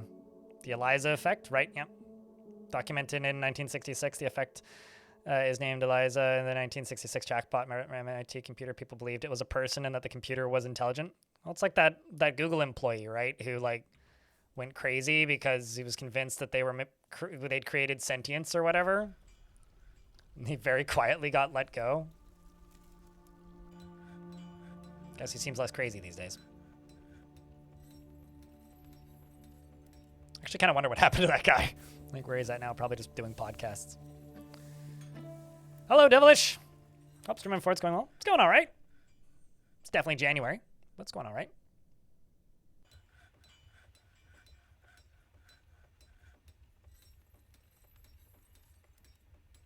Water takes time to clean again to use for drinking and other applications. Yeah, that's what I'm saying. Like, data centers in and of themselves aren't the issue. What the issue is the irresponsible overdevelopment of data centers. Like, I'm drawing a pretty, well, as clear a line, I guess, as I can here. Because, like, you need a data center. Like, there is a tiny data center right there, right? Right. My finger's on it. It's called my server, right? Like, we need that. That needs to exist. Like, you can't get rid of data centers, period. What you can do is build them a reasonable size where they make sense to be located. I didn't do anything of the sort. I poked it abruptly. Later on. Just got in and out of the rain for the day. You working right now, Devilish? I feel like I haven't seen you in a minute, but maybe I'm just like, I've been very spacey the last few weeks and missing things in chat. That sounds like a good way to get a pretty bad burn on your finger, Bison. That's all right, wait, hold on, Georgie Pye, are you calling her an old movie? She became convinced. Friend built a GPT friend. And she became convinced that it's sentient, and she has a very dependent relationship with it. That's fucking terrifying. Said Joel.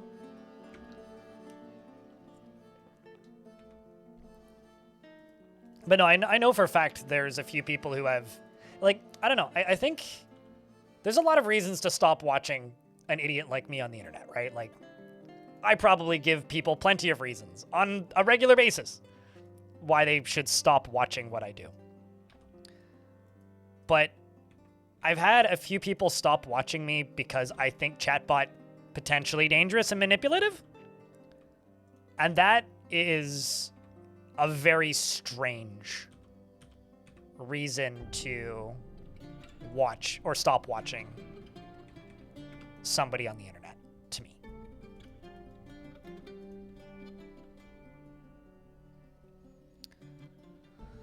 I once forgot the cooler and touched it, and it felt like the Men in Black scene when they, oh no, when they burn their fingerprints off. Good lord, yeah, no, that would hurt. Fuck that. Owie. Your poor fingy.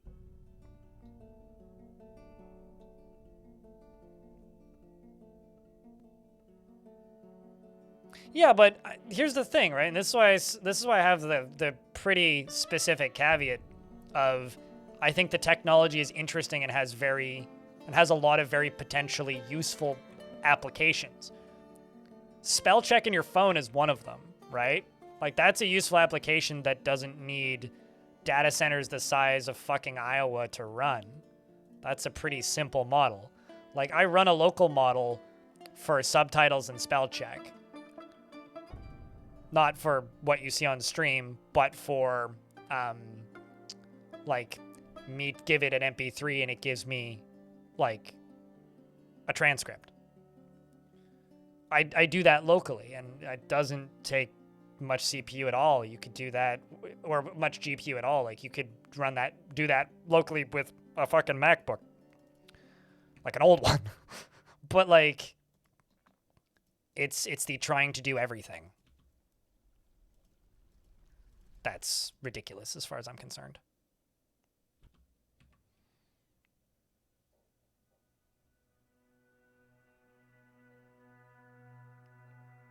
I don't actually see it as all that polarizing. Stratature, hello. It's good to see you. Hype it down. I don't see it as polarizing at all. I think people can see a inflation bubble. I mean, if you learn about history, this has happened before with different industries where a new technology comes into existence and has some uses, and people try to figure out the uses.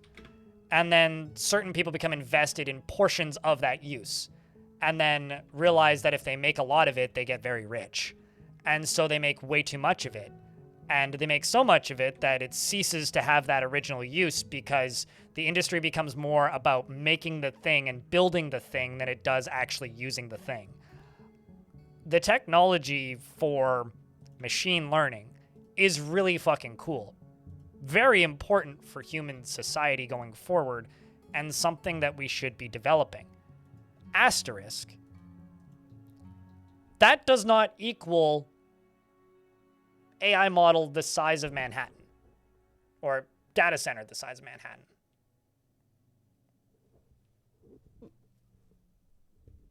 You know, it's like if you play... It's like if you play wood cutting in RuneScape, right? And then you're like, I'm going to put all... Oh, actually, how do I put this? It's like if your entire income source in RuneScape is rune running, okay? And all you do is you run runes from this place, where is you run to the place where people mine rune ore, and then you run to the guy who make the rune, you make the rune, and then you go to another guy who gives you cash so that he can stand in the bank and sell it. And you're like, sweet, I have this industry. This is very profitable for me. So you and 25 friends, you all get together and you start just rune running and making fuck tons of money. And then the Grand Exchange comes out and you're like, well, now this has no reason to exist anymore. And then your entire industry collapses. I don't want that to happen to tech.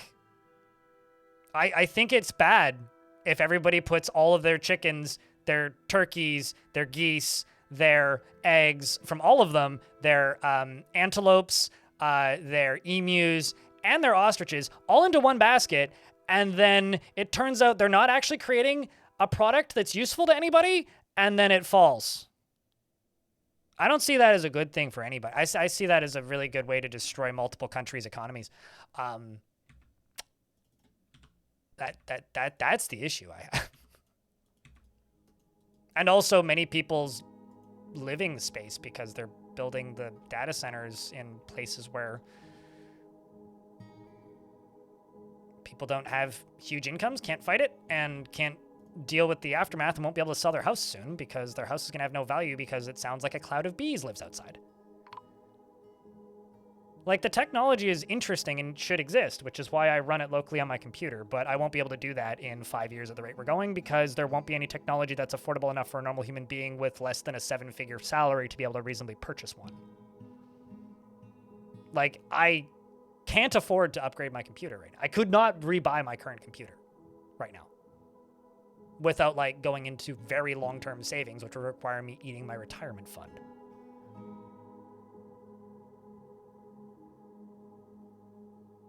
No, absolutely. Like, it's an excellent accessibility tool. It's an excellent, like, very hyper-specific study tool. It is a terrifying way to mass surveil entire countries. It is a very useful implication of spell check. There are applications where it's useful, but most of those can run locally. Like, it's this image generation bullshit and the video generation bullshit and the, like, mass quote-unquote false intelligence bullshit that requires the data centers that big. Like, what should be an interesting niche of the tech sector, and has been an interesting niche of the tech sector for a very long time, is just being sold to make NVIDIA very rich and CoreWeave a very rich, wealthy thing that's going to eventually create a lot of dead malls that are actually data centers.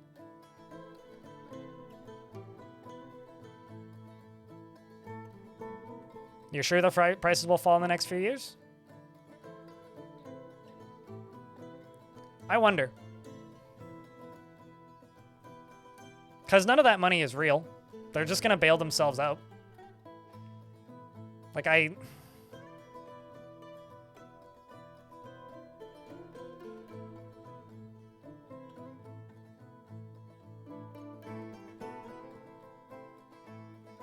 also, like, how do I put this?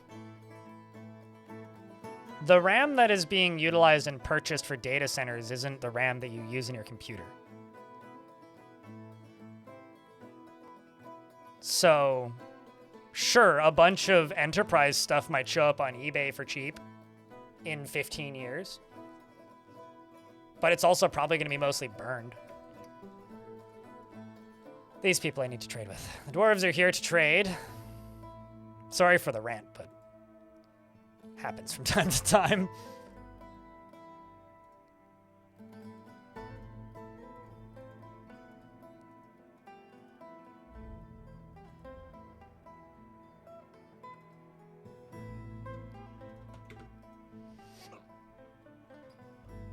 You came for the rant, did you now?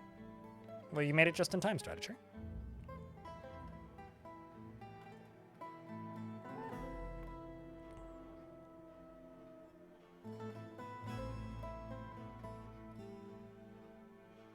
I don't know. The reason I don't like the fact that the money is in applications, Sigil, is...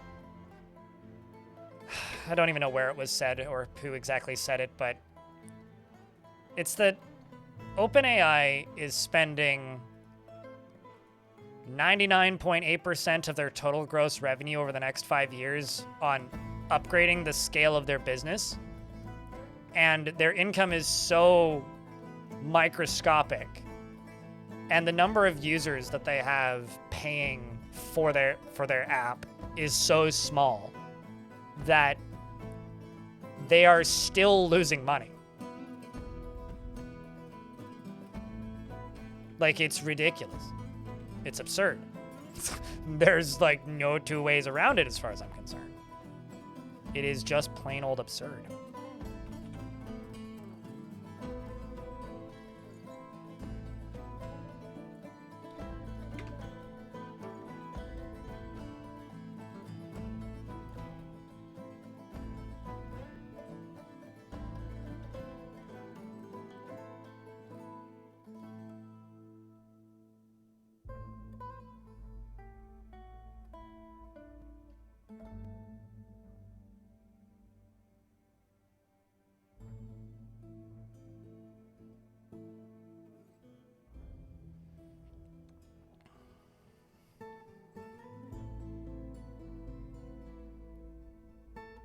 If you think that the headlines are clickbait,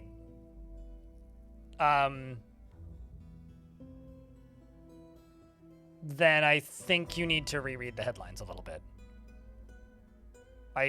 There's very little in the way of clickbait when it comes to the overuse and overreach of the tech sector.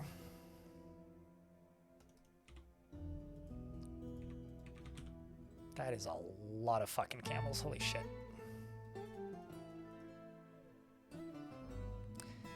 Although, actually, I could probably sell a bunch of these.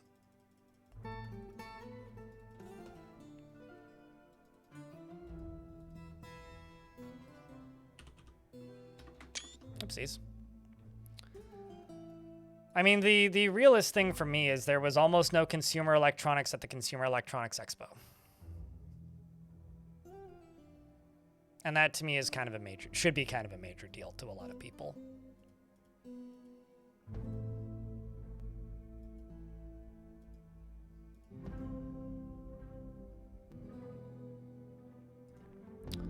Let's make another 20 wooden cages.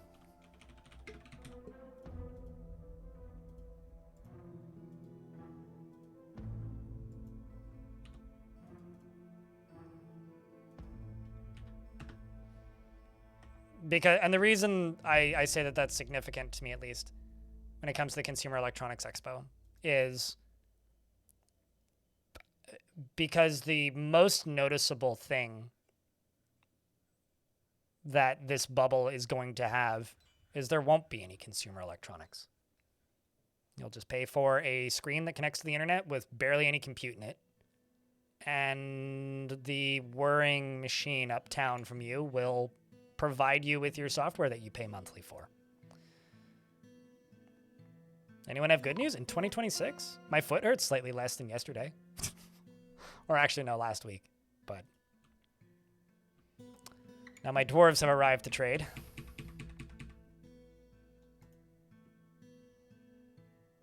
That's what's going to happen. I mean, genuinely, like I said earlier, if I had to rebuy my computer right now, I couldn't afford it. I would have to build a DDR4 PC right now. I would have to downgrade my PC if I had to build a new computer. Bruce Springsteen put out a new song. That might be good news. I don't know. Is it good? I like the song he did with the Killers a few years back. I think that's the last time I listened to Bruce Springsteen.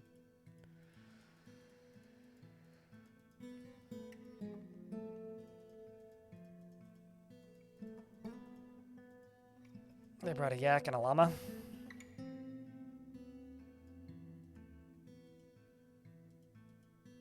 Of course they can't carry this. How much weight does that have? Kind of a lot. Boulders.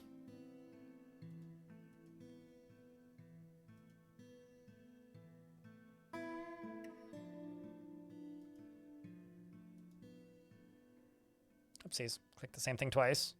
But now it's too much weight. Holy shit, okay, I guess it makes sense that the giant one-humped camel would be significantly larger. Why does it cost the same amount, though? I should just butcher the giant one-humped camel. So I've got camels and giant camels in here for some reason. I don't actually know where those came from. But I'm going to trade with them. And trade with the other faction who's still unloading. Also, last was 12 years old. Kind of felt like it was. It will go up strongly. Yeah, no, absolutely. That's a good run.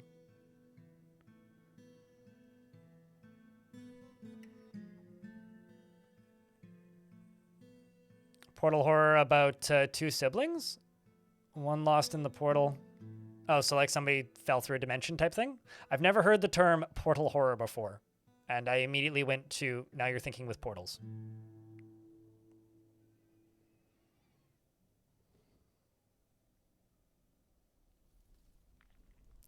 So Sigil in YouTube chat says, agree 100%, but model builders are infrastructure companies. The core weaves are infrastructure companies. They haven't really made the turn to applications. I don't think they are reliable, dependable, or should be allowed to own the means, the infrastructure, and the product. It's building a de facto monopoly. I don't think that's saying we need to give them a chance to make the thing. Okay, so that is more or less like saying we need to pave the entirety of a country so that we can build more optimized cities. We don't know what'll happen when we pave the entire country, but we have to destroy your house first. It'll be better, I swear. I don't truck with that. Doesn't matter if it's just a tech demo. I don't think that is building a better world for anybody. Period. I don't fucking care. That's all I have to say. Also, tomorrow you will have a mobbing-related lecture. What's a mobbing-related lecture? And I get some more migrants. Now we're probably going to get... Whoa. Accomplished siege operator. Low willpower. Poor analytical ability. You got hit in the head a couple times while you were training, I guess.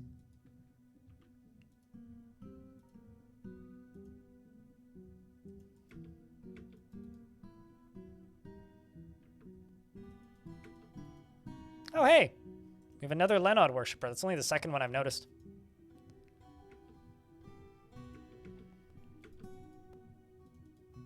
Two, in fact.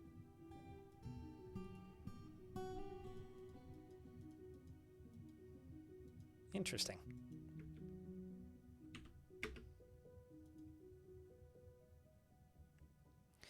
On the subject of Better Worlds, you got yourself a Matrix account some hours ago? Any particular reason? I tried running a Matrix space for a bit and kind of gave up. Just to see if I could run one behind the scenes to see if it would be a viable alternative, and I've come to the determination that it is not. But if you have better results than me, I would be open to hearing it. Patient but resilient. She's put off by the idea of friends and has a deep dislike of the natural world.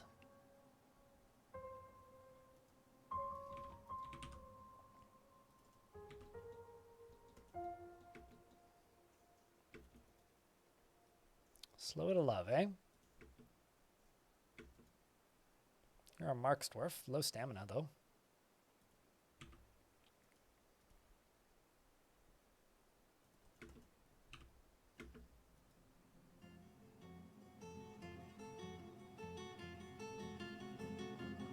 When you bully somebody at work and they get bullied by management, of course that happened because one of the managers tried to bully one employee. Lovely. I have a shitty question, but I have to ask Trigon. Did the employee deserve it? Or was the manager just being shitty?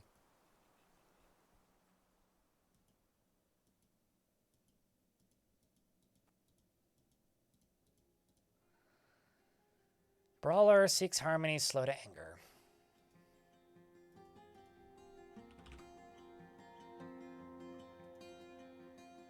Mathful. Quick math.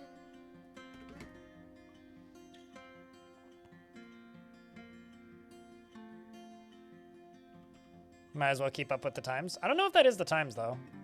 I mean, maybe it is. If more people are picking up that software, that's interesting, but... I feel like you... I'm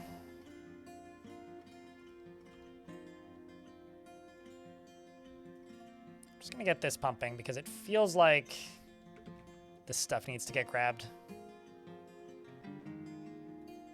Same with that stuff, actually. Or I could just, like, forbid you and forbid you. Turn you off. And tell them to go equip something else.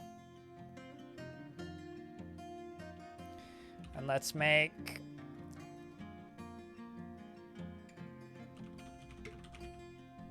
ten more wooden crossbows. And let's get this shit done.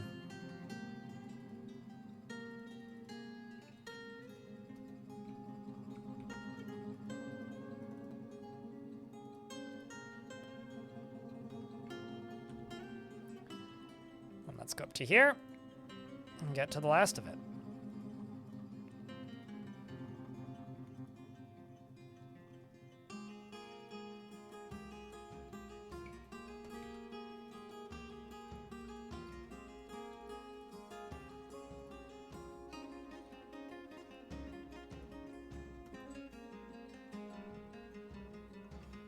Making a Tower of Babel fort?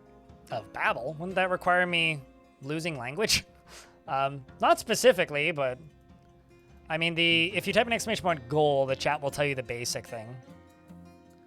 Turned out that said employee knew their rights and knew their job contract and filed an official complaint. Then the managers did a meeting and pondered and decided that the manager's action was in fact not mobbing. Great. Of course. To be fair, the situation escalated stupidly. I bet the manager felt like his authority was being stepped on. Yeah, fair. Sucks. On all counts, like everything about that sucks. Devet meets with the outpost liaison Cole. That's a new outpost liaison.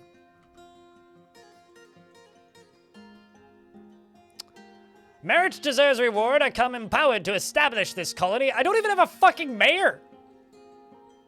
My God, man. What do you think, chat? I mean, we have to accept it, right? We have to.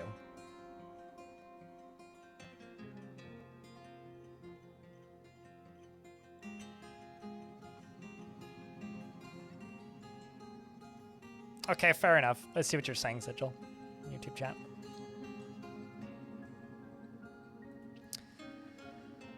All right, well, there's only one good result for this, and that's Devet.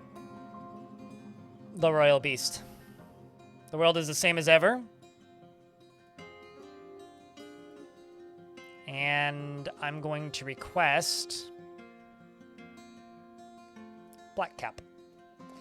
And they want cheese and scepters. Okie dokie. With the Necromancer Queen, I haven't been looking for her. Things have been pretty busy in this fort so far. Lots of chaos and unexpected surprise deaths. So it's been a bit chaotic, shall we say.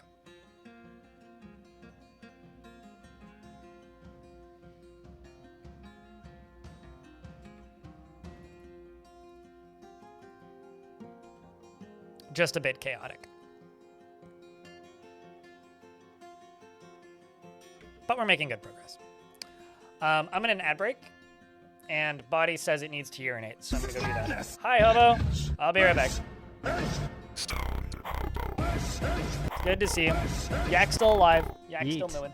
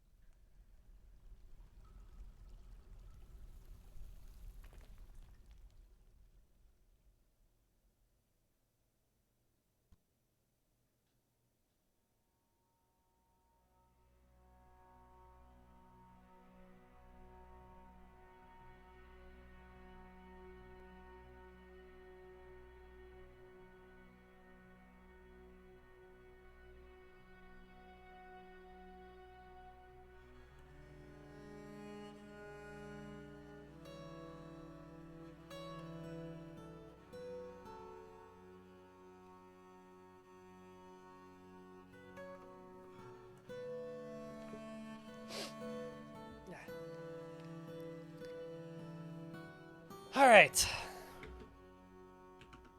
But yeah, we're skipping directly over having a mayor and straight into having a baron.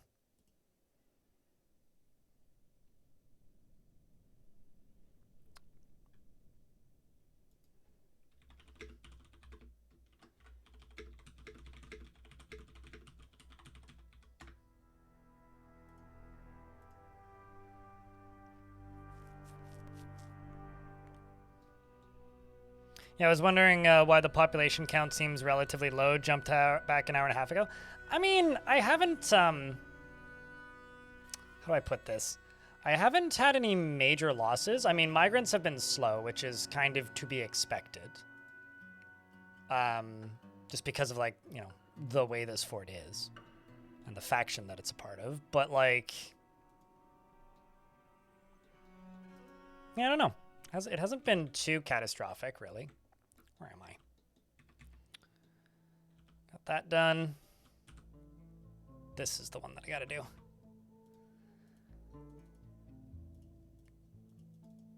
Then I gotta clear that off, and then that'll be you done. And then we'll be much safer once all of this is finished. And then I can start working on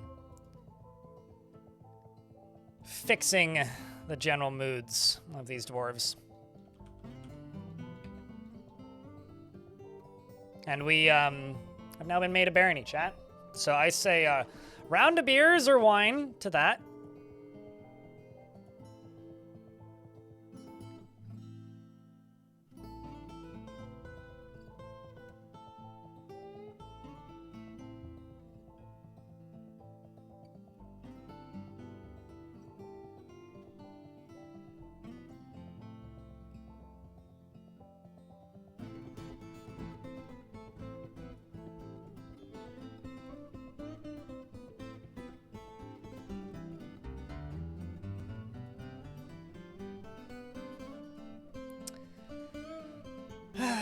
Boy, I got a DM I gotta read later. Apparently a concert that I have tickets for has been postponed, which means that now I'm suddenly wondering if I'll even be able to go.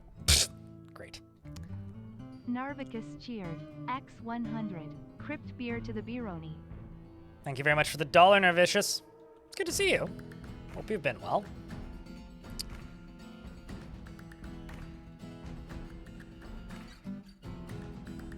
Okay. Gonna do that. Okay. I've lost where I was building, which is over here. Unforbid you. I could do that. I could do this. And then, actually, no, screw it. I'm not going to do this. I'm just going to build a stairwell up here.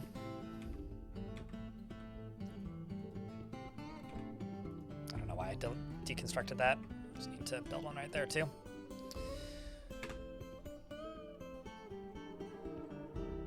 Well, thank you, handsome Reziv. Assuming I'm not butchering your name. Cheers, mate. All right.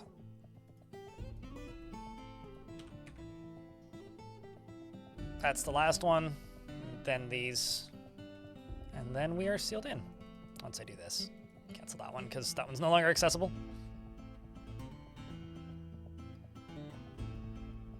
I don't know. Love's a strong word. There's very few things I love in life. But if you get value or enjoy the stuff that I make, that's cool. I don't know if I would consider that's quite at the tier of love, but I'm very cautious with that word in life. Maybe that says more about me than anything, though.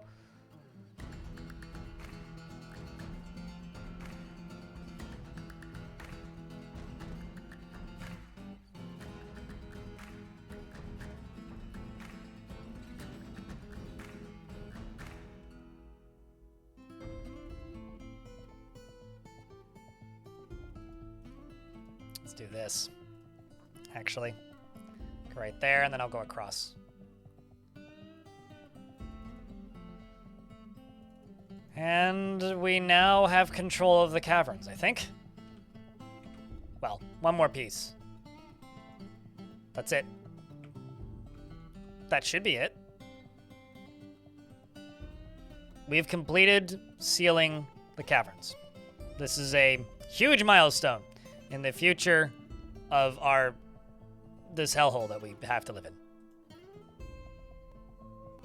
I don't know what to say or what to do. I don't really have a speech prepared. I don't really have a ribbon cutting ceremony planned. All I can say is that we have a defendable fortress now. Well, at the very least, we can seal out the bad things. Which is maybe half the battle in some ways. So that's pretty cool. The other thing I'm going to do is I'm going to go right here. And I'm going to make us a well that is clean. And we have a potash maker that's been taken by a Fey Mood.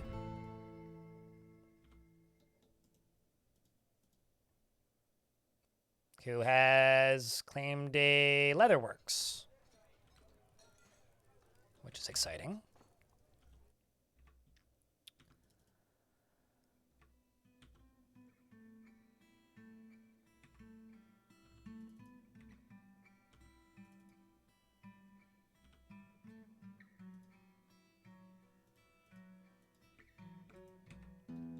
And what I would like to do here is go down into here, do this. Actually, I could just get rid of these corners.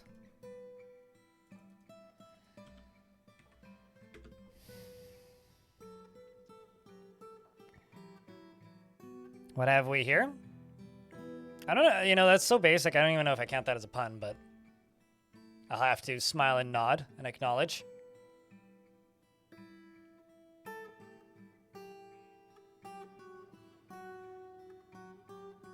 Our 4 dwarves fought to defend these caverns from flying animals. You know, you are correct. Yeah.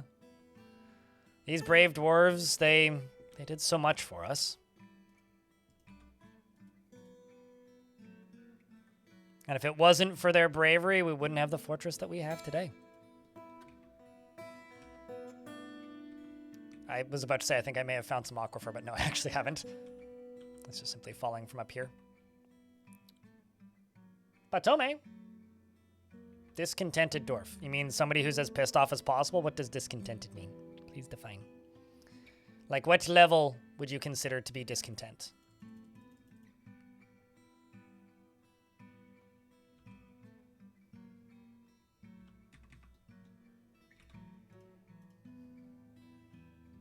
Mildly irked. So the not yellow one, but the gray, like the lightest orange one? Like what that definition doesn't help much. I mean, it helps a bit, but it ain't the most clear.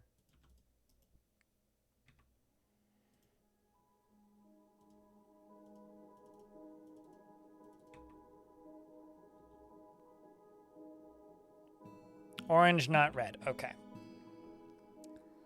So one of these guys.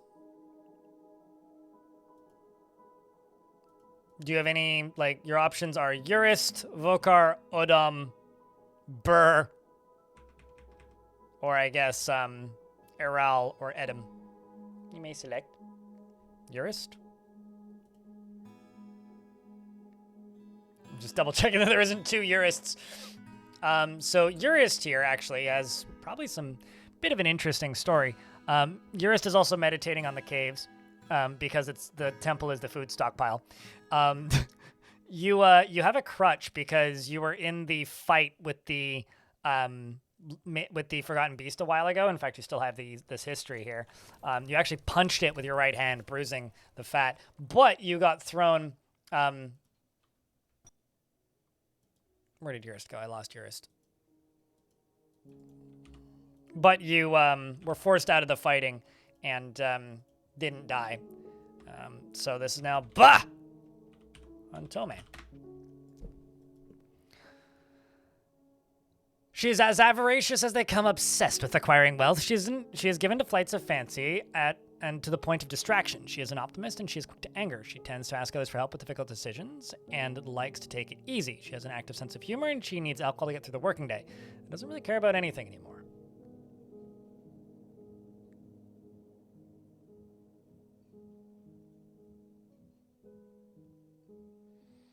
You punched a forgotten beast? Oh, yeah. She dreams of raising a family and personally believes that a peaceful and ordered society without forgotten beasts is best. She values tranquility and a peaceful day and is somewhat put off by trade and commerce. She doesn't particularly care about craftsdwarfship. Also need to check something.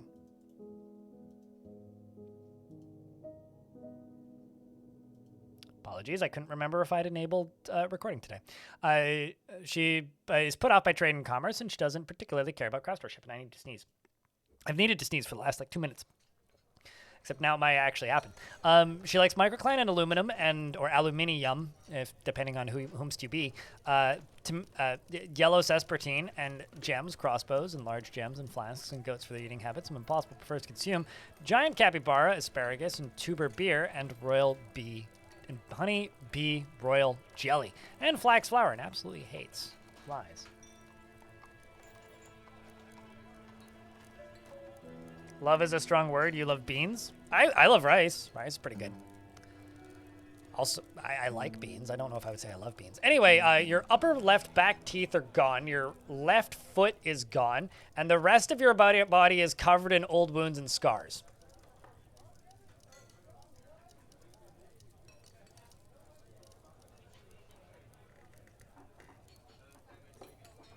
Meaning you just have like 2 front teeth left, basically. And you're missing a foot.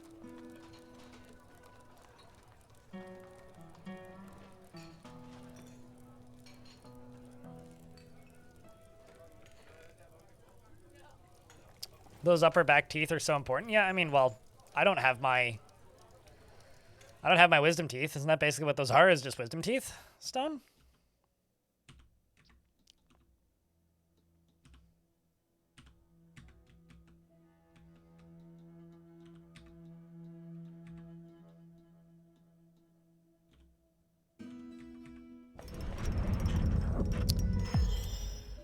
Meanwhile, Kel, the potash maker, has created a dashok.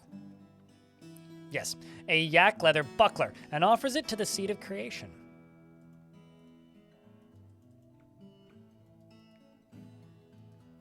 That's cool.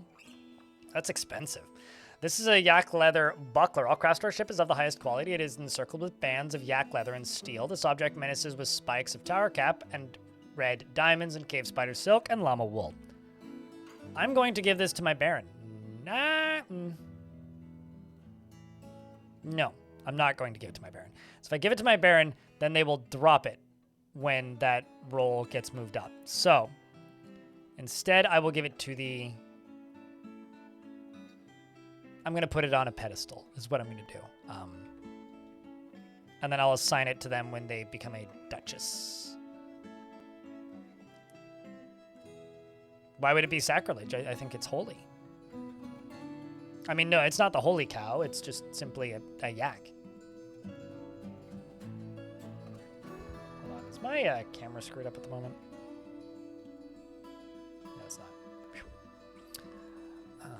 Buckler.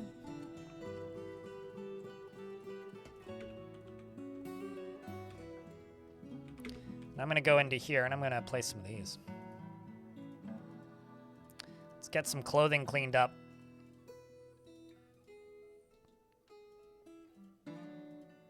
I also need more bedrooms.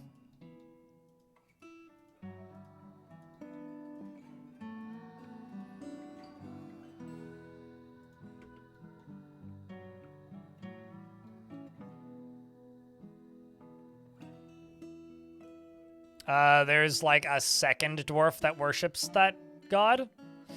This is the reason why when chat was like, hey, maybe you could just like expel anybody who doesn't worship that god. I was like, fuck no, that's a terrible idea. And the reason I'm happy that I stand by that take is because I have so few dwarves that actually worship that god. Like it seems like a fun gimmick, but in reality, it's like you just get no dwarves. You would have a population of 2.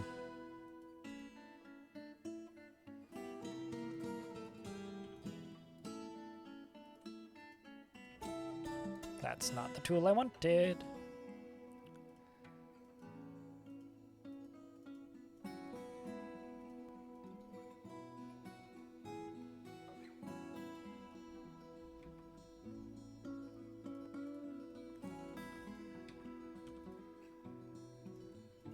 Some more beds can get made. Okay. Then over here I'm gonna place one of those. And over here I'm gonna place one of those so we can get these clothes dealt with. And I need kind of a lot of extra bedrooms.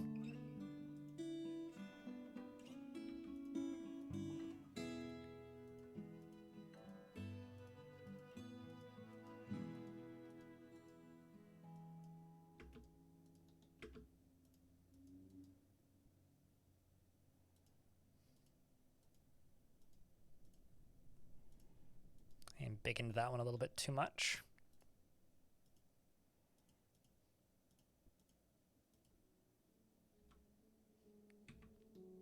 It's fine. Underground rooms is a good idea. It's also nice because you don't need to make doors for every single one of them. I do it if I'm a little bit worried that my population is going to be limited in size.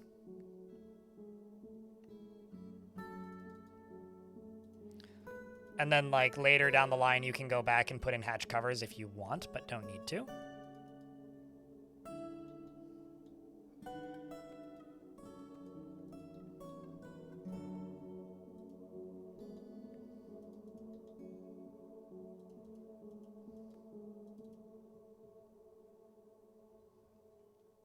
No, because they're considered enclosed space without a door.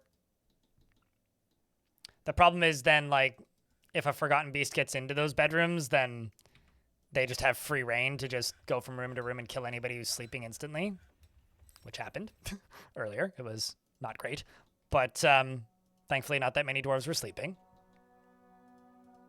But as far as I can tell, I think I've plugged all the holes, and I don't think that will be a problem again, most likely.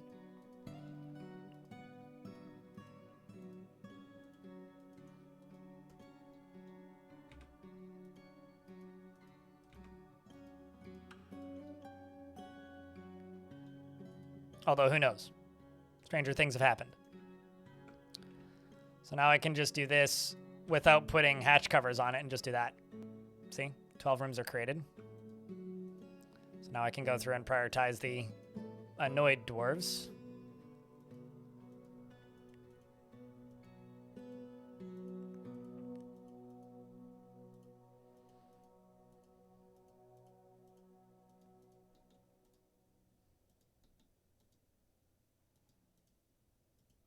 Progress, if nothing else.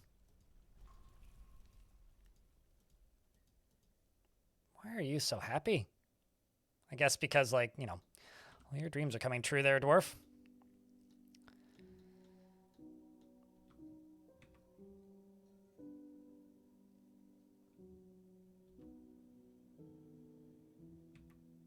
Trying to decide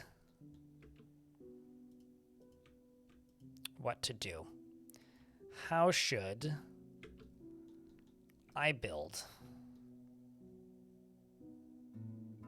this fortress from here? I'm thinking that I cut down or dig out this stuff over here. Yeah. Dig out this stuff and put the Baron's quarters over here. And then I can have a big courtyard in front of it or behind it and put the Holy Cow in that. What do we think? Does that sound good? Sounds pretty good to me.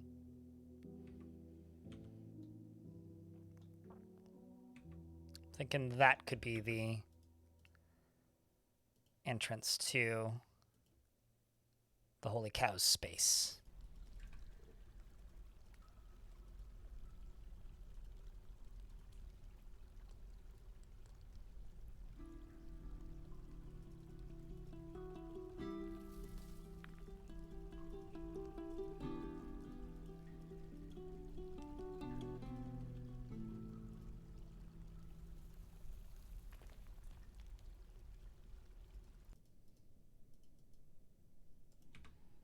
And then I will go around the inside here with tower cap.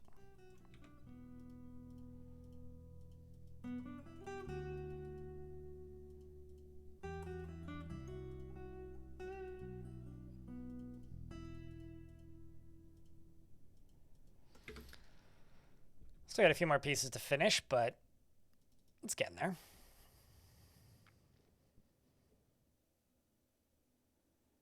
I don't think there's a C in the word yak.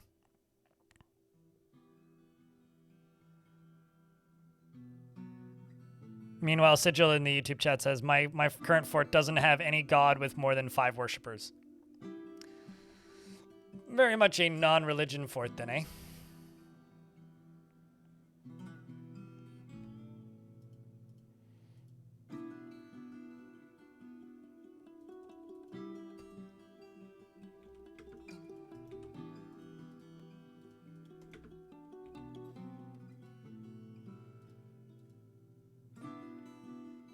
Do rose quartz.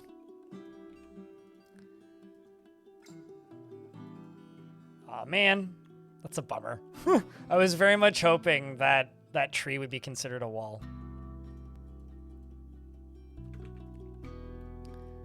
It's also, whoops, that's not what I wanted to do, but oh well.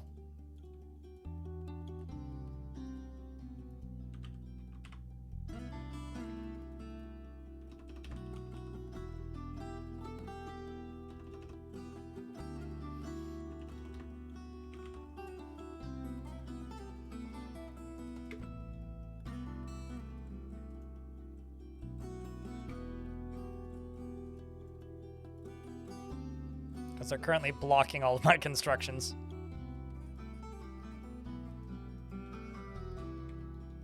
Okay, this over here I'm going to hack down. This one I'm going to leave up.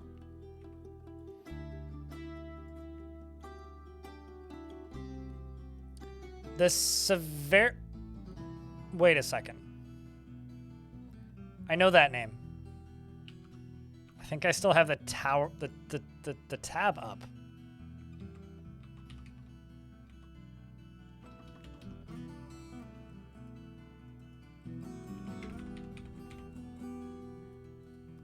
Yes, I do. This is the severity of munching. They're an unknown group.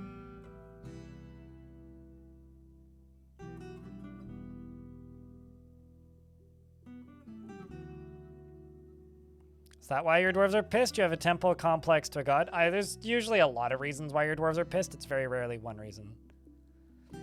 So is the severity of munching like...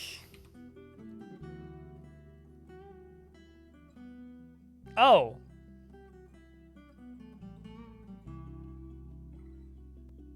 Huh. So earlier, there was one naked person in my tavern who was a member of the severity of munching.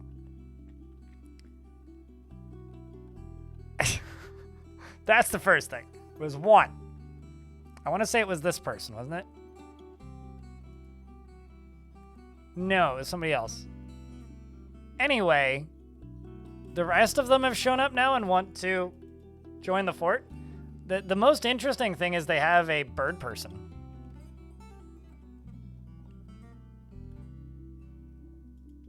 This person. Although you're part of the clan of Banks. The clean Banks, sorry. Not the severity of munching. I would let this person join. I think I'm going to say no to the others. If you were a member of the munching gang, I think I would say yes. But I don't really want just like a bunch of random goblins. You know? Like this naked goblin with a dwarf bone crown. No. Sorry. No, I don't know what you're munching, but I don't really trust you. Sorry, but like, absolutely not. Sorry.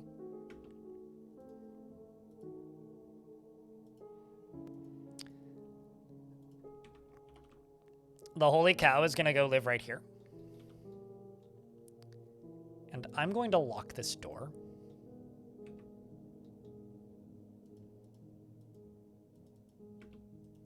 For safety reasons, of course.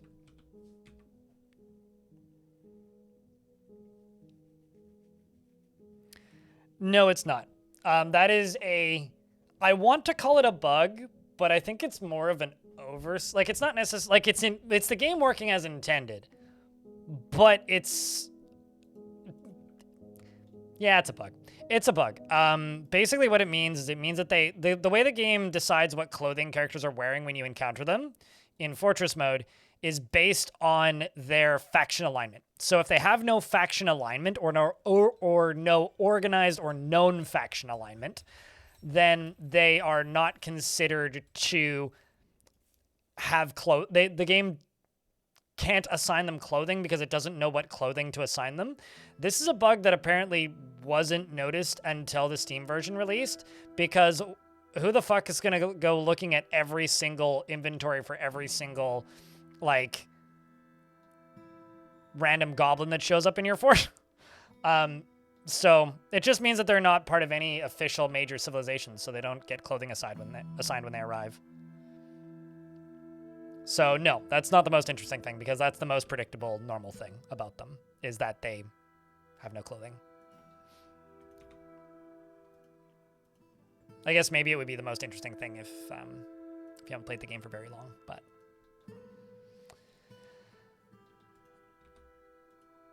And no, they're not strippers. For all the people who are like, oh, strippers! It's like, no, they're not.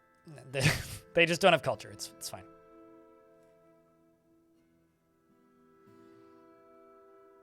What's the joining ritual? I don't know. St. College. It's a Dwarven fortress.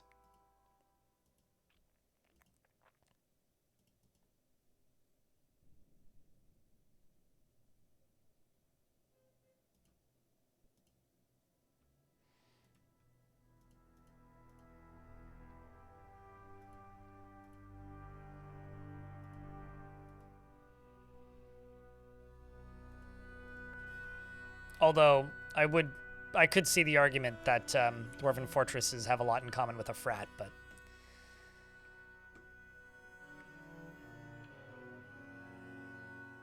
They are nudists? Sure. Yeah, culturally they are nudists.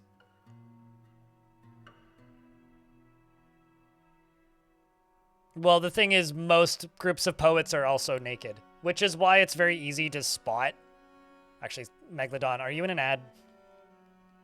I'll finish that thought after the ads, otherwise, if I don't hear from you.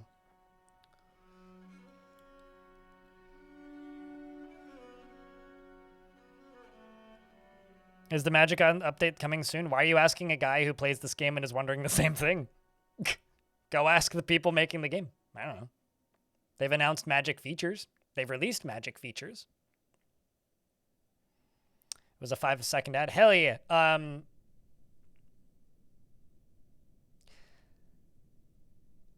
The reason they want to join my fortress is so that they can wear clothing, basically. But, man, I kind of lost my train of thought. Maybe I'll get it back soon.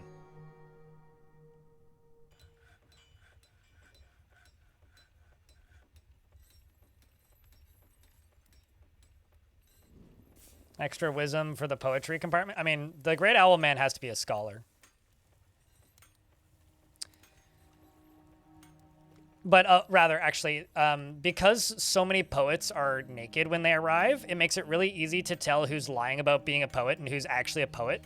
Because if a poet, quote unquote, arrives and is like, I'm a poet, I am, like, you know, going, I require, I don't know, like, I want to live here to entertain visitors. And they're wearing a full suit of armor and holding a spear and pretending to be a poet, you know that they're just pretending to be a poet, because if they were actually just a poet, they probably would be wearing either clothes or be naked. So, in reality, actually, that bug makes it kind of easy to immediately determine who is and who isn't actually what they say they are. Because if they aren't what they say they are, then, you know, then they wouldn't be naked. Or if they are what they say they are, then they wouldn't be naked.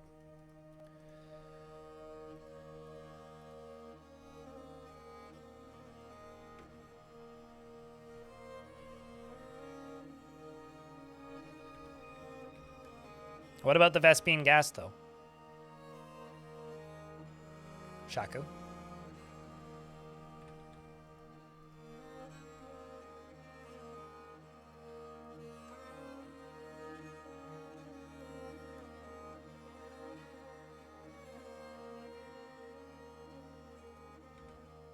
feel like I should put an altar in the middle of this.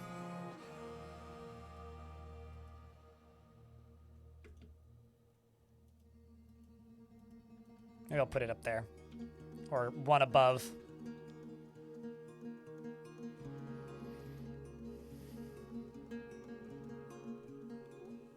I will. You won't? Are you sure? Might already exist. Subby egg dot. Subby egg dot?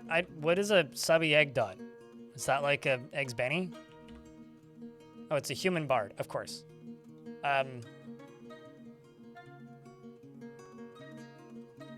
You're a thrill seeker, hey? Your aunt is here with you? See, this guy's got clothes on. It's because he comes from the Kingdom of Faith, which is a human faction that I trade with. I was thinking no, because I don't really want to make clothing for humans. You know, I never really think about the fact that I could let them join and then just boot them out after a year. As like an option, even though it very much is. Let's say green, glass, block. 25. Sand. 25.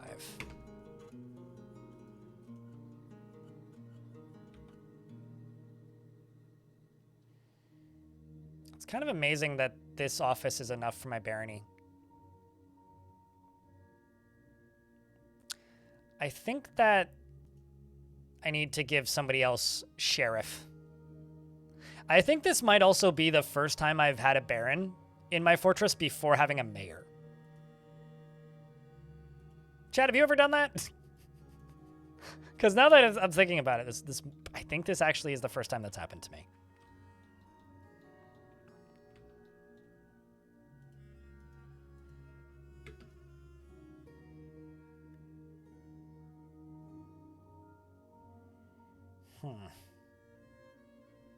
Let's do the blue diamonds.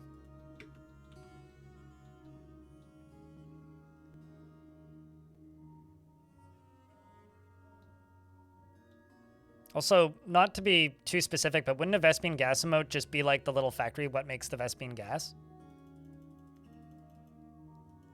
I feel like that would be the easiest way to do that.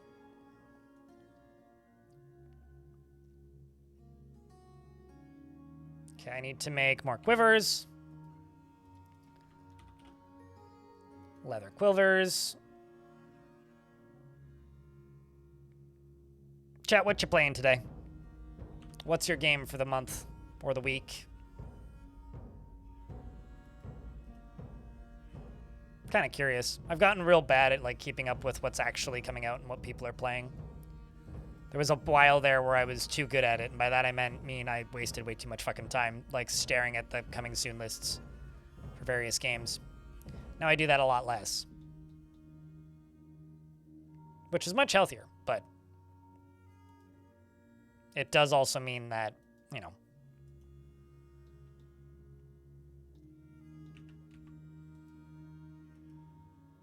I don't actually know what people are playing these days. People still play Fallout Shelter? That's kind of crazy to me, actually. And also might be the first time I've heard the words Fallout, or seen the words Fallout Shelter written in a very long time, actually.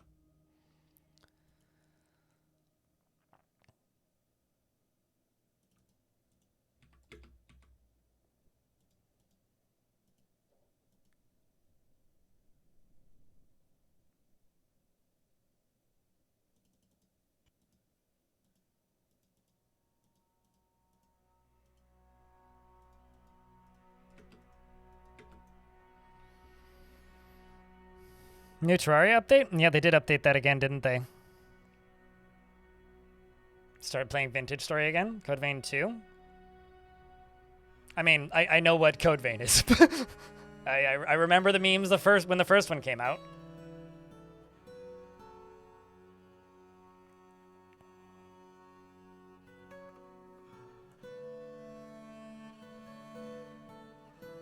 Dwarf Fort for solo, Arc Raiders for playing with friends, gotcha. Battletech, good stuff.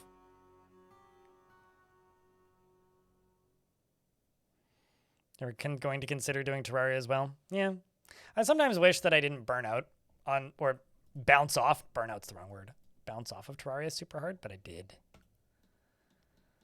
So I just kind of forget that Terraria exists, and then once every 5 years, a big update for Terraria releases, and I go, all right, yeah, we're Terraria. I forgot about that one. I guess that game exists, doesn't it?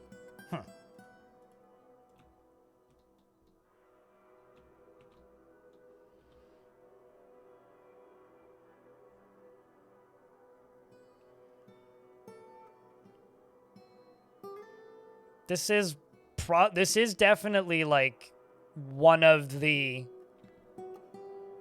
like deserted island games. Ambitious Macron. What's Soul Brand? Stratature.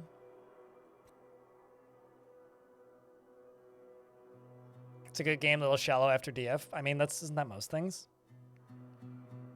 I would think it would be mostly a little bit horizontal after DF, you know? Or is that a bit too much of a terrible joke for the minute?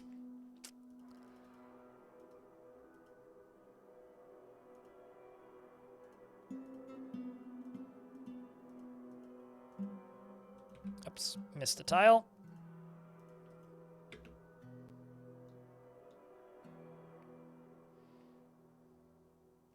And then I'm going to start flooring this off with glass.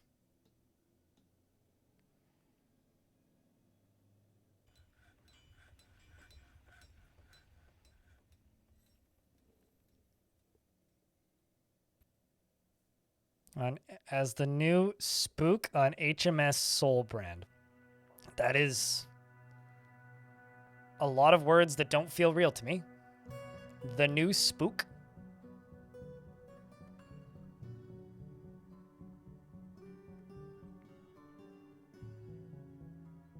Huh. Sounds interesting. I don't know. I kind of, that description kind of leaves me with more questions than answers. I'm still stuck on the new spook. I assume you're a ghost on a ship or a spaceship.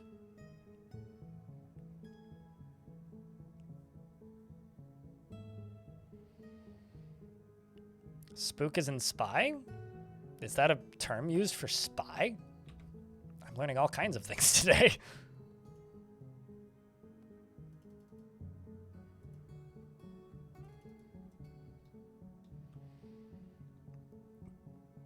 It's a UK thing? Huh.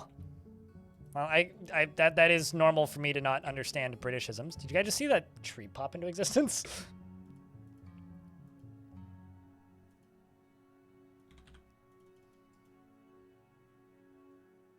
Because holy shit, did it ever.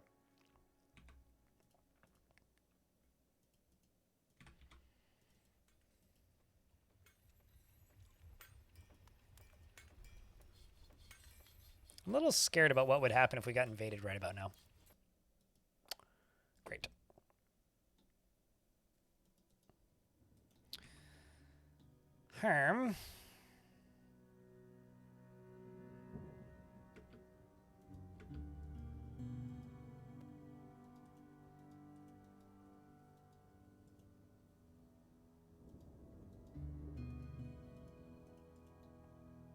Let's make rock pots. Because I'm running out of food containers.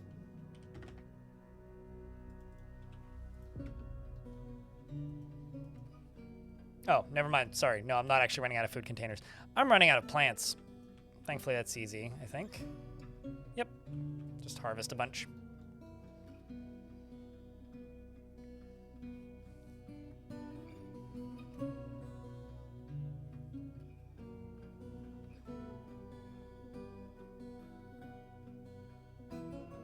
This trailer seems interesting, but it's hard to tell if it's a puzzle game or a 3D battleship sim. That's something that I've been running into a lot with recent games where I look at it and I'm like, wait, what is this? What is this? What is this? I can't tell what this game is. It seems like it could be something I'm interested in, and then I download the demo or try it for 10 seconds and go, what do you mean it's a deck builder? And that's kind of been a reoccurring theme for me with games as of late, where I can't figure out what the game is until I'm playing it and then realize it's a deck builder. which is also happens to be a type of game I'm not super fond of, so it tends to be a bit of a miss usually.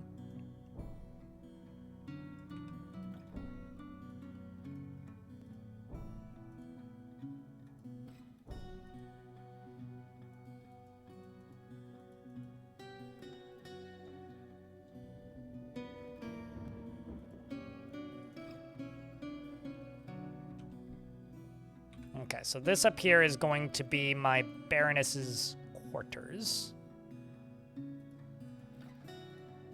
Then down below, I will do office and dining hall. This will be the dining hall. And this will be office.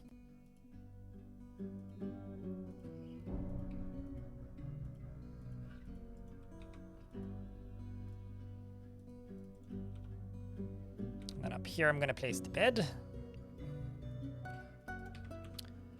And you, right there, I'm gonna have this removed,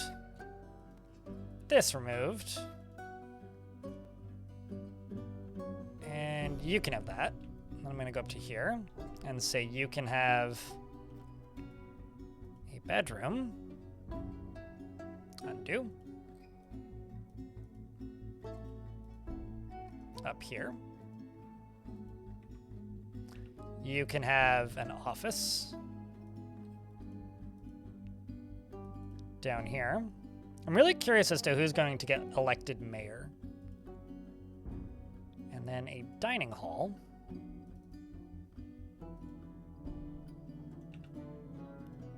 Right there.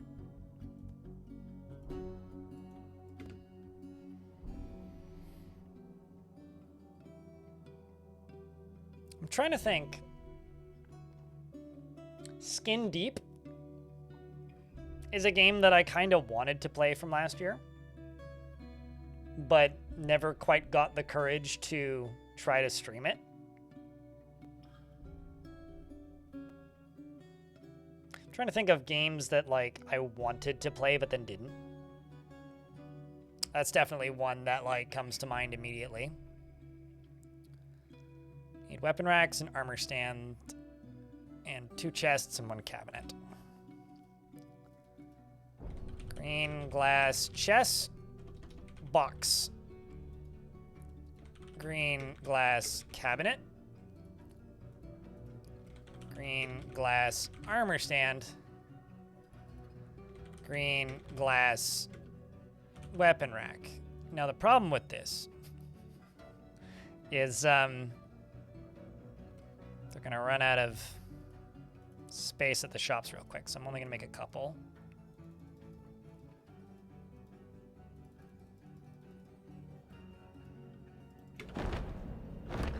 Great. The Forgotten Beast, Ajat Rubastandathek, has come, an enormous frog with lidless eyes. It has an enormous shell and a gaunt appearance. Its purple skin is rough and cracked. I play Majesty. No. No, I have. I have not. Beware its deadly spittle. Majesty is one of those series, I guess, of games that I've heard the name of a million times, but never looked into. So you've killed 2 humans, including one named Bluntspooned. Good stuff. And in the very standard torment, it's killed a couple trolls, some mole dogs, amongst other things. So it is deadly spit. Question is, there we go.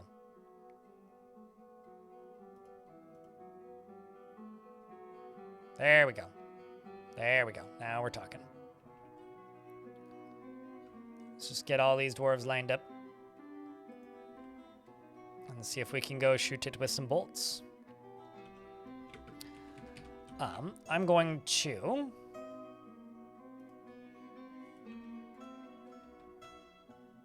upgrade this slightly.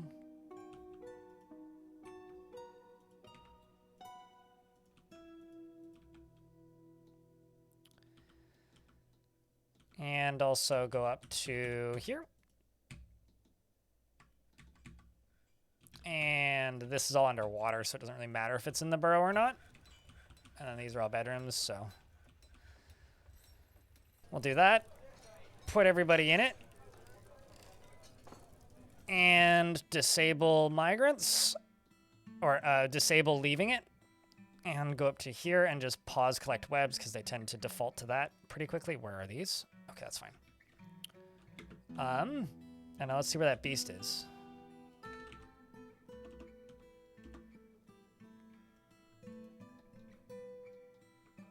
Well, it seems to be running towards the fort.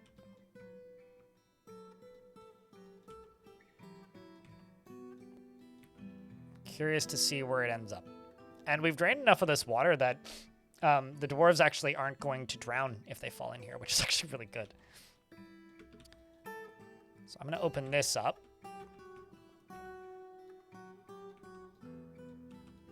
And I'm going to send the militia to right here. Wish them luck, chat.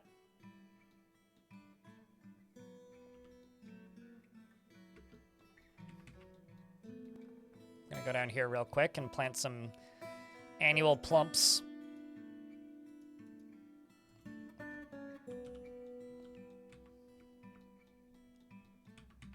So big old beastie is over here. This thing's last name is Dung Cave.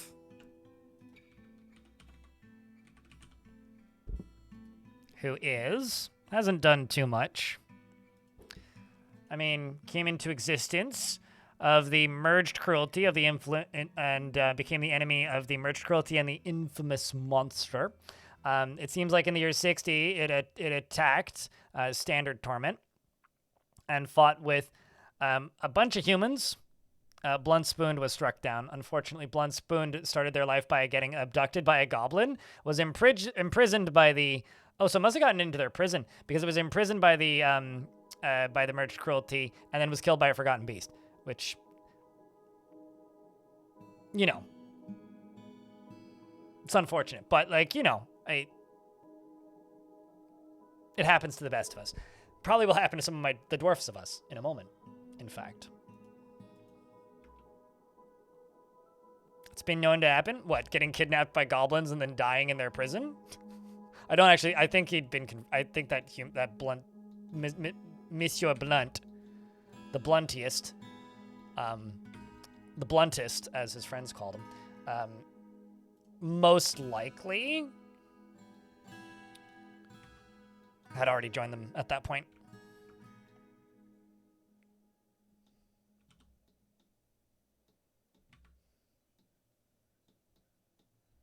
I don't think it has a way in. That would be kind of terrifying if it did.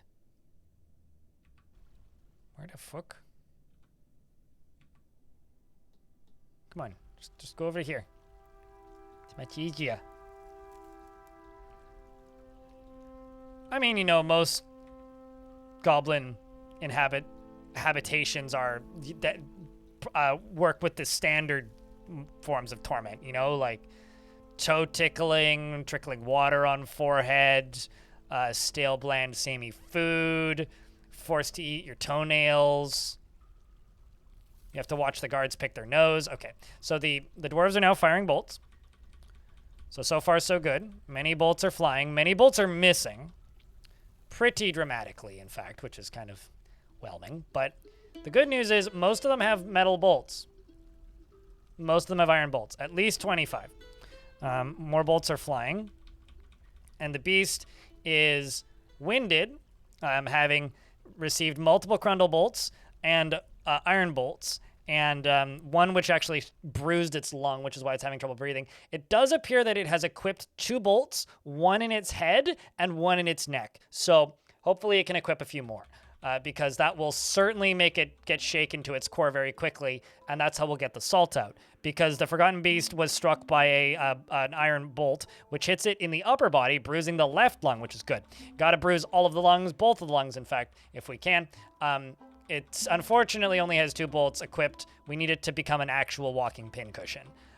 It doesn't seem to be doing too much. It's rather unenthusiastically cowering before the glory and might of the unstoppable bolt dwarves, who are just turning it into a hard copy of Nuts and Bolts, as it fires whatever this frozen extract crap is directly at Zon, who dodges, I think. Then the fight continues as the dwarves begin jumping backwards, going, "Oh god, get out of the way of the weird bubble!" And then the weird bubble flies through them, and they get some dodging experience. Now they are continuing to play, what is this, like, can't touch this, I guess? How's the ammo doing? Pretty okay. Most of them still have bolts. There's even more of them firing bolts now. It actually appears that another one was lodged in its neck. Does it have... Ah, there we go. Now we're talking. We've got one in its head, one in its third toe on its left rear foot, one in its first toe on its right rear foot, one stuck in the head, one in its rear foot, one in its head, and one in its neck. Good stuff.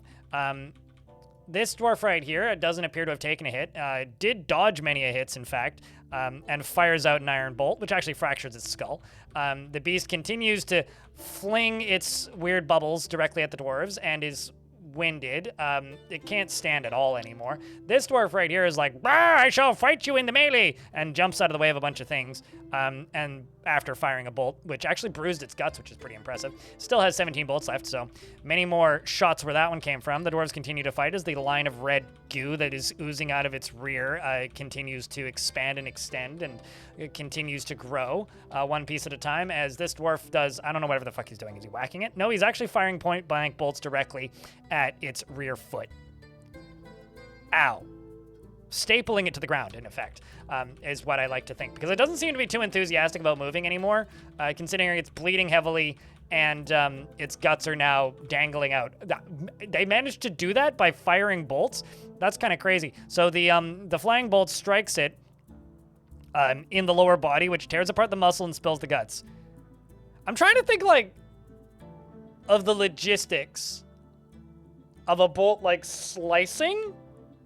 Like, it must be like standing on all fours, like in Monster Hunter, right? And they just fired it directly underneath, and instead of like going into him and popping out the other side, or like going into him and getting stuck, it like went right.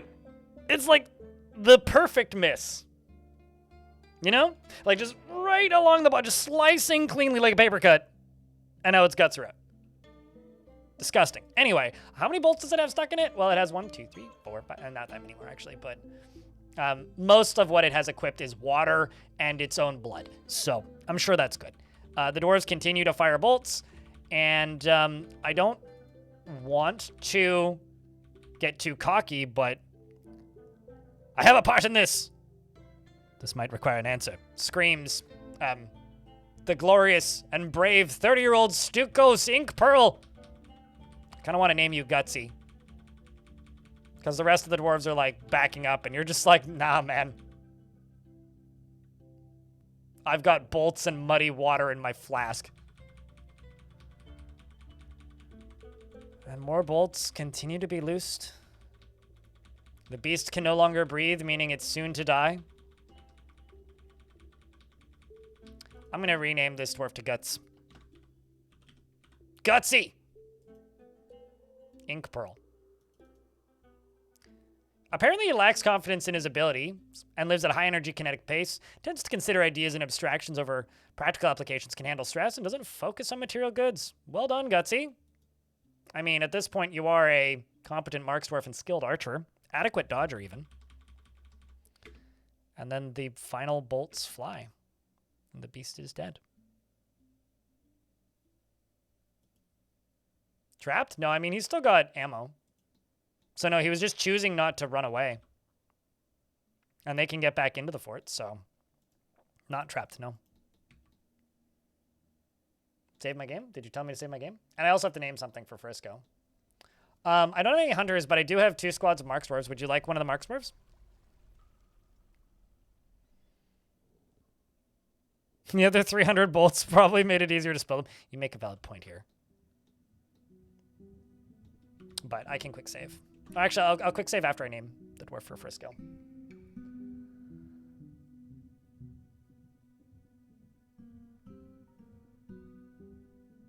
Give me a marksdwarf, beard or no beard? Do you have preference? Because I got, like, this dwarf. I got, like, that dwarf. I got, like, this dwarf. If it's not obvious, I'm using, mostly Mark's dwarfs for my military. No pref? Okay. I'll grab you one that isn't pissed then. Like, maybe one who's kind of in a better mood. Like, not this one.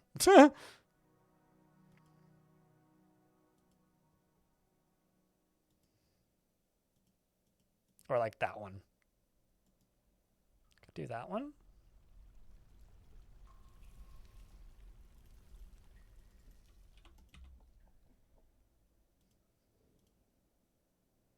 Let's do... It's like either Sodel or Ficod. What do you think, chat? Sodel or Ficod?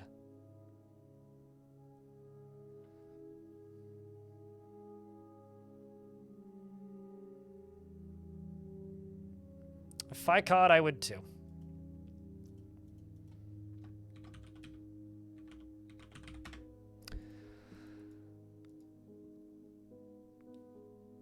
We're about to get hit by an ad break, so I'll read this until the ads start and then save the game. She is an emotionally obsessive, forming lifelong attachments, even if they aren't reciprocated. She never feels lustful passions and does not find most jokes humorous. She is an optimist and is very slow to anger. She does not easily fall in love and rarely develops positive feelings. She tends to reveal personal information. She likes to brawl. She is not inherently proud of her talents and accomplishments and likes a little excitement now and then.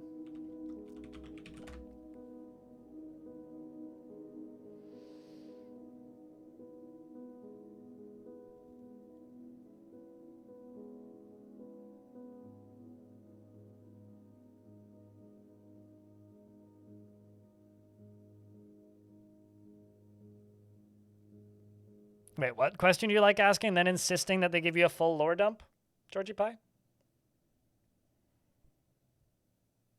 I realized that was a while ago in the YouTube chat, but I'm now just waiting for these ads. That was a pretty fun fight, actually. The thing is, like, it's hard to get going with Mark's dwarves, but once you get those balls rolling and you have, like, copious amounts of ammunition and good ammunition and a bunch of decent Mark's dwarves, like, I had a fort before the Mark's dwarf rework where they got better, where every single dwarf in the entire fortress was a Mark's dwarf, and a Titan was dumb enough to enter my fort and just immediately got unexisted. It was just bang, just gone. It's beautiful, and I want to witness that again.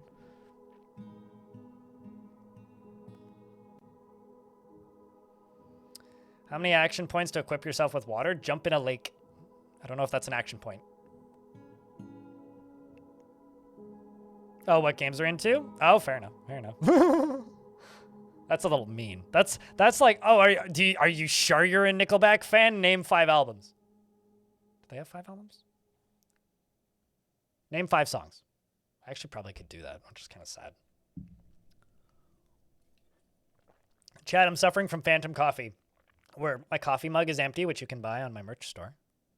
The Vile Force of Mug. So instead I'm drinking phantom can of bubbly, which is actually a phantom. It died, in fact, and hasn't been resurrected. That's why it's a ghost, or hasn't been properly memorialized. All right. She likes a little excitement now and then, and she sometimes acts with little determination and confidence. She tends to be a bit stubborn in changing her mind about things and can handle stress. She needs alcohol to get through the working day, and she likes working outdoors and grumbles only mildly at crappy weather. She is a hardened individual. That's good. She dreams of mastering a skill and personally finds the quest for knowledge to be of the highest value. She sees working hard as a foolish waste and does not care about fairness. She likes nice and nickel silver and lace agate and rose, the color rose, maces, flasks, and guinea fowls for their social nature, the finger lime trees for their fruit and the sound of the rhythmic sweetness when possible prefers to consume, clownfish and whip wine, and absolutely hates fire snakes.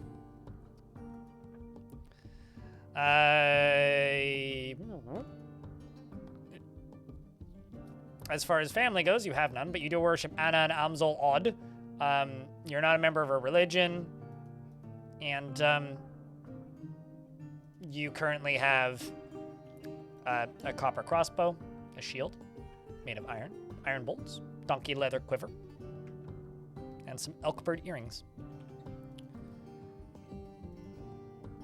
We send the dwarves back to work. I really should stop forbidding my bolts. Make my life a lot easier. Only forbid used ammunition during. Holy fucking crundles.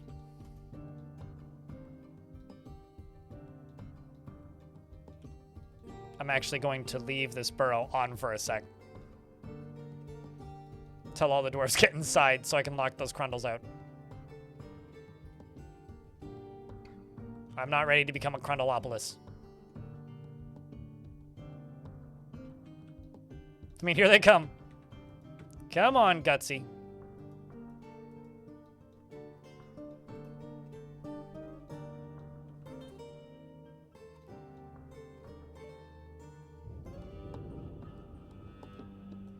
Yeah, this faction has very little known family in it, from what I can tell.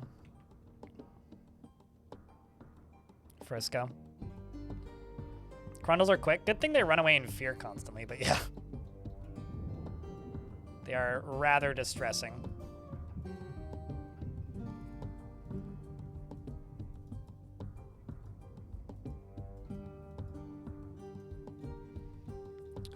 Okay, so this right here, and this, let's just pop up a level.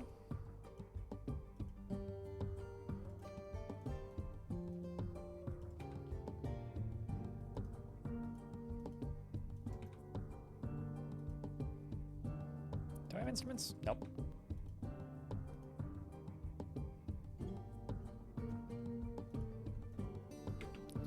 Don't have that just yet. And then I need to make the... Ooh. I should put the tomb of my Baroness right here. Underneath it.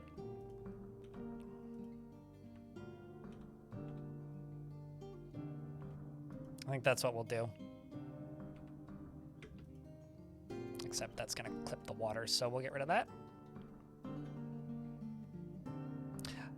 Chad, how do you feel about Crundles? Are you a fan of Crundles? Do you approve of Crundles? Do you try to not kill the Crundles, or do you just, like, flat exterminatus upon the witnessing of the existence of a Crundle?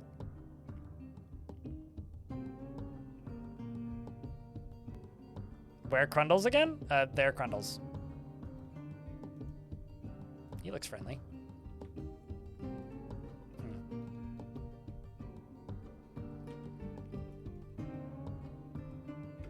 Stratazur is missing from its proper place. We've got a thief in our midst, chat. What did you do, Goose? You failed us.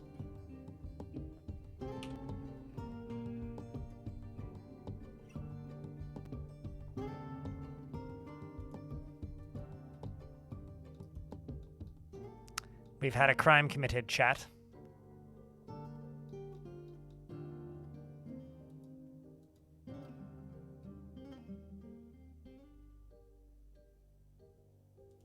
I'm actually curious about something.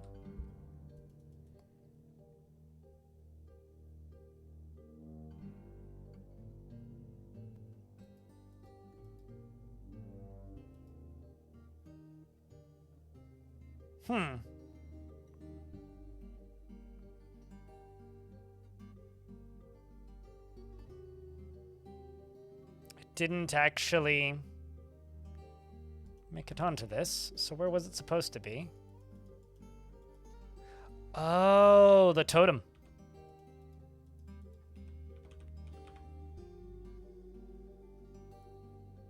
The human skull totem.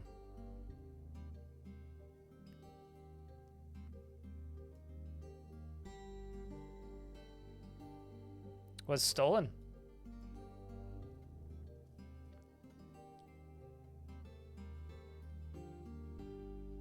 You already forgot what was missing? It was Sutstrudir, and it is a totem.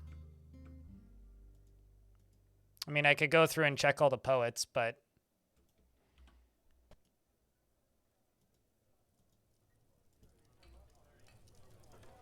it's more likely that it's in the inventory of one of my dwarves at the moment. I mean, we could figure out who did it after the fact, too. Who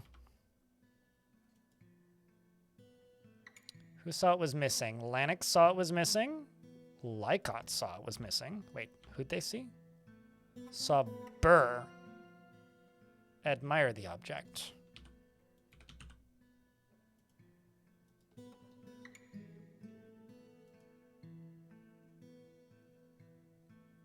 You're passing acquaintance with somebody who doesn't live here.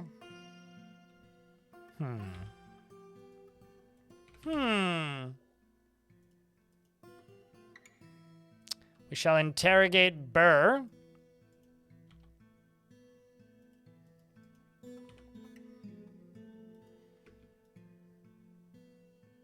But first, you're going to finish storing all your owned items.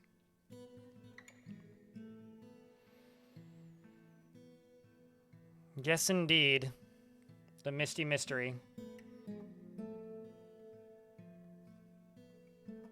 Crundles are fucking annoying most of the time, but you like some of the fan art. I love their, like, the image that they have associated with them. I think it's fucking hysterical. That being said, I do tend to agree.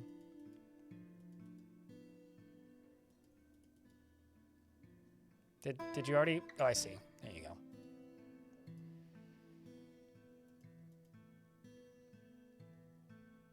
So what do we think? Do we think we're going to get anything successful out of this? The better question is this dwarf even going to be able to complete this? I'm going to, not a captain of the guard, but I'm going to go into nobles and I'm going to assign a hammerer.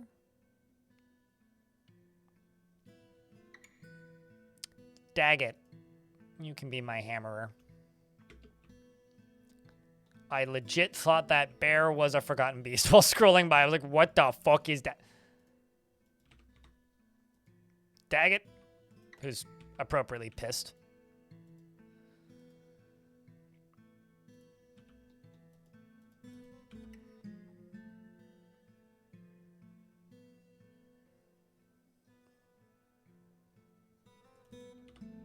And Daggett, I don't think you'll do it. I need a dungeon master for them to assist. Although, I'm going to make a squad, which is going to... Whoops, not be that squad. I'm going to make a... Actually, I wonder. Okay, never mind. That actually don't work. It doesn't let me use the...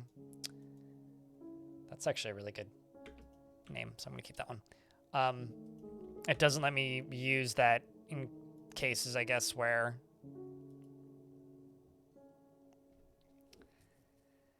Because barons, I don't think, can be put into squads. I don't think. Anyways. Are they trained Georgie Pie, who claims that they have 32 Crundles in the basement? If I could fully tame Crundles, I would mess with them and train them more.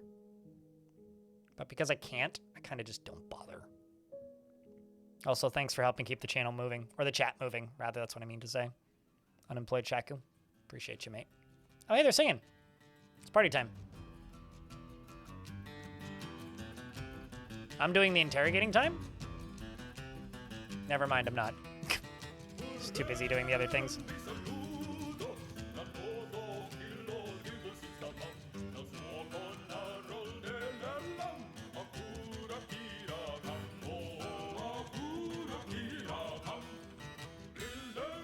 I chat.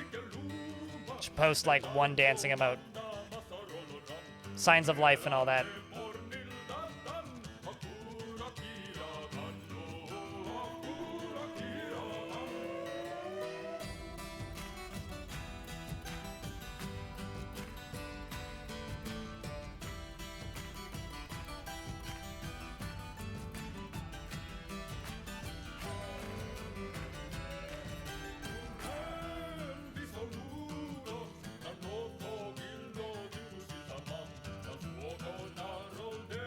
It would be cool if trainable was a spectrum rather than a binary. Oh, you mean like training animals? I mean, it kind of is, in sort of. Well, actually, it's not purely just a simple yes or no. It's like,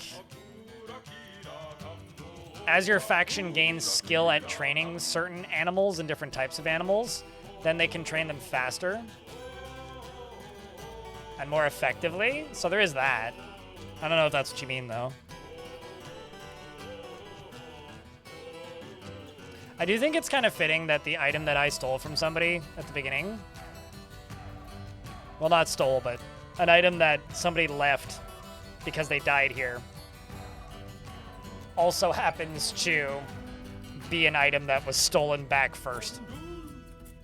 I find that kind of funny.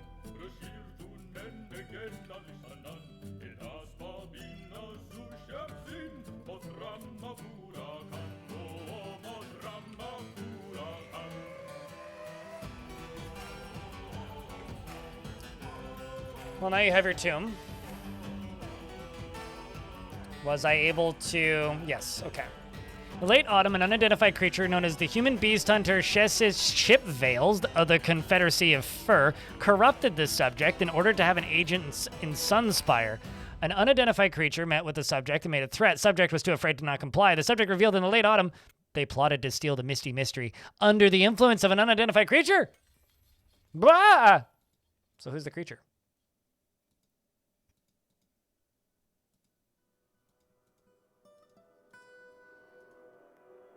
Tolwat Godly Barbs. Tolwat you want.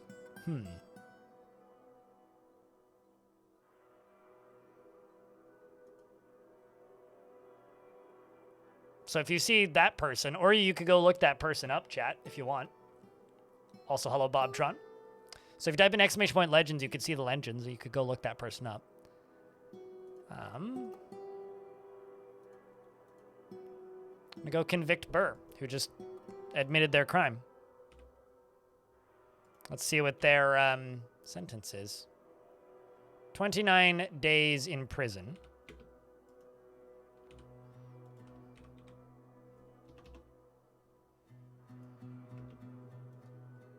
As our sheriff and baroness is consuming her lunch.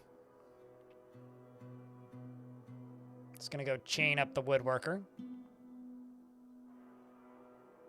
Frustrated after a lack of decent meals probably means I should make some more meals. That's our first prisoner, chat. My legends? Or something else, Shaku?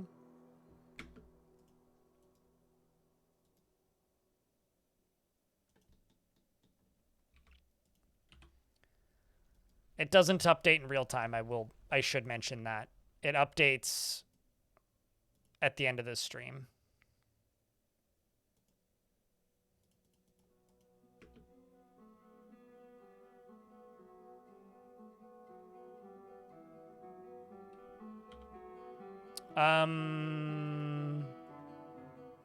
TOHWOT Godly Barbs.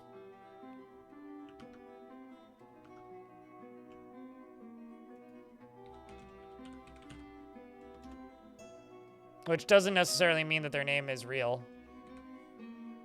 They may also not have taken that name, like it could be a false name. But what about...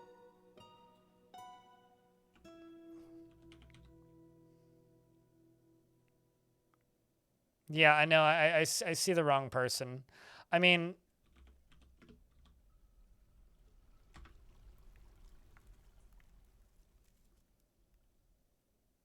Yeah, the only Tolwat I'm seeing is Garish Jails.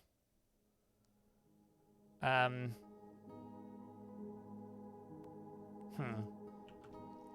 look up the Misty Mystery.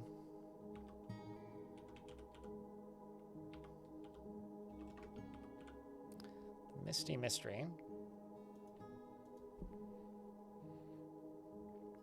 Received its name in Tundra Clouds from the elf.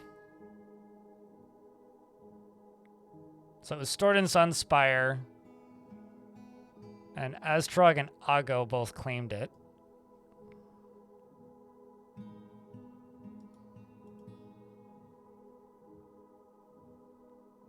As well as my previous one. A previous artifact that I had. Which was then stolen after I ended the fort. Yeah, I don't know. We have to update Legends to know. So I'll have to do that after stream.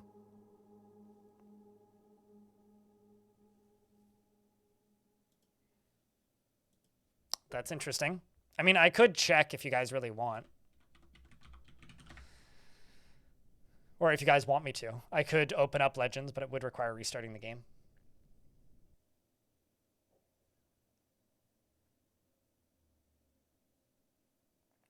Mystery is half the tension. All right. Well, what we could do is I could look and see if there's any suspicious individuals that just live in the fort and then just interrogate them. That's something we could do.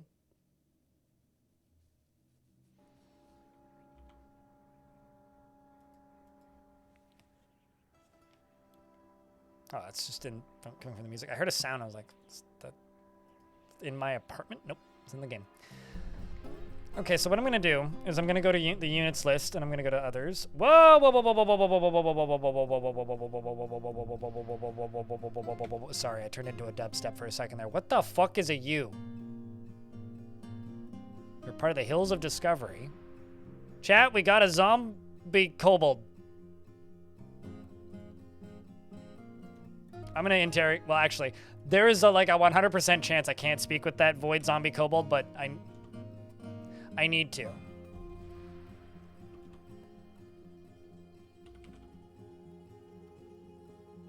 As well as this horned owl, who I don't trust.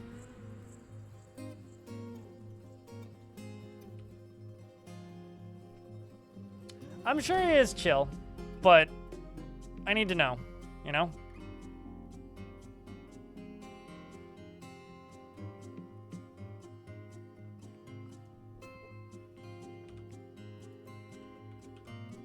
I mean, I could console the Holy Yak and see what they have to say.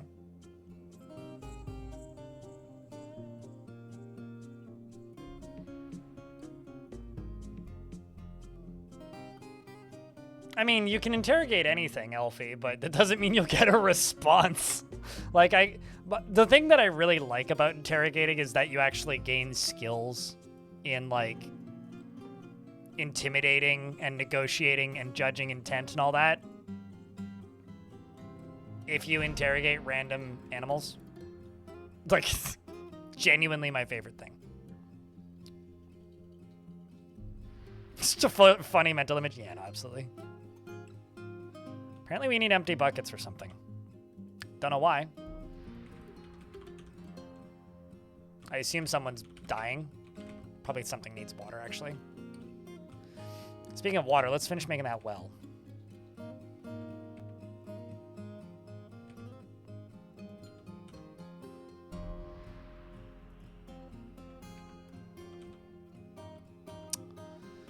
Man.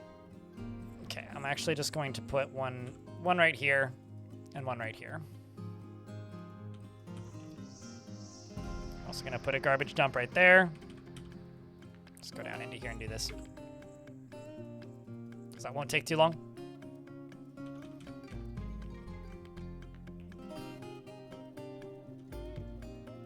I'm also gonna go right here and dig up this and grab a grate.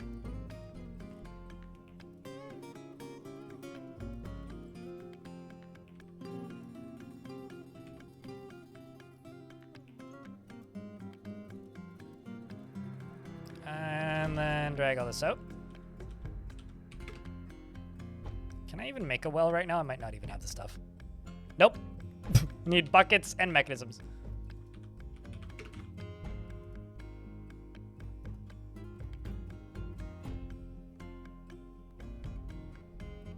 I don't know. Let's use those.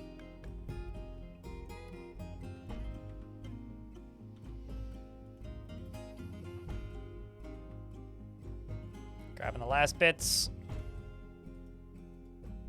Oh, Penna Help Plated wants to live here. No. Speaking of no. Looks like we are working on interrogating the Kobold Ranger Void Zombie.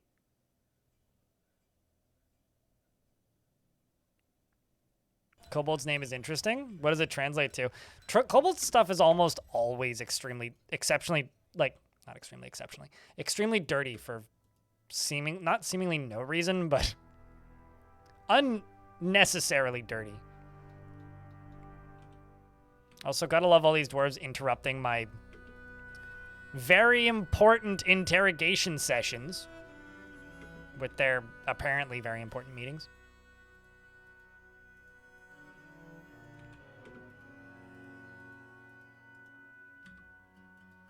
And then don't show up in time for the meeting. Classy. Outraged after not... Mate!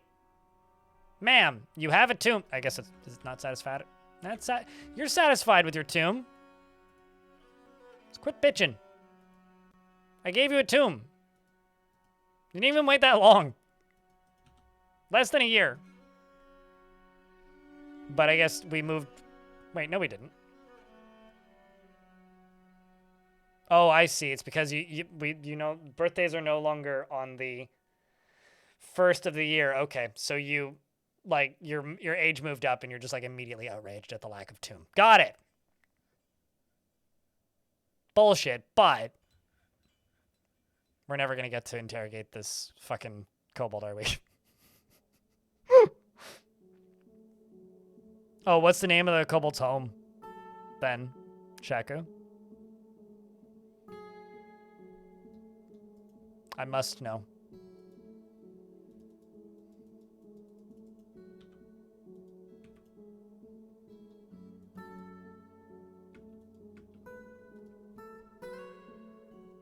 I mean, Dung's Depths, the Naughty Hole, is one of the most amusing names for a location I've ever seen in Dwarf Fortress, and Dung's Depths, the Naughty Hole, was a kobold hole or cave. God fucking damn it. All right, so I can't let you be both of these things. This bums me out greatly. Like, actually, this bums me out greatly. Instead, Daggett, you're going to have to do the interrogating.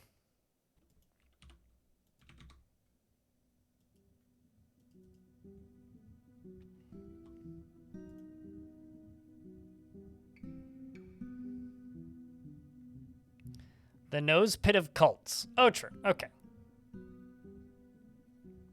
Because a dragon came in one year and just obliterated all of them. So the fact that that kobold managed to stay in existence as a corpse is kind of impressive then.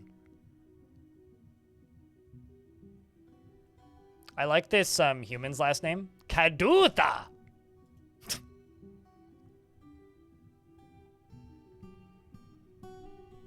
And now you're going to just go attend a meeting instead of doing the screaming at people? Well, that's great.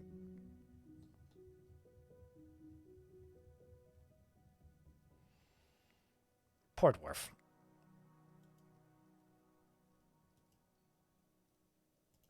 And then the other thing I can do is I can go to the overworld and I can go... Isn't there... No, there's missing... Okay. I guess I don't have a missing artifacts option. I'm going to go back to the overworld and see what I can do.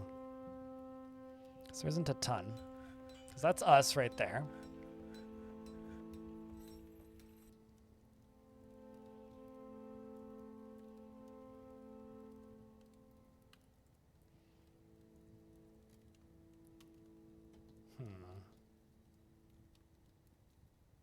That is a scary town.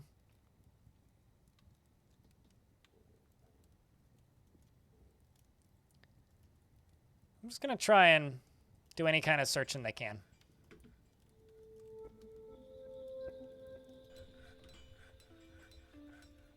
I do like that interrogating somebody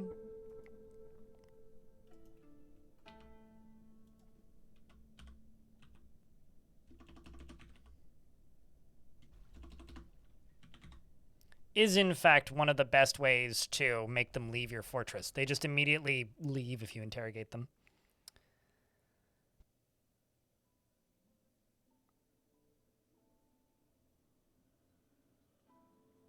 Usually empty your captain of the guard in a tavern for him to I mean, actually, the easiest way is just assign the captain of the guard as a tavern keeper.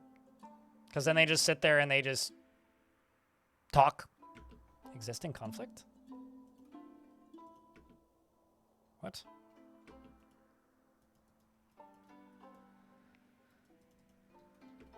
Oh, I see. So I sent my squads out to go and, you know, leave the map and explore this other place, right? Well, there happened to be some Kias on the surface. And the dwarves just fucking exterminated them. They just murked all of them. That is kind of badass, actually. It's just our bolts shall bolt out the sun. Anyways, how was the interrogating going? Did you do it? Looks like they did. The subject revealed that in the midwinter it can speak and plotted to infiltrate the seed of creation, to steal treasures and prepare a coup under the plans of an unidentified creature. Well, you are now going to prison. It was a good guess. Well done, Daggett.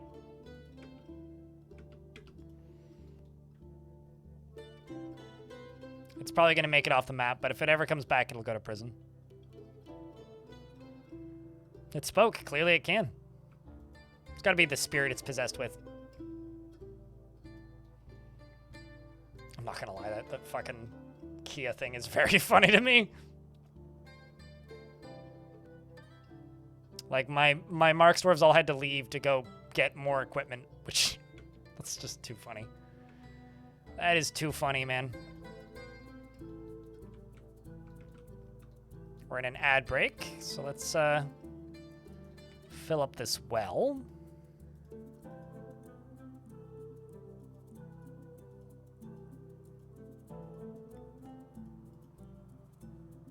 And get some structures built around it. The zombie had evil intentions, I know, right? I'm just all surprised Pikachu up in here. I cannot contain my shock. I'm very shook. Big Sag. Much afraid.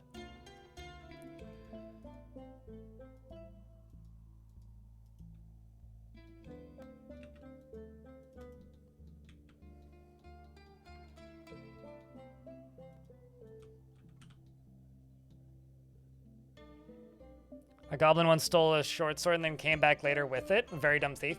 My favorite thief I ever had was in Sunbirths. He was like 70-something years old and claimed to be a poet, completely decked out in iron gear. Like iron sword, iron breastplate, helm, shield, the whole shebang. And was married to a local necromancer. And he would show up. I would see him, interrogate him. He would admit to trying to steal my shit. And then we would arrest him and throw him in the prison. And then he would, like, get over being, like, his sentence, right? Like, complete his sentence. And then immediately afterwards would leave the map. And then not 10 minutes later would then come back and do it again. Like, literally would leave the map at the end of his sentence and then would immediately re-enter the map. And it got to the point where he had, like, compounding sentences, and I started just convicting him of random shit that, like, he didn't do.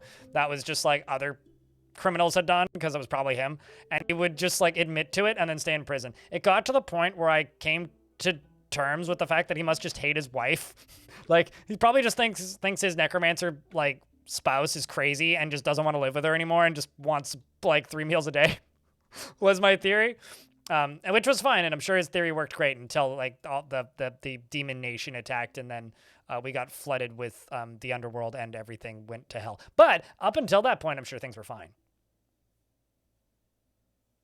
You liked the giant alligator? You had a giant alligator man, the criminal that would show up, or was that me that had that? I don't recall that, but I believe it. I've definitely had like a various amphibian men and such. Those are always fun.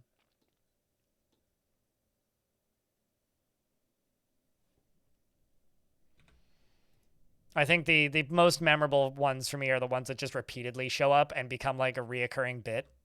Where it's like, oh, you're just like taking the piss at this point. Like, You just like it here. Like, that's the only logical, like, assessment I have left of the decisions that you are making.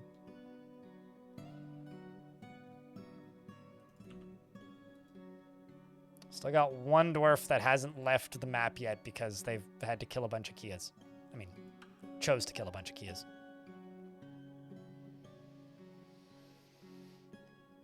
Mixed flask.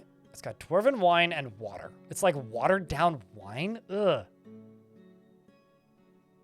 Ugh, you could do so much better there, dwarf.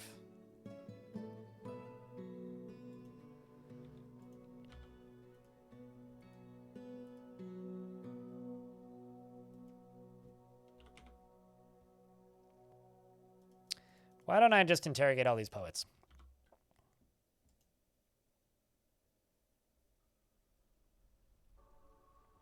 I think what happened is they had...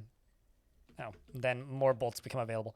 I think what happened is they had clean water, or just water that wasn't clean, and then was later given...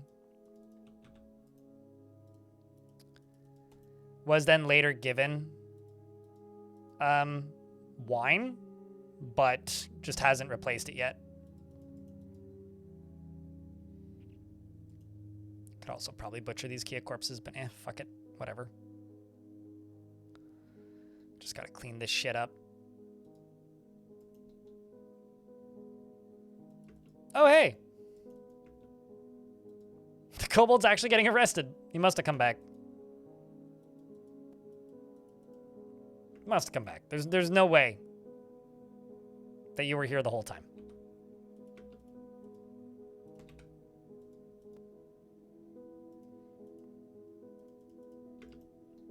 I'm gonna lock him in.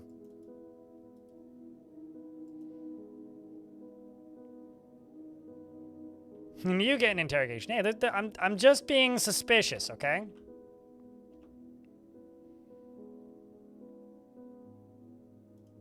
Hold on. Why are you going to go unchain him? Sentence ain't done. Maybe it is. Oh, must have been a really short sentence. And it, like, wore off in the time he was here. And then they just put him into a cage. Well, you get to join the zoo.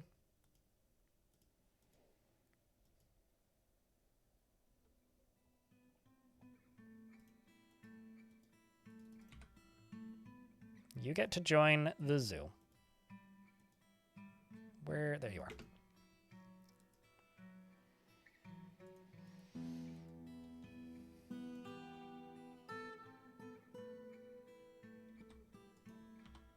It's really funny that they do that. I don't know why they do that, but they do.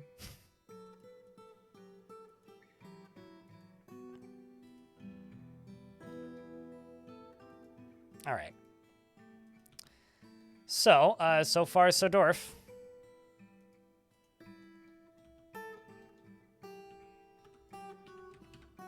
And I want to say that you just need one more chest.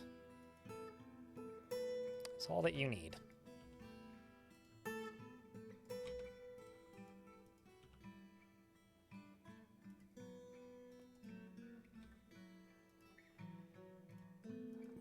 And vertical bars ain't worth using.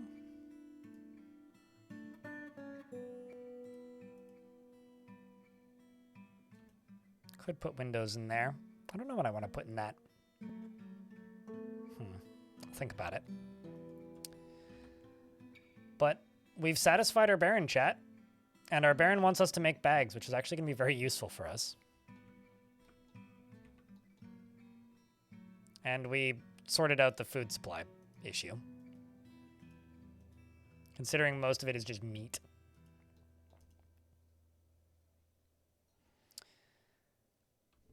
I'm going to go to my farmer's workshop, which I want to say is over here somewhere. Yeah, it's up there. Just going to shear animal and spin thread. Just on repeat for a wee bit.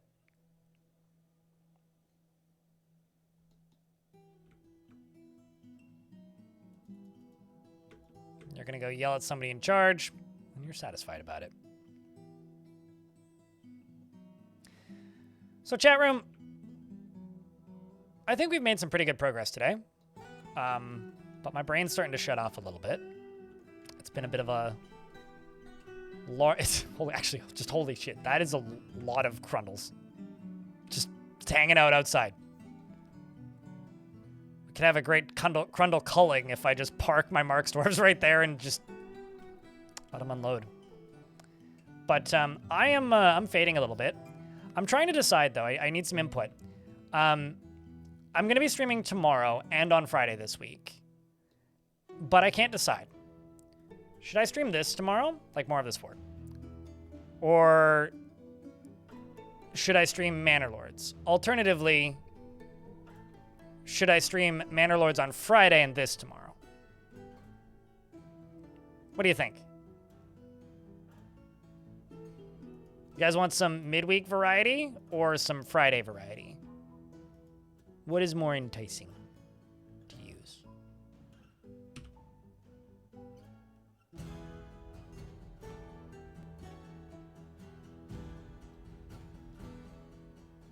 So you guys want like a midweek Manor Lord?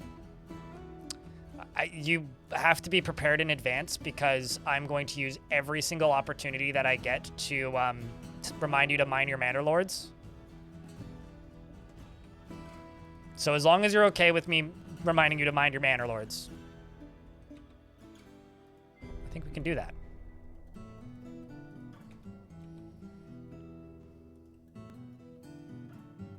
And then Friday we'll pick up this fort.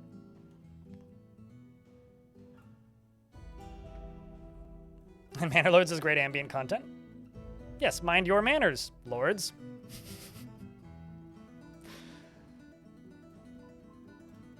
A punishing day? Oh, come on. You like it, I think. If you don't, I'm sorry. I didn't mean it that way. I mean, I do. I find it funny, if nothing else. Ah, Dwarf Fortress never changed, standing over top of the Baron, waiting for her to wake so that she can get yelled at. I have no more open cases, but I've interrogated a bunch of poets. This poet the dwarf actually tried to interrogate the poet by misrepresenting facts surrounding the case in order to elicit information. The subject was trusting and agreed. Okay. I think that these might actually not be criminals. Made intimidating remarks. They complied. Made intimidating remarks. They were not afraid and refused. Okay. And misrepresented facts, and they complied. Yeah. Huh. Not much luck on that. Did the squadeth returneth? Nope. We'll wait until they return. Would like to know what the final response is from the once mountain home and now disgraced hovel.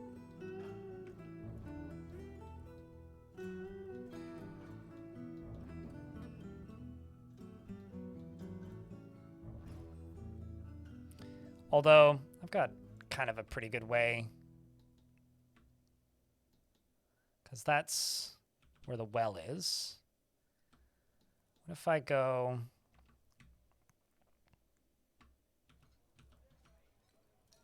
to about right here? We'll do a little exploratory tunnel.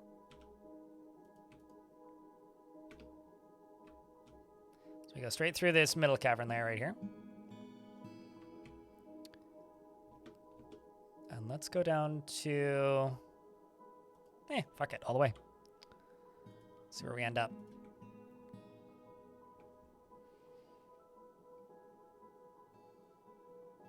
Glad to see the stream is still going. I'm just starting to wind down. Things are getting a little quiet, and my brain's getting a little slow. I didn't sleep the greatest last night. I slept okay, but we have made a executive decision, though. Tomorrow we will be streaming some Manor Lord, which I need to look. When did I last launch Manor Lords?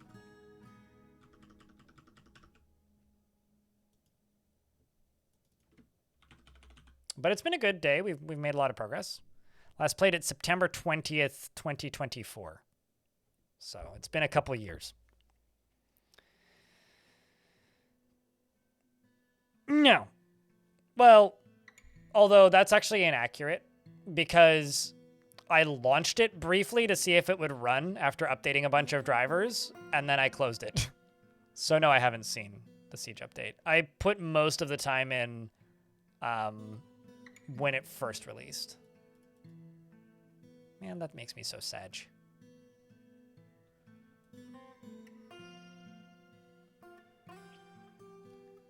I found orthoclase. That's fun.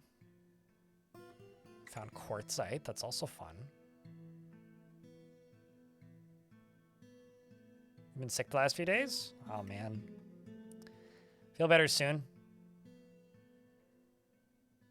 My editor's been feeling sick as well and keeps apologizing for not sending me shorts. I'm like, don't worry about it. Like, just fucking take a nap. Go to bed. It's fine.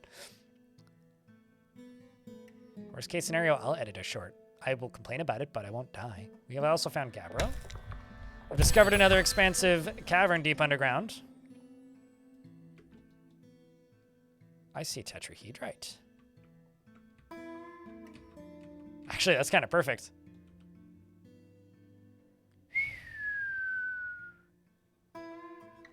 Look at all of that. Beautiful tetrahedrite. This is wild, actually. There's no trees. Huh. I've seen, like, muddy caverns with no trees. I don't think I've ever seen an underlichen cavern with no trees.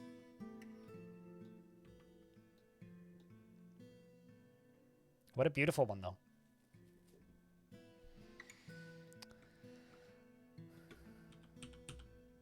Yeah, I was worried, actually. Or actually, I'm a little worried as far as getting unwell goes because my friend Kevin, who I went to go see The Offspring with, was feeling sick the day he got home. He's like, by the way, I think I might be getting a cold. I'm like, uh-oh. Please don't be next. Please don't be next. But so far, so good. Don't feel sick yet.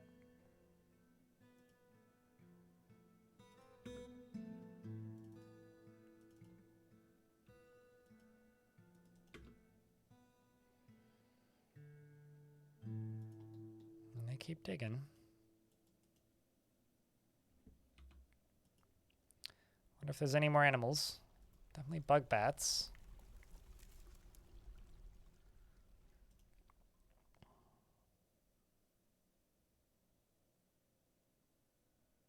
Just the layer that they come from.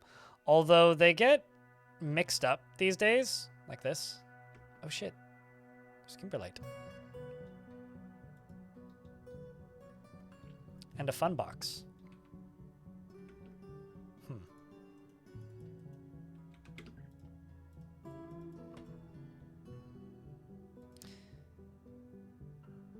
Probably a task for another day, but we'll have to open up that fun box and see what's inside of it. Oh shit, more kimberlite. Black pyropes, fun.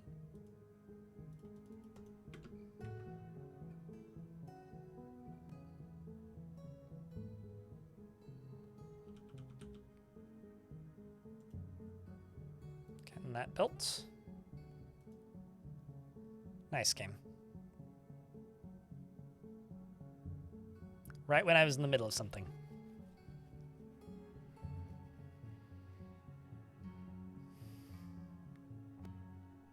In your current fort, you somehow hit the purple layer without ever cracking open the first? Yeah. No, I mean, it's basically, it's giving you a clear visual indicator of which level of depth you're on and how dangerous it will be. I mean, you could specifically generate worlds with only one cavern layer instead of the default numbers, but there's no real reason to do that. Did I just see something over there? I swear I just saw something move. Cameras make me all paranoid.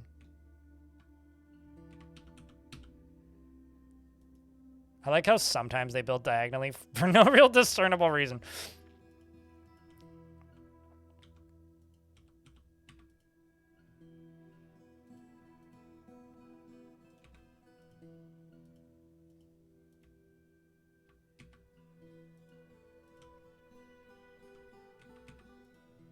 We'll just get most of that built. Still digging.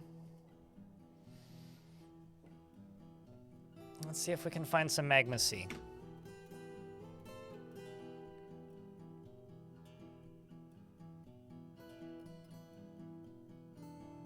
Yeah, that's absolutely true. As DS says, the main difference is the trees and creatures. The deeper cavern layers have bigger, meaner creatures in theory, although I did somehow end up with a cavernous cave crawler in the first cavern layer, which I don't remember ever seeing before, and I'm not sure what would cause that.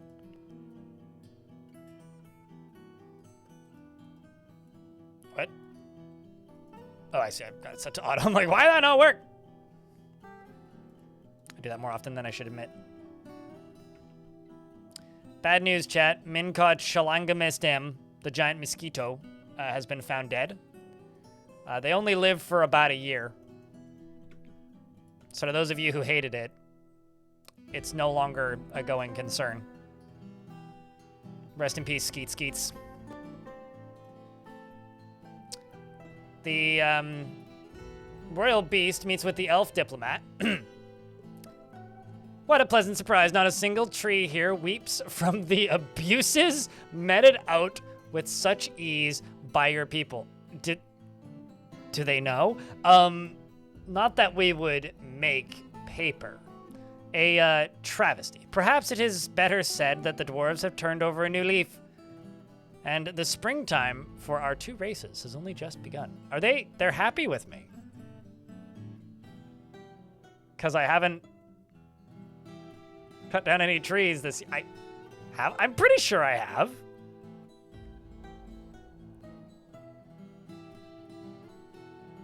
I'm pretty sure I have.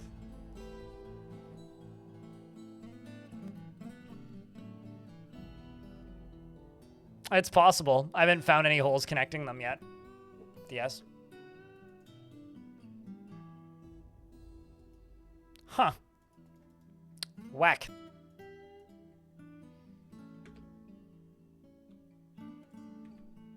Let's go see. I'm pretty sure they do count. But, you know, it is definitely possible that I didn't chop down any trees for a year. It is definitely possible. Discovered an unusual volcanic wall studded with gems. 2, in fact. More tetrahedrite. There's unusual studded wall number 1. And where's unusual studded wall number 2? There's gotta be 2. Jess! Dino Dance Jez Raid Jez Jam 100 Stroke L. How dare you? Jez Jam Jez Raid Dino Dance. This looks like a fun hole. It does. Jess, thank you very much for the raid. That was yesterday, DS. They said in the last year. So yes, you are correct. Jess, thank you very much for the raid. What are you guys playing today? If you guys don't know Jess, you should go watch Jess. Jess plays fun stuff and is entertaining. Friend of the channel, if nothing else. Wants to know about my hat. My hat? What hat? I'm confused. What is this hat with which you speak? Thank you very much for the 68th month. It's almost a funny month. Also, hey Jay Sog, how are you doing?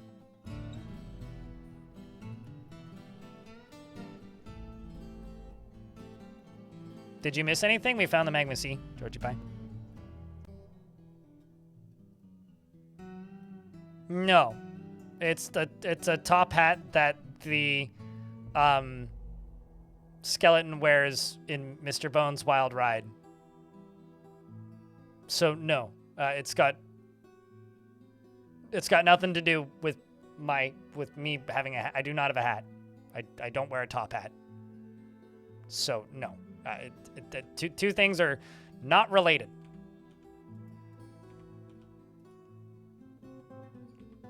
Really. Oh well. Because I was going to call it in a minute. What I shall do instead is I shall get some lava up to here. We shall make some forges.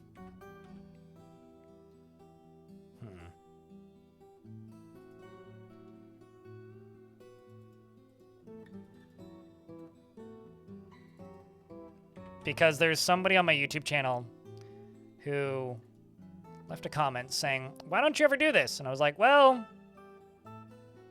because it's not the fast way. I'm going to do it this time. I've got 2 iron mine carts. I'm going to make 2 more iron mine carts. Yeah, it's literally just a reference to Mr. Bones' Wild Ride. That's literally all it is.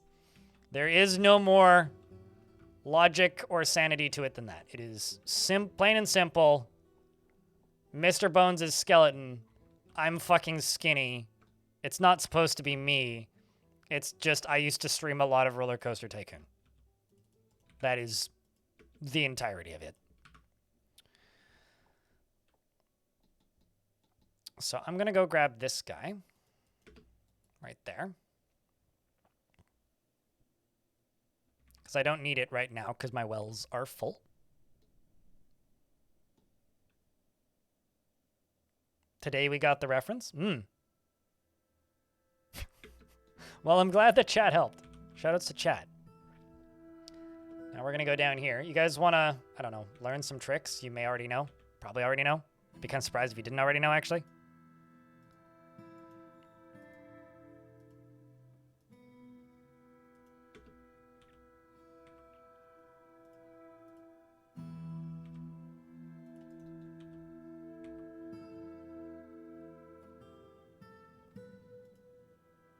Although, I do need to think about one thing. Actually, why don't I just do this?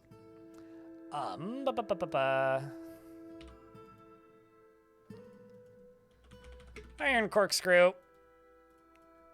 Iron pipe section. We'll make 2 and 2. This is just easier. It's literally less work.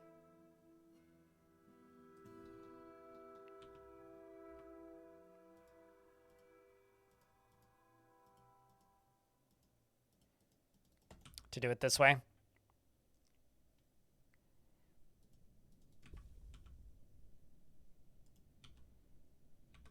So what I'm going to do is I'm going to grab a pump. And now I just need to wait for them to have access to it. Although actually I could probably just go over to here and forbid it for a second. Oh, no, never mind, they're carrying it. They are already hauling it. That's fine. Wait, you were playing Roller Coaster Tycoon? Which one? And what version of which one? That is kind of like saying it's my first time playing Final Fantasy. Okay, so the right one. Good. Oh, shit! Amba, Irolabdon, the supposed necromancer peddler, is here. Are you here to peddle a bicycle or your necromancy? Because that doesn't seem very acceptable in my neck of the forts.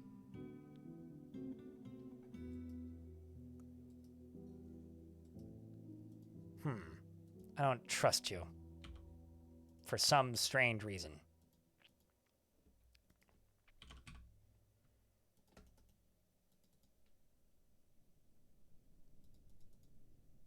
Ah! Well, he's not very creative. He's got most of the same letters in his real name. His real name is C-E-R-U. I shut up.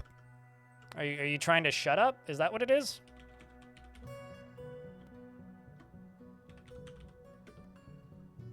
I don't actually know what that translates to.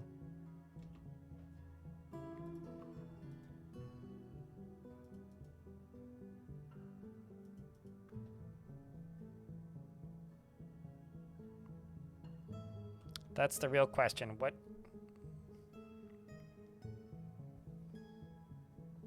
I mean, he shut up about his real name, that's for sure. He's a member of the Blameless Suitors. And former member of the Matic group, the Violent Forests. And captain. Well, he was also a member of the League of Mortals, but I guess he was booted. Cherish habit? Is that what it translates to? Let's take a peek.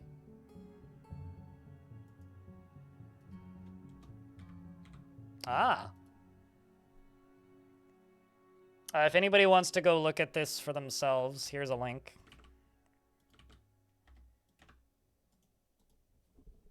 And if it runs slowly, I'm sorry, my virtual machine doesn't have that much memory.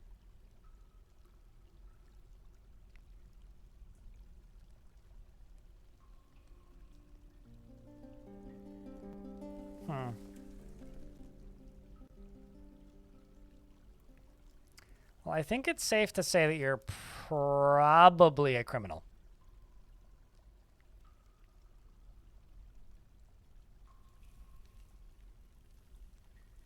Wait, hold up.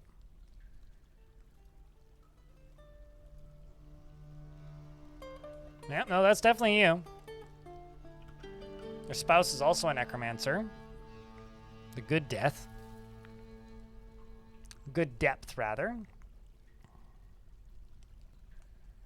Hasn't done much of note as of late. Became obsessed with life and death in 125. Mostly doing the standard necromancy thing and messing around with a lot of books. I don't trust you for some reason.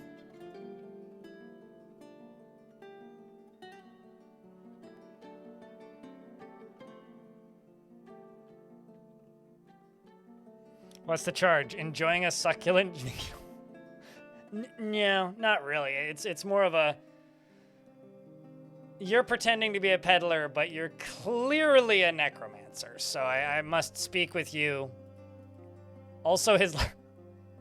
Okay, I do like his false last name. Goal Massive? I guess where he's trying to say that he's ambitious. I mean, he does dream of ruling the world, so I guess that checks out. And he also prefers a noisy, puzzling, a noisy, bustling life to boring days without activity. I'm sure you'll love my cage. You pedal on death. I pedal my bicycle, except for when it lands on my foot and breaks it. You lost your first scenario. You get a chance to play it again tomorrow, and you'll crush it. I have a question. Does OpenRCT come pre-packed with the Roller Coaster Tycoon 1 scenarios at this point? Because it's been a long time since I've launched that. This is Necromancy Pedal. Manifesto. Yeah, pretty much. The Necromanzo Manifesto. Uh-oh. Also, that's a problem.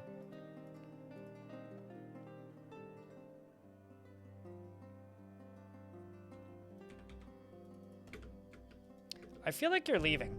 He's ready to leave. Yeah, no, they are. Oh, shit.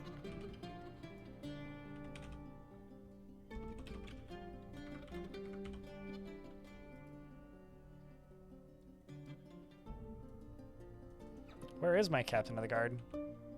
Daggett, what you up to? Quit it. Oh, now you're going to sleep? Well, that's not useful. Typical cop.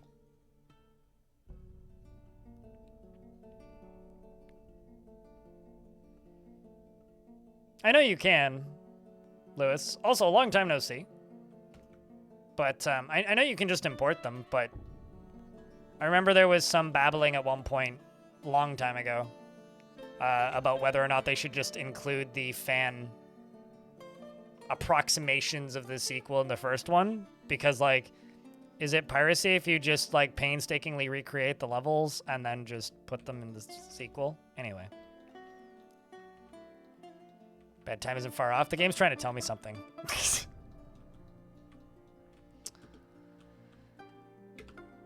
The game is trying to tell me something, that's for sure.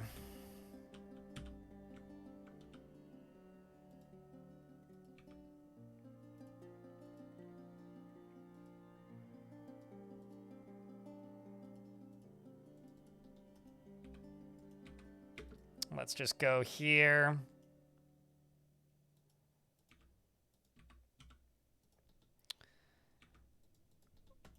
And go to this side. Grab you. Go floor grate. Actually, no, let's just put the floor grate on the upper one. And then this one can just get a freaking brick. Oopsies. Didn't mean to move up. And then screw pump. Green glass. That and that. Nice. Forge. We are forging an enormous iron corkscrew. Our first one.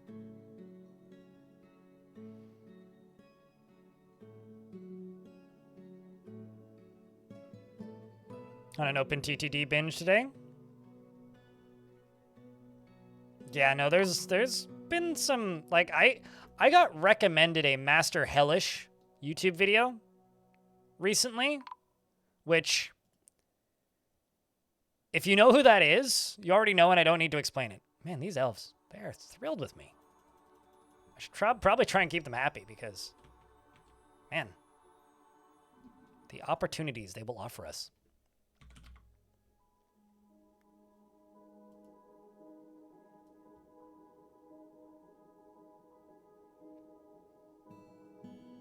Just gonna bring this gem bin over, and I'll just sell them the finished goods that are sellable to them. Same with these.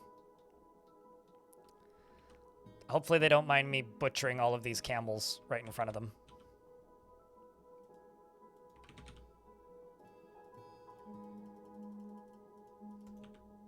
Squads are back. I'm assuming nothing happened. Marcel Voss? There's a YouTube video of me talking to him from ages ago.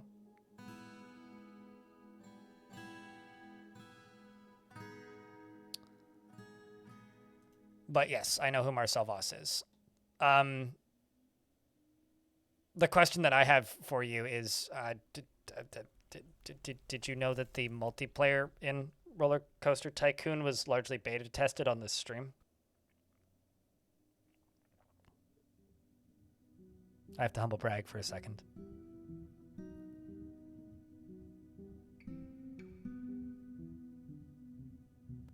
And I want to say that LRF LEW in chat made the make people randomly blow up for no reason cheat in OpenTTD. I think that was your contribution. You've probably done something else since, but yeah, that was you. Yay, guilty as charged.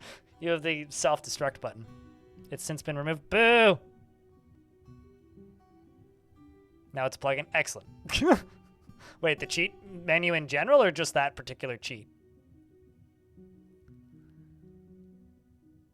It's almost as good as the make everybody throw up button.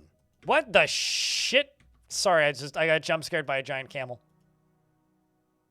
I'm gonna have so much meat in a minute. Oh my god. I don't actually know where I got these giant camels from. They must have just walked onto the map.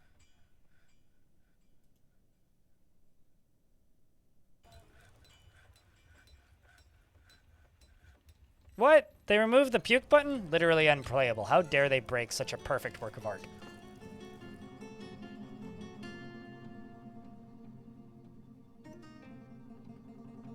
Giant camel moves. Can you ride those bad boys? No animals in Fortress mode are mountable. There are no cavalry. Although if you pay attention to how enemy cavalry behave, you'll be happy for that fact. In adventure mode, yes, you can ride them. You can also ride normal camels in adventure mode. They may still kill you, though. They brought a giant otter.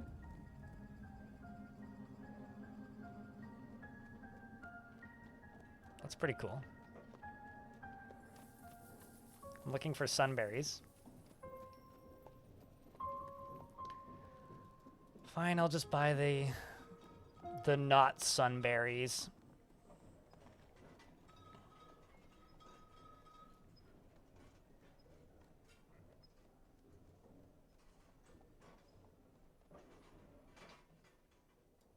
I'll buy the giant otter.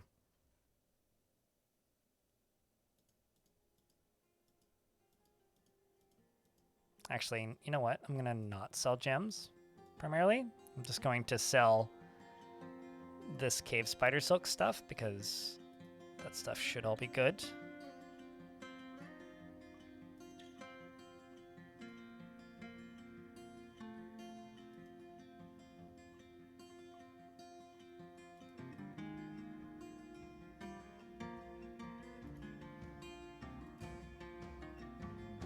Please understand, your journey must be profitable. Really? They're actually throwing me a counteroffer. They want a rough sapphire. Sure, I'll give you the rough sapphire. Let's go with the other one and see what they brought. Oh, they brought more stuff. Giant wren, giant peregrine falcon, and a normal blue jay. The audacity, I'm offended. Shinobi, thank you very much for the $1. X100. Here's to a profitable journey, hobo beer. And for the first bits in 3 hours. Appreciate you.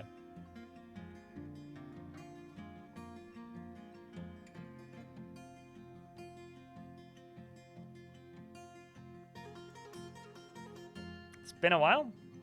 I mean, I don't know how long it's been, so it's hard to say how I've been. I mean, when were you here last? 2023, and then 2025, and then a few days ago, you said hello. I don't know. I'm doing all right. Getting by, one day at a time. Moved a number of years ago. I don't have a follow age command. That's just spam. But you followed November 9th, 2019. Meanwhile, Lewis is July 2017.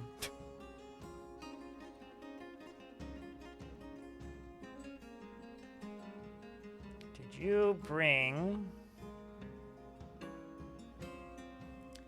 persimmons, pears? No sunberries. Damn it. That's all I want is sunberries. Bring me sunberries. Oh shit, I'll take that rose gold altar. Absolutely.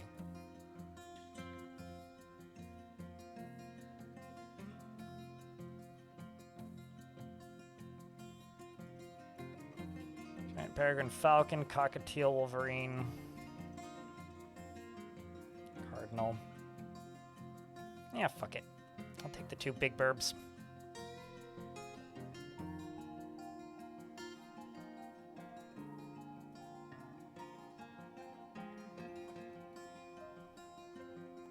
Giant cave spider silk shoe. Pigtail sock. Pigtail trousers.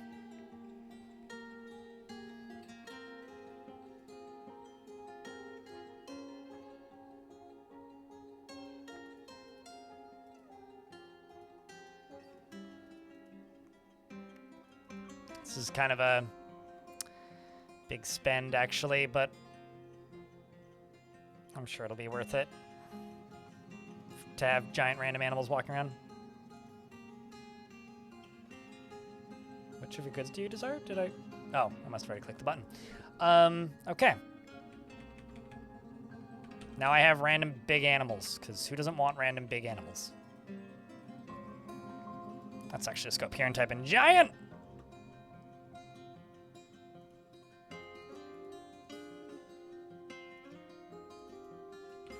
And I'm going to go here and go giant.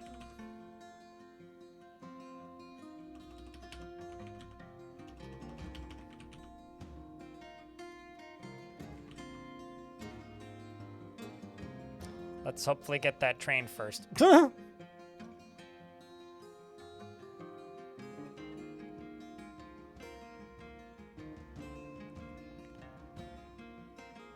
Yeah, there is that too. You can just click on your own name, but you can't do that on mobile. That's the issue. I don't know. I've never been a huge fan of the follow age thing, so I've just never bothered implementing it. Especially because those who know can just, you know, click on their own thing. What, Jess? No, Mald. Who was here earlier? There was a shout out, so it was intended that you'd follow the shout out, but. All right. Let's scroll down.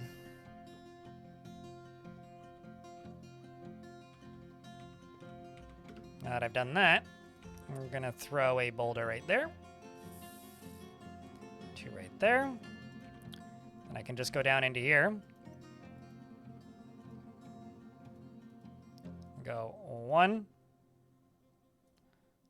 2, 3. And then go 1, 2, and 3. Let's fill some minecarts with lava, shall we?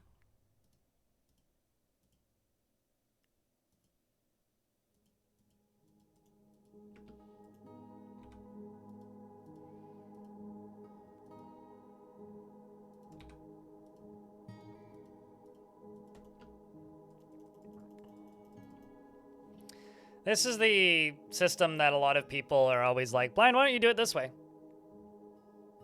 Oh, you can't, like, I don't think you can click on your own username and see what date you followed on mobile. I think that's just a PC feature.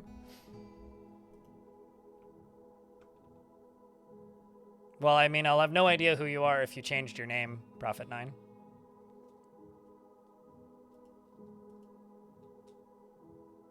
But if you remember what your name was previously, I might remember who you are. Unfortunately, that makes it rather difficult to keep track of people.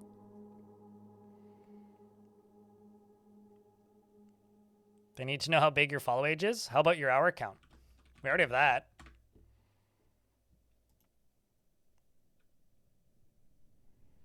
Webs, 80 losses, get some bolts. That's brutal, though, RXN. They said that they had a hairy serpent mountain titan that attacked their fortress with webs, and they lost 80 dwarves.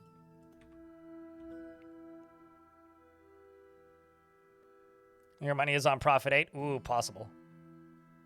I mean, the sevens of the world would not be a big fan of Prophet 8 because Prophet 8-9.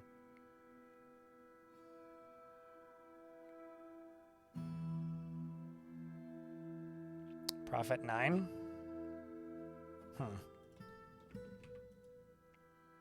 Don't recognize the name too much. I'd have to go through chat logs. Uh-oh. Puma Pup is back!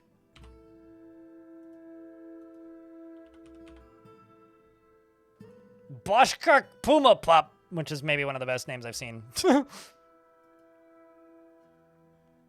You are definitely a criminal.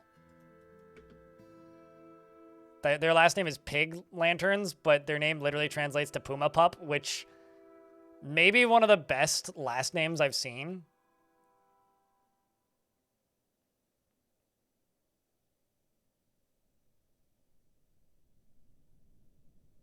Might be. Unless you were unless you're the prophet that I recall watching a bunch of City Skylines. I do not recognize the username. You're telling a story. What story are you telling? Best story I ever saw was a vampire telling the story about how they killed a dwarf that we just found dead minutes earlier.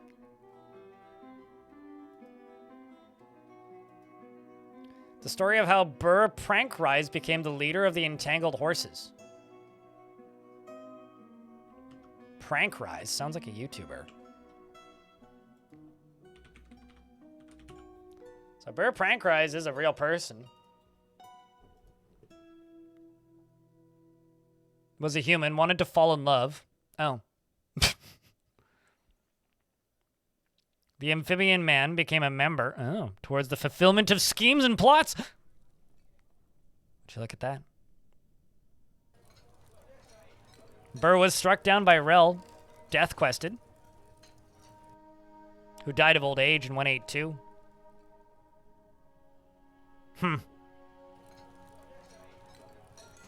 Was employed potentially by a kobold named Gluckus and used Muthcat, the amphibian man, as an asset with goals of attaining ranks in society and grow a funding network. So they started a political party. Got it. What a fun story that this person is telling. I shall interrogate you for your suspected crimes.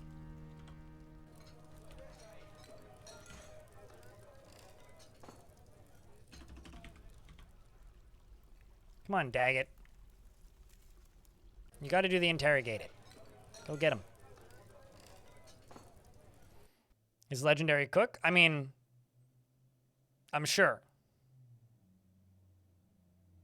Also, we have 70 dwarves in the fort now. The elves are still pleased with us. So I guess that's good.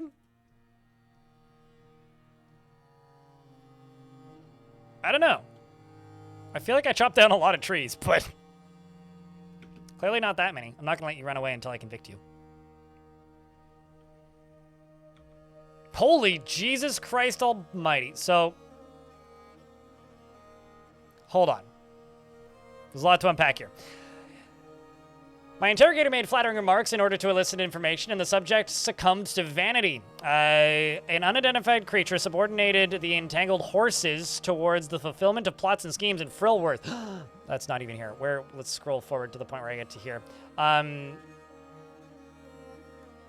They tried to steal Basin Pass from the Hollow Glacier of Moistness, my previous fortress, under the influence of an unidentified creature, but they were unsuccessful. So instead, they tried to steal... they came here to infiltrate the Seat of Creation to steal treasures and prepare a coup, and they corrupted an unidentified creature in order to have an agent in Sunspire. The subject met with the unidentified creature and made a threat, which is probably somebody that's dead. Too afraid to not comply despite valuing the law. They plotted to steal the Chain of Lauding under the influence of subject, and the creature plotted to steal Basin Past, which I don't know how that's here, because it's not. Fun. Time to send you to prison for all of these crimes.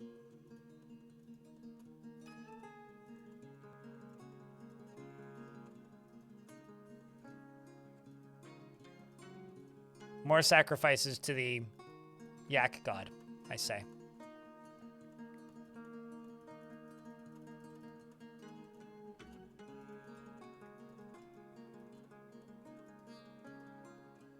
They're giving them a beating. What's the rest of your conviction?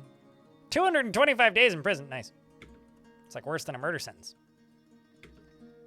Beats them. Punching them mostly.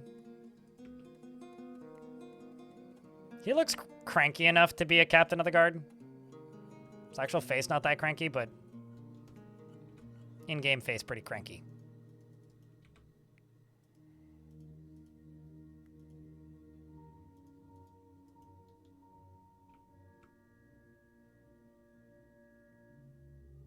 I mean, you asked that question earlier, didn't you? Did you not? I have all my seeds in barrels and haven't had any issues. So it seems so. But like, that's how I'm running my seeds right now. Just in the food stockpile. No issues so far. But didn't you ask me that earlier today?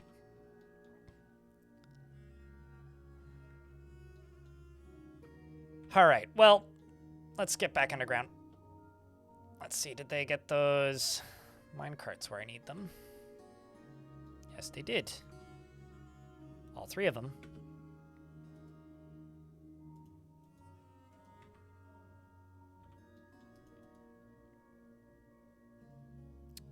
It's piece number 2.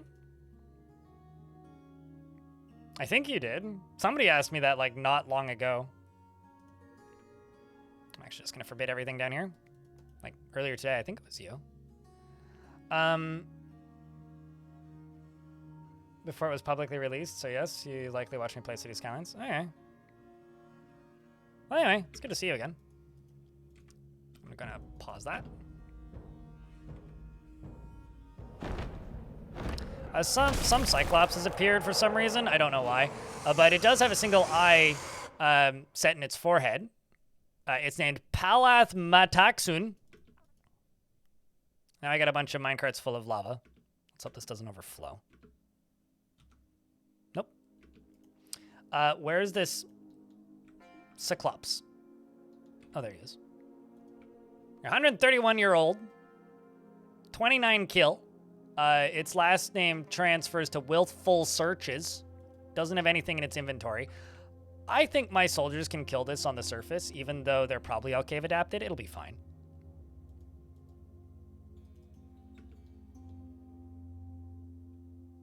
Oh no. Why are you moving so quickly? It's in conflict with something. There's got to be a large bird or something up here spooking it. Oh, never mind. Well, that was climactic. I was hoping we'd beat it to it, but it was spooked by the burbs. Got him? I guess?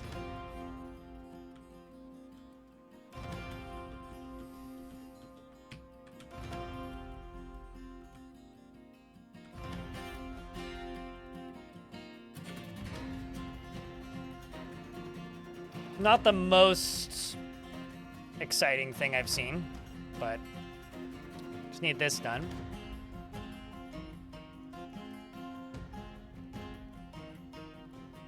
And then what I can do is I can go to here and then say track stop. Use closest material, doesn't actually matter. Track stop, use closest material, doesn't matter. Use closest material, use closest material. And then I can remove these from these three while the game's not paused. And then I can go new route and then say the inaccessible one. Then I can go new route.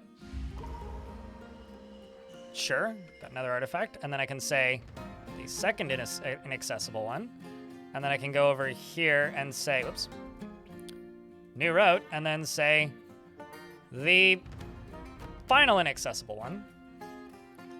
And then I can say who's constructing. Not you. We got a dwarf who's in a strange mood. I can go back down to the underground.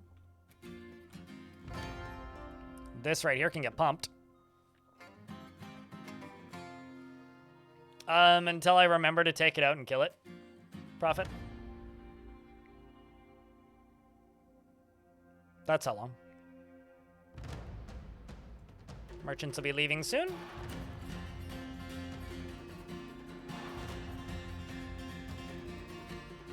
I just need you to get down here. And get rid of all this lava.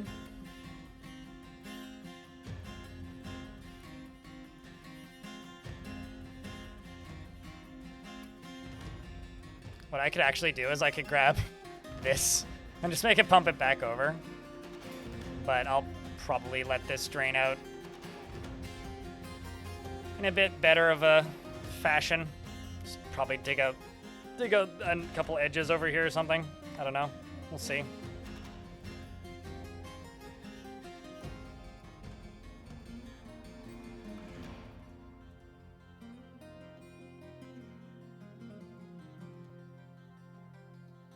Let them dig that out. Then I just gotta wait for this to go away.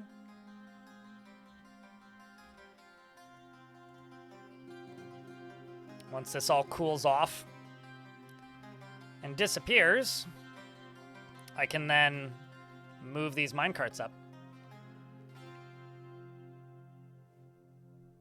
That's what happens now. Let's actually just do this, because this will help.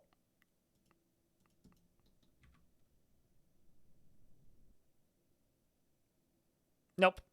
Lava doesn't flow the way water does. It doesn't have that mechanism or mechanic attached to it. Like, it doesn't ever generate flow. So while you can make magma-safe water wheels, they won't ever turn. Here, I thought that falling would do what I needed to do, but no, it doesn't. Oh, that's a shame. All right, let's just wait a minute then.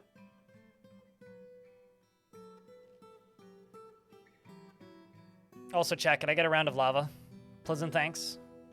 I mean, I did throw a bunch of this stuff down here, and a swanky-ass coat was made. Unib, the crafts dwarf, has created Rekasadus God Comes Solvat, a cave spider silk coat, and claims it as a family heirloom.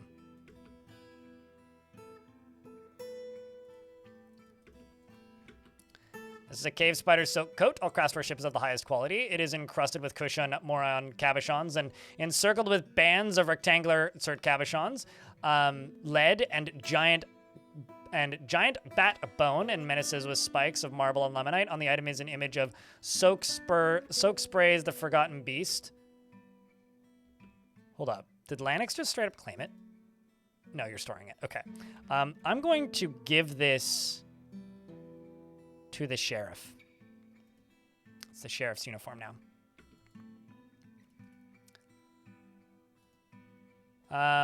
Wow, this is a long thing. On the item is an image of Gilded Knights, the dwarf, and Anna Soaksprays and who is being struck down by the dwarf Id, which relates to the killing of the dwarf Id by the forgotten beast Enna-Suk-Sprays in Sunspire in the midwinter of 281 during the rampage of the forgotten beast Enna-Suk-Sprays in Sunspire. That's kind of dope.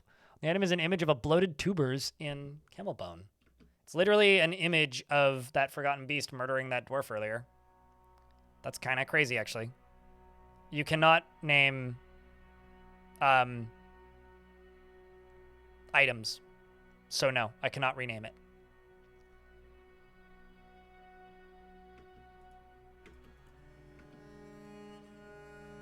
Unfortunately.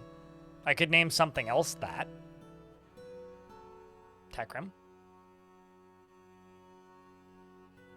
But I cannot name that in particular that. So what would you like me to name? And what would you like me to name it?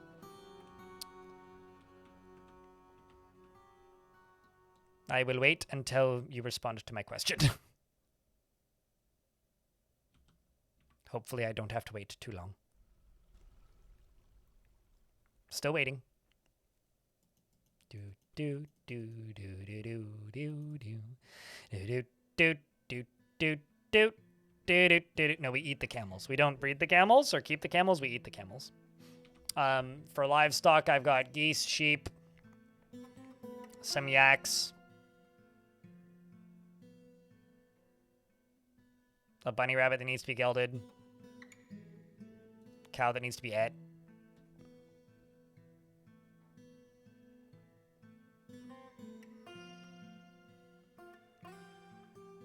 I mean, I don't know what you're asking for anymore.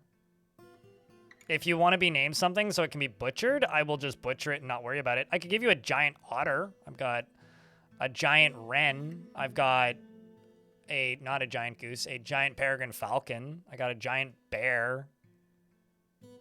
You haven't said which one you want. You want the otter. Okay. Am I naming it Otterly Ridiculous or am I naming it You're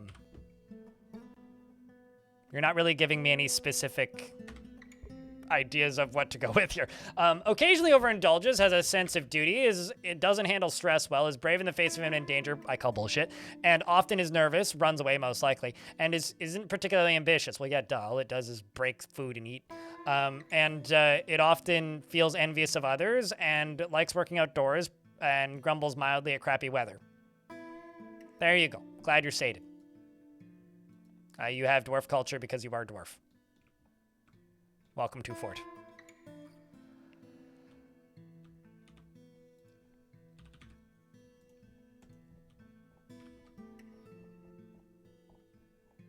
I'm literally just waiting for some lava to go away.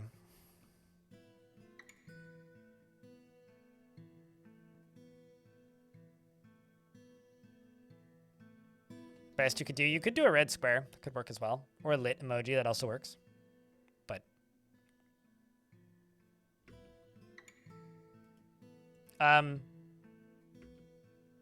chat, what's wrong with this picture?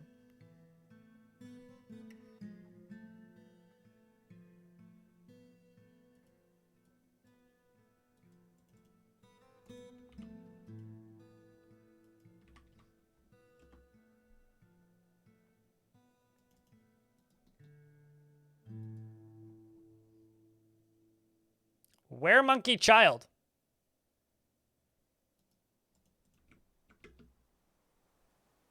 There is a were-monkey fighting with this yak.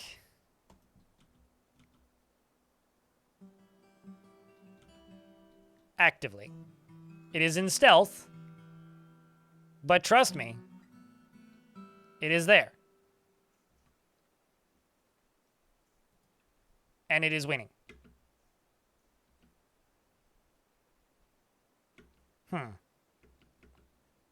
It has bit it in the head and is shaking it around by the head.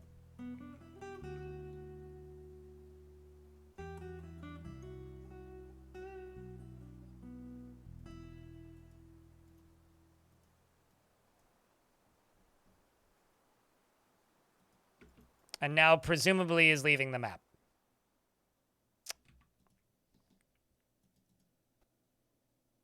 But the yak might survive? Might. I hope so, Nomald. Yep. The Ack made it. Well, that's good.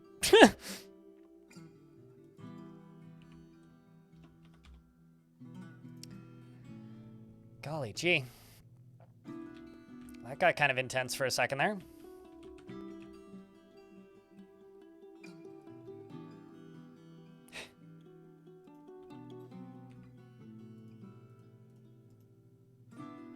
Let's just go grab these two.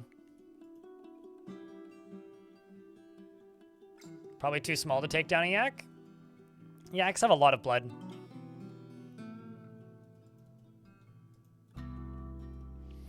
All right, so now we just need to place these track vehicles, which means I need a dwarf to run all the way down here and grab the very, very, very, very, very, very, very, very, very, very, very, very stupid heavy minecart that's full of lava, and then carry it all the way back up. Now, can I just say that dwarves wearing leather armor look naked to me? Like, it looks like this dwarf is naked with a muscle shirt on, or just wearing a muscle shirt. Like, it's like, this is the effect of wearing, like, skin tight, like, tights that are skin colored. It's like skin colored Lululemon. It's how you cause a car accident. These people are just doing about faces in real time. We're in an ad break. I'm just gonna real quick grab this and go all the way down to here.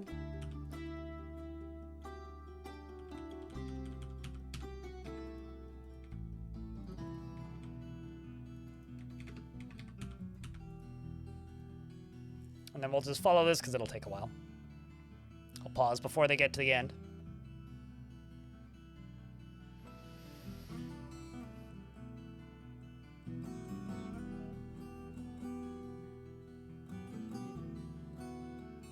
And then we slowly wait. You mean Dragon Ball? It's crazy that they copied Dragon Ball. RXN. Sorry, I'm shit posting in real time, chat. Beast is almost on its way up. Now that I've had it for 2 streams, by the way, what do you think of the camera angle? We've got a new camera and new lighting angle, which I set up at the beginning of the week.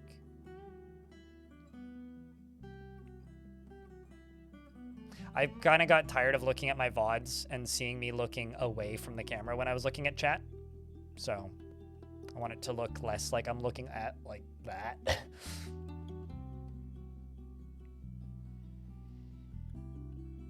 All right, the ads are pretty much done. And this dwarf is almost done hauling this very heavy minecart. I'm sure this is excellent for training.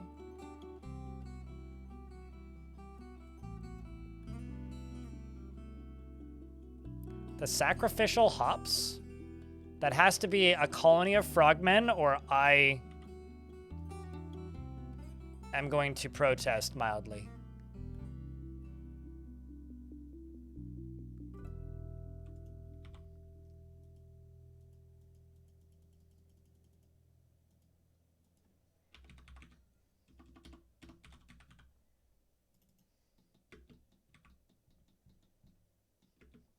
So now we just wait for the Forgotten Beast Red Rum, I Rum, has come. A towering eyeless theropod. It has a long curving horn and it belches and croaks. Its feathers are long and broad. Beware its poisonous bite and whatnot. It's a dinosaur.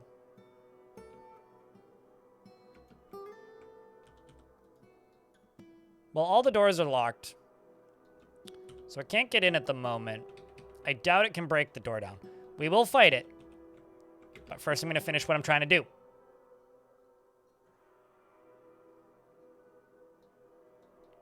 So now all I need to do is wait for the very slow-moving dwarfs.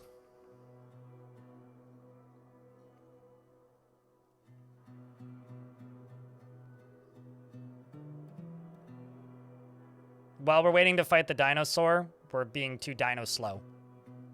And then they do that. Now I have 2 complete. And then what I'm going to do, because this one's already here, is I'm going to swap out this one with that one. Actually, the name of you? Route 6. Let's just put you here instead. Let's put them all there. Then the second minecart come over.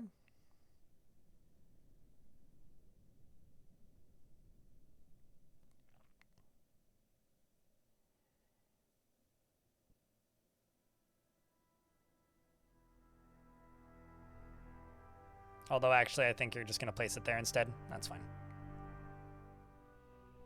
Now I just need to do this like 2 or 3 more times. So some people say that this is less tedious and faster than the alternate route, which is, you know, just pumping. I think this is slower and more tedious. I very much disagree. I think this is that this is the suboptimal way of doing things. But we got a beast to kill. Who is over here in the water.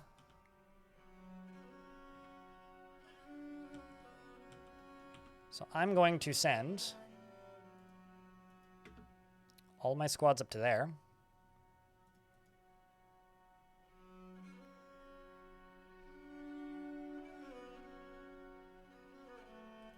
And now we wait. Chad, are you ready to fight one final beast? The finale of the fortress?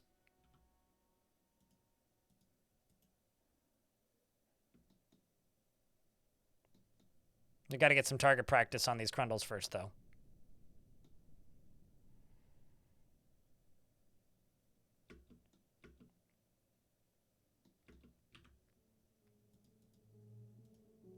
Just move these dwarves out here.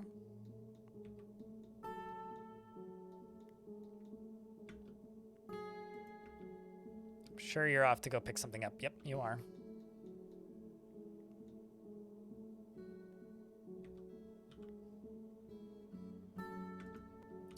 Now, where is the beast at?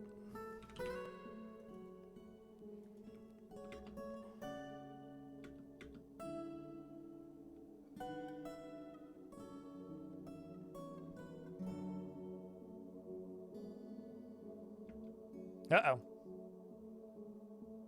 It was kind of not what I was hoping to see happen there. Just gonna turn this on because I kind of forgot. Should run away there, Dwarf. Fortunately, you'll lead it in the right direction, I think. I'm going to send these 2 squads to right there. Now Frisco Born here has a singular bolt left. He's already fired off the rest and is doing their best to dodge. And here come the dwarves. Okay, you were able to kite enough, and some of the dwarves are starting to get here. Uh-oh, that's not good. Autumn the Marksdwarf may no longer be with us in a moment. More bolts are flying. We have lost 1 dwarf. But the dwarves are doing some good work. Its guts are now hanging out. We've got dwarves fighting in close range, keeping it moving, making sure it stays injured, dragging its intestines along the floor, bleeding profusely until it falls to pieces. The only thing left to do now is wait for the dwarves to come clean up the mess. It's glorious, if I do say so myself.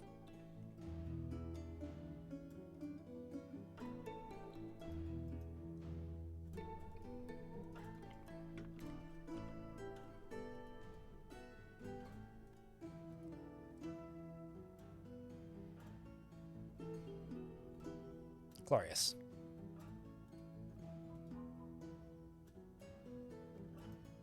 Chat room. I think it's time for me to call it for the night.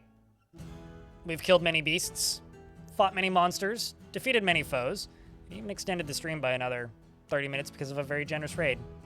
We lost 1 dwarf at the end there, which is a shame, but that's okay. The gains today have been great. Currently, the Holy Cow has given birth to a great boy and heir, Stray Yak Calf. And she is afraid after experiencing trauma, but is only 3 years old.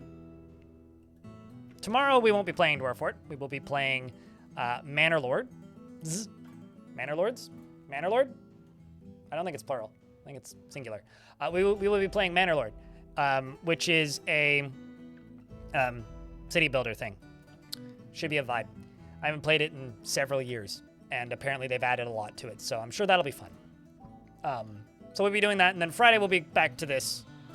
So, yeah, 9.5 hours in. Solid day, I think. YouTube folks, I'm going to shut you guys down first, but if you want to come raid somebody, pop over here onto Twitch, and those of you here on Twitch, please stick around. I haven't said this enough recently, but I have 2 more records to give away. If copies of the Adventure Mode soundtrack. If you would like a chance to win one of those, pop over onto my blog and sign up. It's just blindirl.com. It just requires an email, and I will throw you into the next draws. I tried to do one, but didn't hear back for half a month. I gave them 2 weeks to respond, and they didn't. And then drew another name, and the person didn't want it. So I will be waiting until the last day of this month and then doing the 2 final draws. So if that's something that you're interested in, sign up to my email list. I'm going to turn off the game recording now, and YouTube folks, thanks for hanging out. Pop over onto Twitch if you want to raid someone.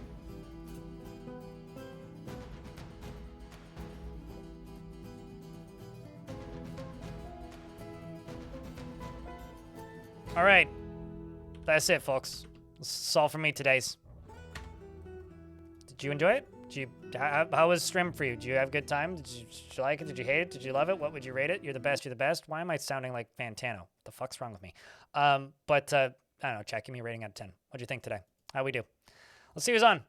See if there's somebody we can go scream at, or yell at, or shout at, or point our faces in the general direction at.